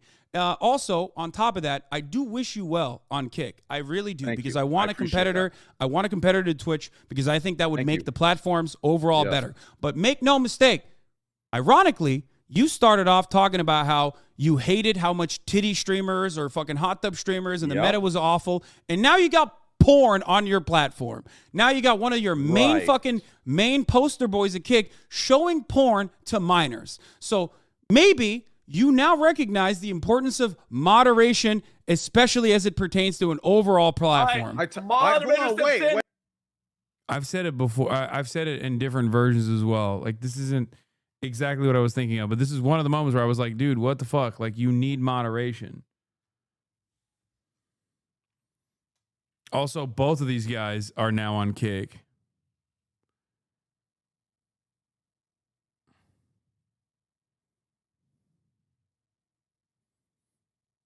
I said it in Japan too.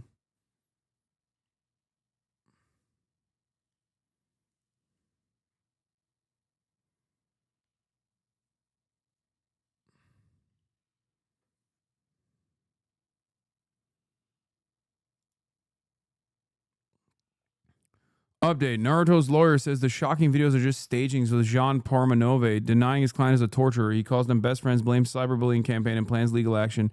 Reminder, Naruto and Safine were already investigated by the police in Nice last January.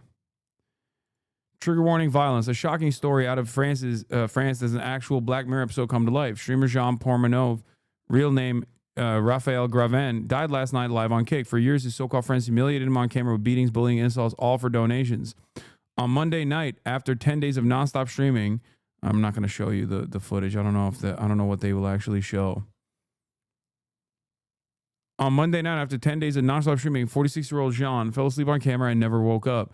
Viewers watched as his body was shaken by his companions, who only realized minutes later he was gone. A live video now widely shared reportedly shows him inanimate under a duvet with two men nearby, one tossing a small plastic water bottle at him.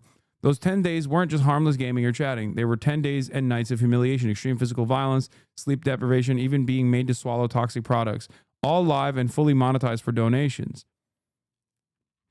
The channel behind this is called Le Local, run by streamers known as Naruto V and Safine. Mediapart exposed them last year for live humiliation and violence for audience shares. They were detained, then released, and the channel kept going. There's a clip from weeks ago that is especially haunting. His friends laugh about what could happen if he died live. One insists he should stay on camera, that if he ever dies, it'll be because of his health, not them. Under pressure, Jean said it. Some people are now arguing he was a consenting adult, fully aware of what he signed up for. But in reality, in a message to his mother, Jean wrote, "It's going too far. I feel like I'm being sequestered with their shitty concept." Jean, a fragile man in his 40s who spent much of his life streaming alone from his parents' house, wanted community and to belong. Instead, he ended up surrounded by people who made him the punchline. After falling in with his new group, he moved in. Streaming became his whole life. On camera, his friends kept reminding him how they had rescued him, how he owed everything to them. Clips show them mocking his past, saying he never had friends, never had love. They call him disabled, beat him, even strangled him. And all of it was played for laughs, with viewers sending money to keep the abuse going. Other streamers saw it coming. Ava Mind said months ago, this channel should have never been public, both for the damage it did to viewers and the way Jean himself clearly wasn't in control. After his death, she said, "It pisses me off to have been right." Arkuner, one of France's biggest streamers, wrote, "I have rarely been so shocked, frightening that such content could continue for years without anyone intervening. Whether it is the disgusting shit or on the videos or Kick, I hope they all pay." Meanwhile, the man behind Le Local are now posting tributes, calling Jean their brother and asking people not to share the footage of his death. One wrote, "No one knows, but everyone talks. We loved each other. That's all that matters." France's digital minister, Clara Chapaz, called the case an absolute horror, announced a judicial investigation, and says she contacted Kick directly. But Mediapart says the government was warned months ago. Back then, Kick simply wasn't a priority. Kick, the Australian streaming site, said it couldn't comment due to privacy rules. Their terms ban heinous violence, but moderation is looser than Twitch. In the end, someone died on their platform, sparking a national debate in France on social media responsibility.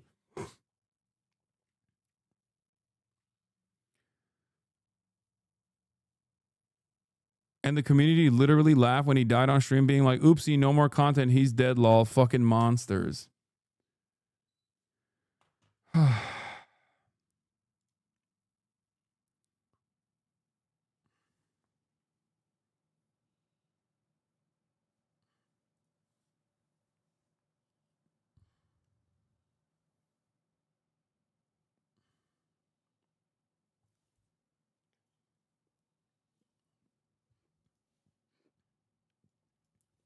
You're a grown man. It feels like too much pressure. Get up and leave. Everyone's a victim.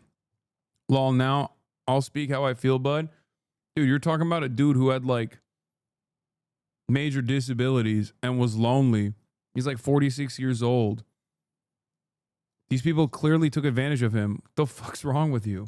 They tortured him and then he died.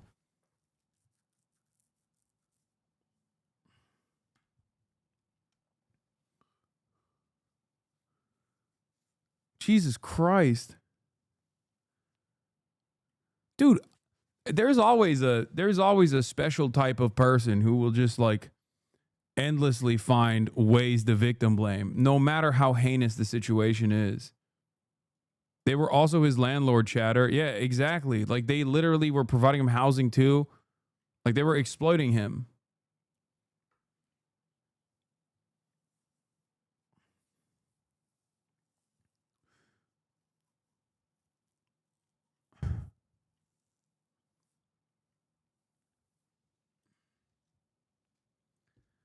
I don't know, man. It's just like, fuck.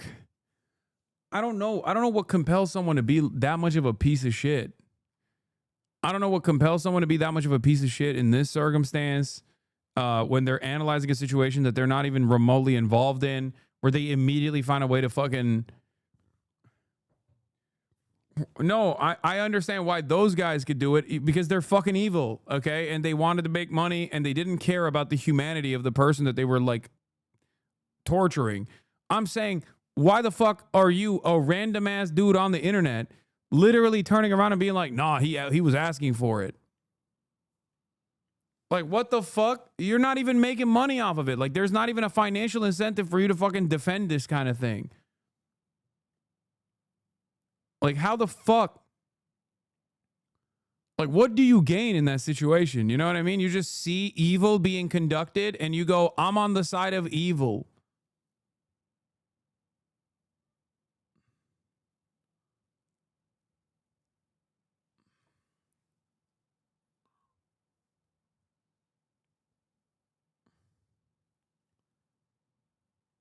I guess it's like, it's the same principle behind people who like entertain lolcowing people, right? Which is just like stalking and harassment of a person who oftentimes has the exact same kind of disability that they have online. You know, it's just like everything that they hate about themselves that they want to attack and destroy. It's a lot of fucking shut-ins who engage in this kind of thing, and they have like crippling disabilities that render them unable to go outside. So they spend every fucking waking moment online literally targeting people with similar kinds of disabilities online and make it their life's mission to ruin their lives, right? It's just misery-loving company. Oh. What's so crazy about it is like if they weren't, if the audiences weren't entertaining shit like this, they would probably make something of themselves. But the more they entertain shit like this, and the more they find a sense of community in this shared misery, actively trying to harm other people, the more sedentary they become, you know, the more awful they become for consuming this kind of content.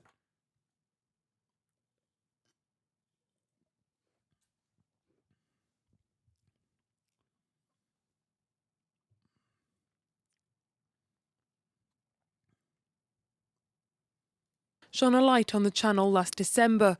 They were briefly taken into custody in January, but after both Pormanov and Kudu refused to undergo medical or psychiatric... I'm a lonely person, man. This goes beyond that. No, there are plenty of lonely people. There's plenty of lonely people in this community, okay? There's a difference, though. You're not entertaining that shit. You're not letting your own personal problems turn into, like, other people's issues. You're not like, I'm in a fucking shitty situation, so I'm going to make sure that I find a sense of community with other people in similar shitty situations, and we actively fucking gang stalk people online and try to ruin their goddamn lives. You know? A lot of people are lonely. A lot of people go through horrible straits in their lives. They don't just like make it everybody else's problem. That's the point. Like... psychiatric evaluations and told investigators they were participating freely in an enterprise Pormanov said was making him up to €6,000 a month. The streams continued on the platform Kick. The platform Kick has a reputation as a bit of a Wild West and also an El Dorado for streamers who no longer have a place on other platforms.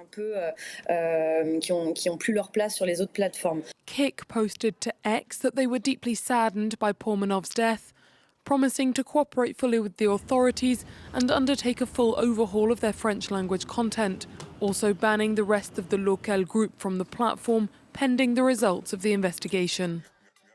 An investigation has been launched after a French streamer died taking part in a live broadcast on the online platform Kick.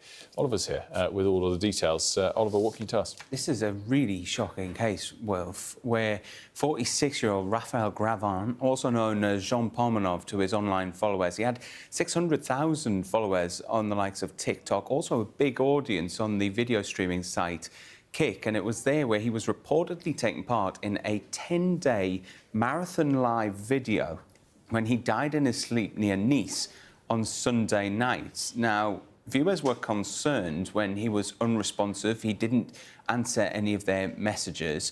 And according to Le Monde newspaper, it appears that quite often in these videos that he was part of, he was subjected to violence and he was often humiliated.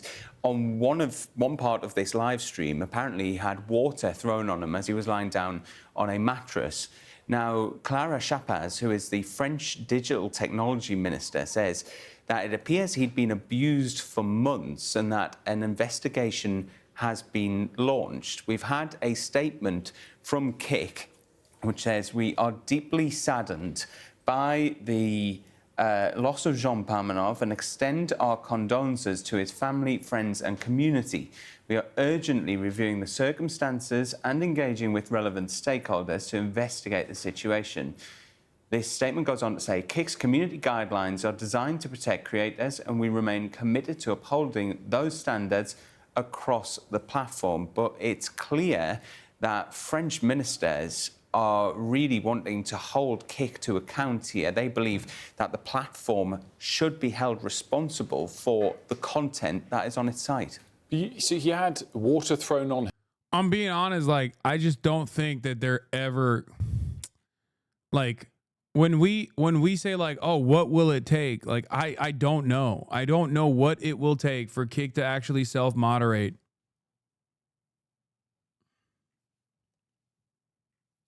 Because, like, it's clear that countries, even like the EU nations, who normally have like at least some sense and more regulatory control, would, under normal situations, like under normal circumstances, take action against stuff like this, right?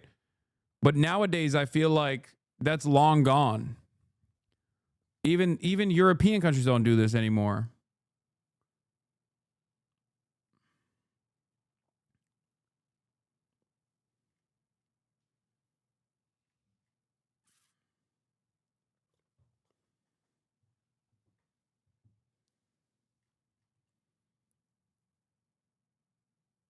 They got to lose money. That's all they care about. They're never going to lose money. The entire platform is losing money all the time.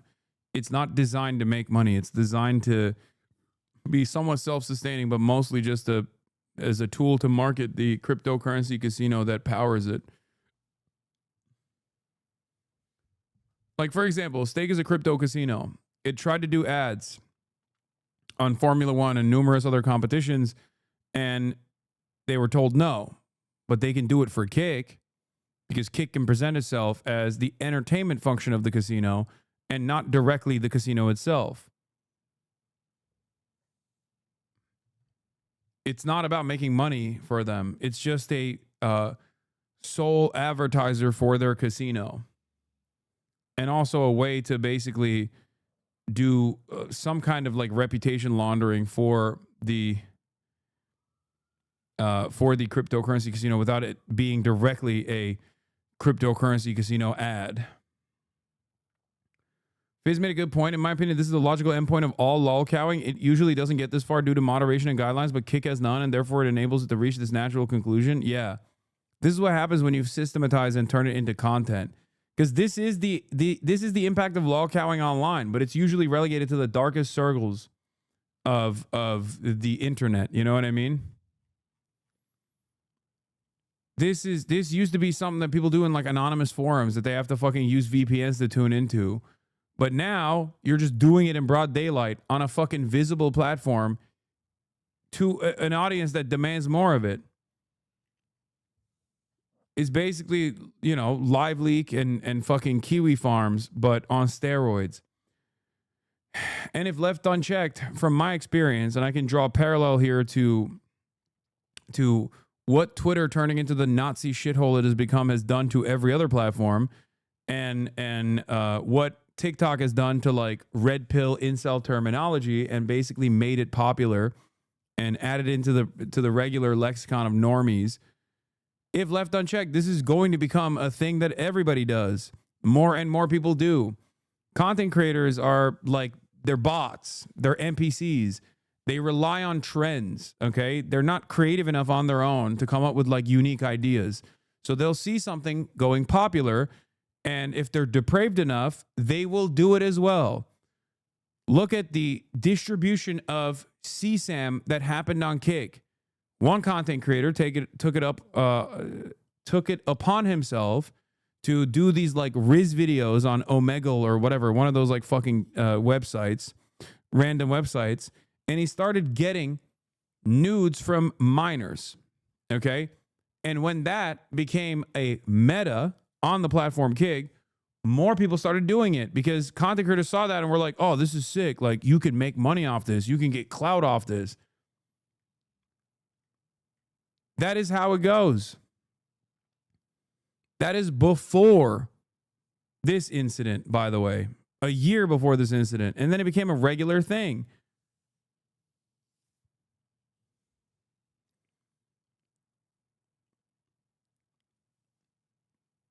And there's more to it than just that. There's like Nazis on there. Again, that's how Nazis also became the meta as well. Being a Nazi became the meta. Being like a gross racist became the meta. You would just say shit. You would just fucking say the most heinous shit and be rewarded for it. And then other content creators who don't have any fucking functioning brain cells would repeat that because they're like, oh, well, this, I don't give a shit. What about I don't give a shit about the repercussions. Okay.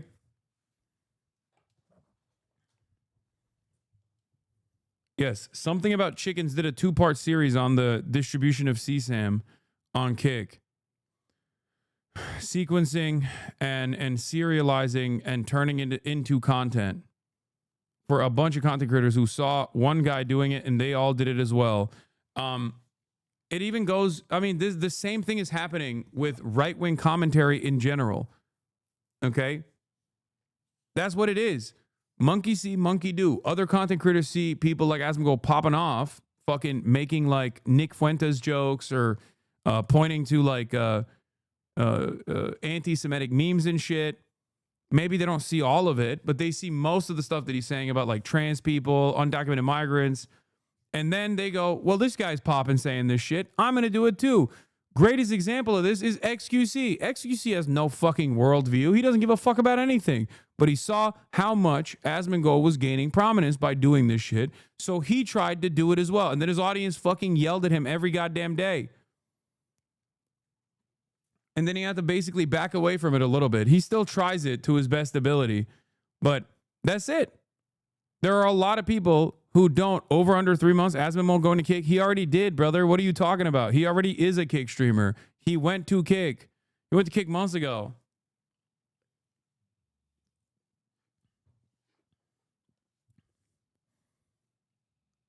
He's already there. And now you got Mr. Beast going there too. It's just so fucked.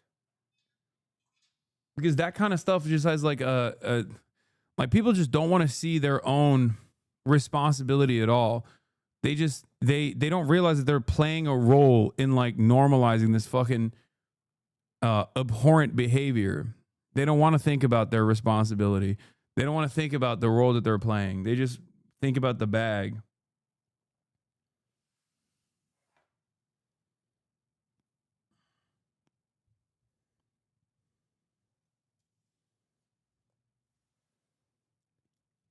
Him. Yeah. But so by someone he was in partnership with? It appears that he usually creates videos with 2 other video content creators. Some of the videos that I've seen online, it's silly videos where they're slapping each other, they're having fights.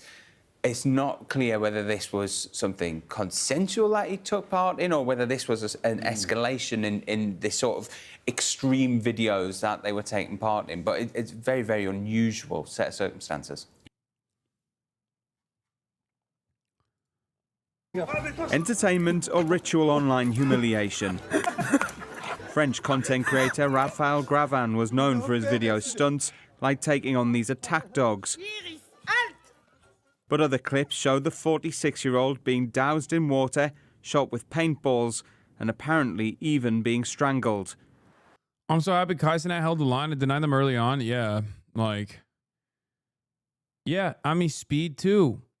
It's so funny. Kai and Speed got the bag from Rumble, and then they never really fucking streamed there too. They were like, Rumble was so desperate for clout that they just gave him a fat bag, and they streamed one time on that platform and then never again. And look where they're at in their careers. They could have taken the kick bag. They could have.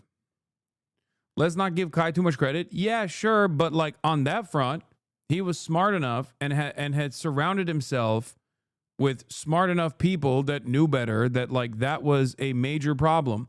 What's also crazy about the Kai situation is that all the Kick streamers fucking hate his ass now because he literally said, I don't want to stream with Aiden Ross because they spam like, you know, monkeys in the chat every time I'm on camera.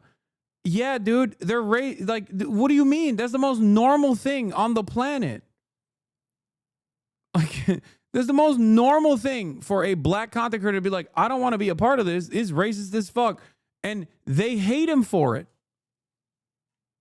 They literally hate him for it. They're like, oh, how dare you? Why the fuck would he want to be a part of that?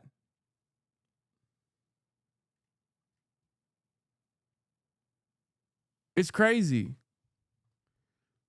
Drake is promoting ED pills. We're in dark times. I think that's because he must have like a crippling gambling addiction or something. I got your back online. I said, respectfully, in real life, I got you, bro. But when it comes to this content shit, I'm not in the mental state to be in front of your niggas. As soon as a nigga of color hop onto the stream, it's straight watermelon and gorillas, nigga. I'll watch. I just wish he didn't say that, though. I really wish he didn't say that as soon as there's somebody with color on your stream. We don't have to make this about race at all. Brother,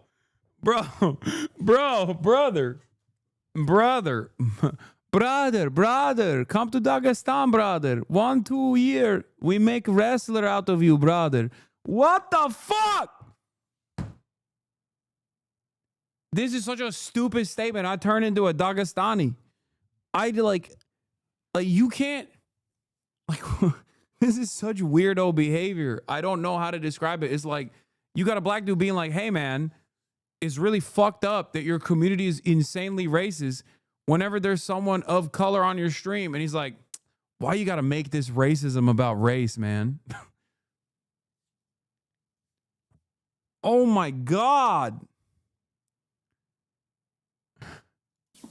We don't have to make this about race at all. Like, there's no reason to do that at all. I get what he's saying. Like, when there's somebody with color on their stream, they spam monkey and watermelons and stuff. When there's a Jew on stream, they'll spam the craziest shit in my chat. When there's a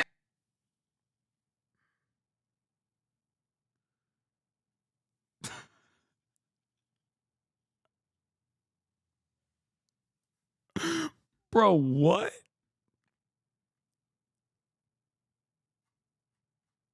His response is, let me tell you all the other groups that they're racist towards as well.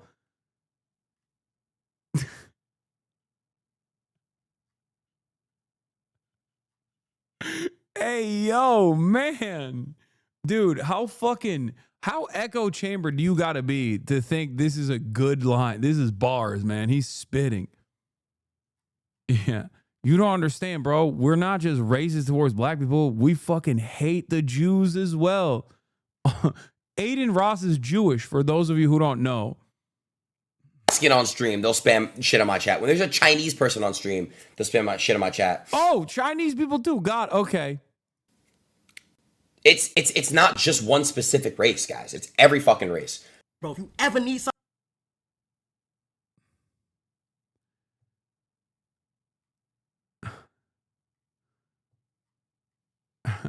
Oh, I didn't realize it was worse than I thought it was. Why would that be inviting? Why would this be welcoming? What the fuck? I'll bet there's one race that doesn't get spams. Oh. Yeah. Well, because that doesn't work. You know what I mean? Like, anti-white racism doesn't hit the same. And anyone who will try to sincerely engage you with that argument is a silly person, okay? It just doesn't work that way.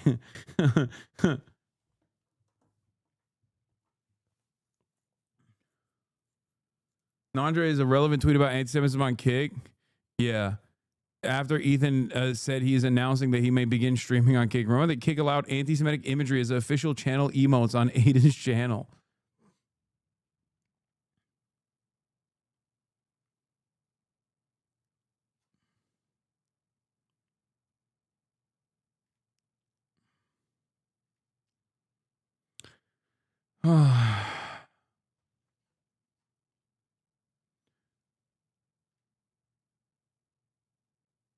Looking back at getting banned for Cracker is even more crazy now. Oh, yes. I mean, you know Kai, right? Why does he allow himself to believe someone like Aiden is his friend, is actually his friend IRL? I don't fucking know Kai like that. What are you, crazy? No, I don't. Like, I've collabed with him in the past, like when he was first coming up. He is far too much of a household brand for me to actively be around him like that. I don't fucking know. All streamers are best friends. Yeah, Kai knows Aiden a lot better than he knows who the fuck I am.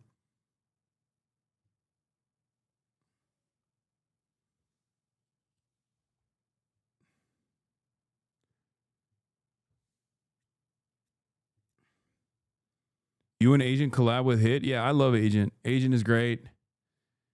Chris is great. I don't really know the other dudes on AMP that well. Oh, Phantom also. I love Phantom. Yeah, we love Agent. He's been on the Fear End podcast. Yeah, Chatter, Kai has Nike shoes, bro. He's not cool like that with us on. Yeah. Like I said, he's too much of a brand. Okay, let's be real.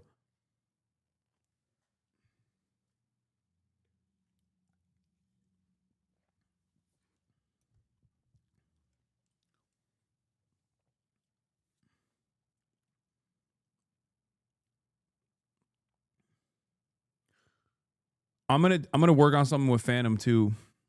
I've been talking to him. This was XC's racist drawing and Aiden's racist prompt when playing Gartic phone. I don't care about that. Come on, man. It's just, who cares?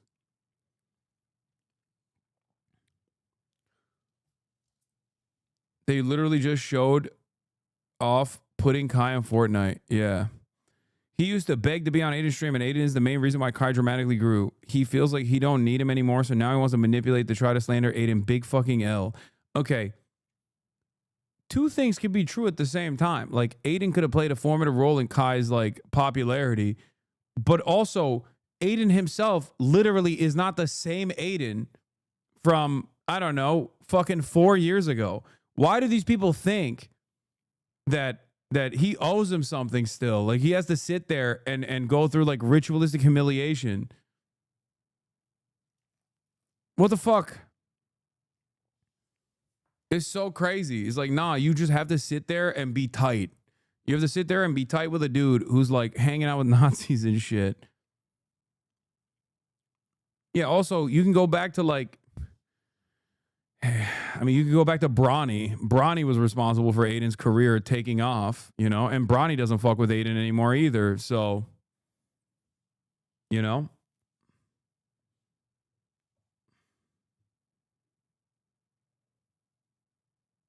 I just like people lack object permanence, I think. Where they personally think that like people stay the same forever or something. Like there was a good long moment. There was a long period of time where Aiden was just like kind of funny. You know, he was. I mean, he still is kind of funny. Like when he was asking Donald Trump to deport me. Like that's pretty funny. He has his moments still. But it's like it went from like him being funny because he's kind of dumb to him being him going from like relatively harmless, haha funny because he's kind of dumb but like well intentioned for the most part, to him being like a horrible monster. That's it. A lot of these people think growth equals self-censorship, which equals First Amendment violation, obviously. Yeah, no, that is definitely, I mean, there is truth to that, for the record. There is truth to that. Brands have kept a lot of these motherfuckers in check. 100%, okay? I think a lot of people have shown their true colors in this new age of Donald Trump, where they're just like, oh, hell yeah, we have the freedom to be as vicious as we want to be. And I don't think like a lot of people look at that and go, this is great. I'm glad that you're an incredibly toxic person. I really like that. There are plenty of people who like that for sure, and I'm certain that there are people who also go along with it because they think that's the cool thing. Like a lot of young impressionable people that probably think like this is cool. This is the way to be funny. And it's most likely melting the minds of so many young people all around the world.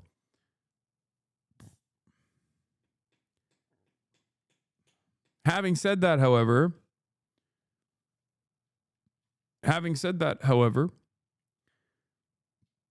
it's just, it's totally fucked up that if it wasn't for like fear of cancellation, a lot of these guys aren't like, I guess, personally invested in being good people. Where, you know, it was just like the bag that was stopping them from behaving like repulsive little monsters. And now that there is a bag out there to let your freak flag fly, plenty of people are taking that opportunity to do just that. Terrible. Terrible circumstance.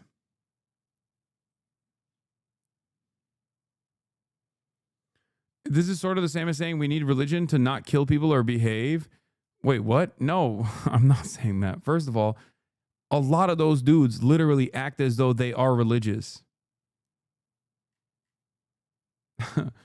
For the record. I don't think that like any I don't think that any it shouldn't be outside forces that are like preventing these people from behaving like little monsters. It should be their own morality. But I digress. In the absence of that happening on its own, I'm fine with any sort of external pressure that stops these people from actively recruiting more young people who are malleable, who are impressionable into behaving like this because they think it's a cool way to behave.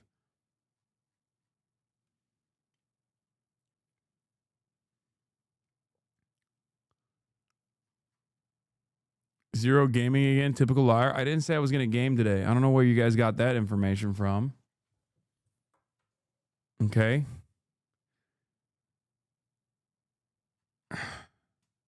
Yeah, Niall Strange post, the political and media discourse in the U.S. over Palestine is framed in a way that is so disconnected from public sentiment. Is Israel committing a genocide against Palestinian civilians? Yes, 43%. No, 28%. America's under 30. Yes, 55%. No, 21%. I mean, those numbers should even be higher. And I think how low those numbers are clearly indicate that people are still duped. Because you're asking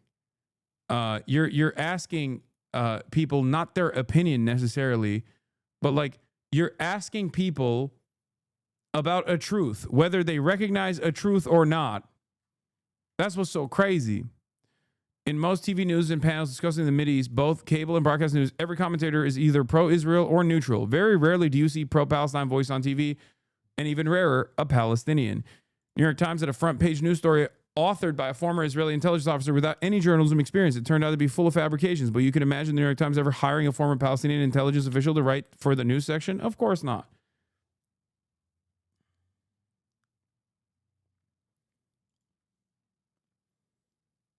Yeah. Oh, there's also this as well. Now confirmed that this episode led 60 Minutes to be stripped of its editorial independence and led to the selling of CBS to David Ellison, who now plans to merge the company with Barry Weiss and the Free Press. Yeah. Same. 60 Minutes put out this video, if you guys recall, later, after the fact, months after the fact, across the now decimated Gaza Strip. America's markers everywhere. In the footage shot by CBS News in May, the ground is littered with U.S.-made ammunition casings, some used to prop up tents, others turned into playthings by children. Here is the report.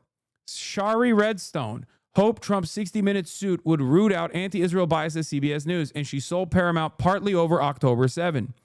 Redstone told The Times that for years she had resisted entreaties from potential suitors eager to buy Paramount. What pushed her finally to agree to sell the family business was the October 7th massacre of an estimated 1,200 Israelis. Now, let me tell you something. Why is there this much fucking power in the hands of one person? Why are we at the mercy of a bunch of freak-ass billionaires, bro? Like, that's so crazy to me. There should be some kind of safeguard against this. You know what I mean? But of course, because this kind of power accumulation is a normal part of capitalism, that you got a bunch of oligarchs who could just be insane. You know? You could have an oligarch who's like, sorry, dog, I saw October 7, am Israel high, sucks to suck. Anyone that ever criticizes Israel going forward is done. And I'm going to tank this fucking entire media institution because they're not sufficiently pro-Israel. That is crazy. That is a crazy thing. They should not have this kind of power. A billionaire should not be able to single-handedly decide that one of the increasingly small sliver of media giants is now going to merge and become more pro-Israel than they already were. That's crazy. That's crazy. Once that happened, I wanted out, she told the Times. I wanted to support Israel and address the issues around anti-Semitism and racism. She told the Times that her breaking point came just before she withdrew from settlement talks with Trump in January this year. CBS aired a 60-minute segment featuring State Department officials who quit over American support for Israel's Gaza war, a piece the American Jewish Committee blasted as shockingly one-sided, lacked factual accuracy, and relied heavily on misguided information. Redstone wasn't alone in her concerns. Days after the segment aired, George Cheeks, who oversees CBS, shared Redstone's dismay about the Gaza episode. Yeah, Cheeks is right. Who shared Redstone's dismay about the Gaza episode and soon appointed veteran producer Susan Zirinsky as executive editor to review 60-minute segments, stripping the show of its traditional independence from corporate interference.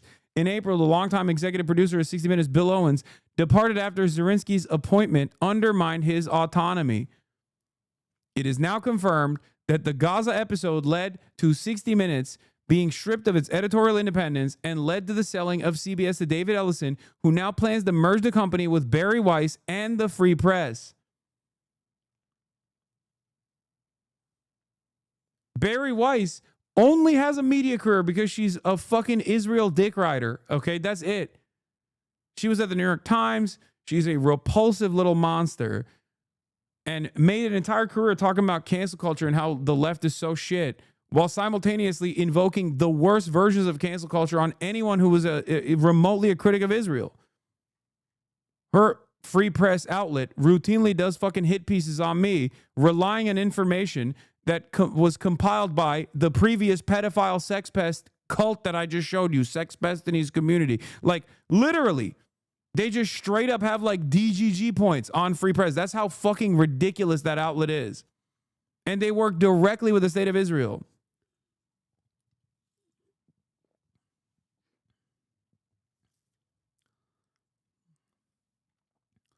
At a time when there is very little confidence in the veracity of news media, in mainstream news, these guys are, at a time when mainstream news is most necessary as a resource to speak truth to power, the fact that these guys are just like, yeah, the most unimaginable pro-Israel outlets out there, American news media, is not sufficiently fucking pro-Israel, so I'm selling it, is crazy. It's crazy. Yeah, Ryan Grimm has a good take on this. Says, it's not enough to get free weapons and political cover to carry out a genocide. Israel and its backers in the U.S. must also destroy any institution, no matter how long it has operated, like 60 Minutes here, that dares to moderately criticize the project once. That's why I say, like, if you think you hate Israel enough, like, you don't have enough smoke. Here's Tim Dillon. Political fallout from this scandal, it would be monumental, and it would affect some of the wealthiest people in the world and our relationships with different countries, namely Israel. I mean, unless we're all completely wrong here and that Jeffrey Epstein was not at all connected to the Mossad. But it seems he was. It seems he was. So again, it would call into question this relationship that we've had with our, quote, greatest ally for a very long time. That can't happen. I don't care how many, Barry Weiss, whose company is, sold. Barry has no audience. How can shareholders feel at all confident in his plan? It doesn't matter. She has power players. She has the eye of the most important audience.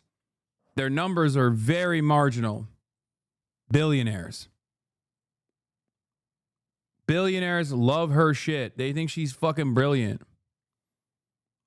So while CBS's numbers tank when they do this kind of insane fucking collaboration, it still won't matter because for a lot of billionaires, like they understand something that the online liberal and the online leftists do not.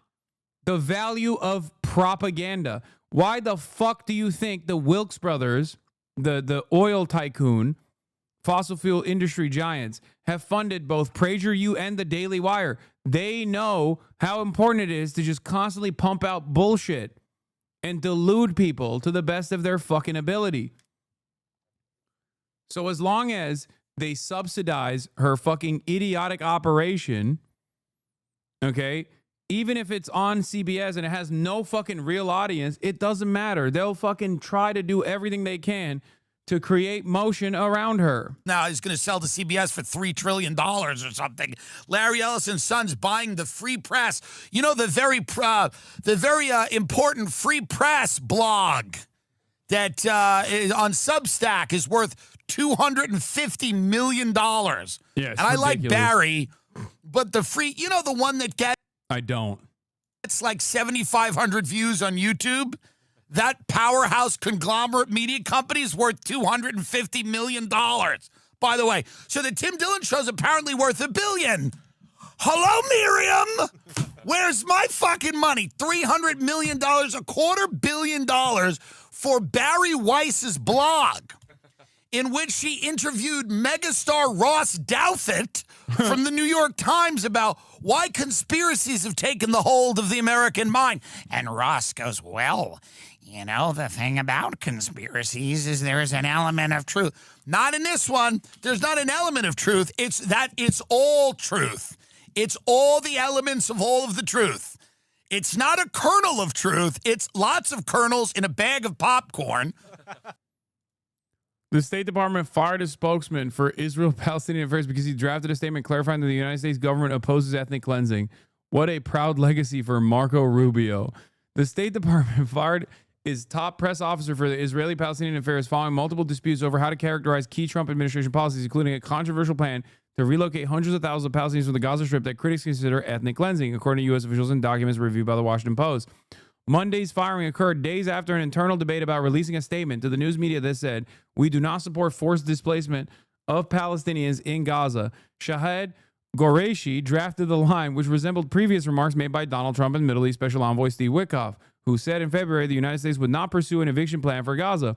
State Department leadership vetoed the move, instructing officials to cut the line marked in red and clear, according to a memo dated last week.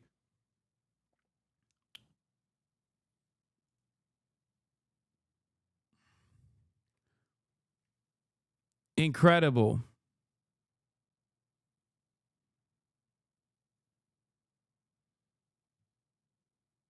Incredible stuff, man. It's just so fucking repulsive, dude. We are villains, okay? This is like Google deleting "do no evil" from their company motto, you know? Actually, evil is fine, says Google. Google came out and was like, actually, we're fucking pro-evil. What do you mean, do no evil? I was wrong about that shit. What the fuck was I saying? Don't listen to me. I love evil. As a matter of fucking fact. Yeah. Do no evil, more like do evil. We took out the more. Or we took out the no. Do more evil.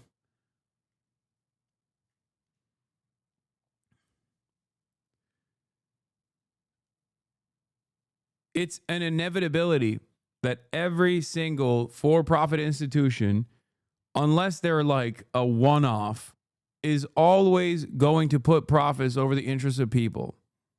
That's it. There are no safeguards. The only way that you could actually democratize this process is if workers had a say. That's why you see so many people doing sit-ins and protests internally at places like Microsoft, because they're like, this is unconscionable that like Microsoft is compiling data for the Israeli government so they can use it to like create assassination targets and shit. That's it. That's it. Really fucked up.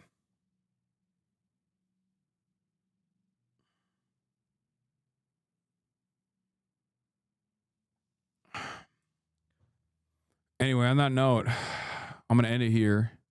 at 7 hours and 55 minutes. Another half day. Long ass stream. You already know what it is. I'll be back tomorrow. I have some very special guests coming tomorrow. I mean, not tomorrow, next week as well. Another doctor that went to Gaza. And some other guests as well. Also, I have some travel planned as well for the People's Conference in Michigan. And we shall see. We shall see what happens. But love you all. Stay safe. Be kind to one another.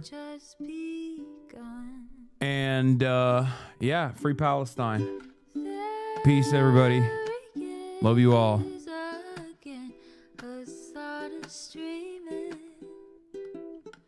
Hasan is streaming. There he is again. Hasan is streaming. Hasan is streaming. Reviewing the P.O. box. Uncle Uger's face. Sudden discord at your prop. Great names take embrace. Tiny Bernie Sanders, LGBTQ Air Force. The whole left at your fingertips. Ane at your door. H3 crowded debate, the Young Turks online show. 3 full fucking years of this, plenty more to go. 90-day fiance, talks of champagne bourgeoisie. A Trump rally live reaction, a mass riot at DC. There he is again, Hasan is streaming. Hasan is streaming. There he is again, Hasan is streaming. Hasan is streaming. Reading a live stream, fair comments, Austin show chat advice. And all the ways the right-wing pipeline can suck you in online. JCS REACTLORD frame gets broken, cover blown. A full-blown mass pandemic monster streaming at your home. Total radicalization coming out to find. The system you were taught to trust in was broken the whole time. All these daily streams, whether big or whether small, have helped me and so many find the meaning through it all.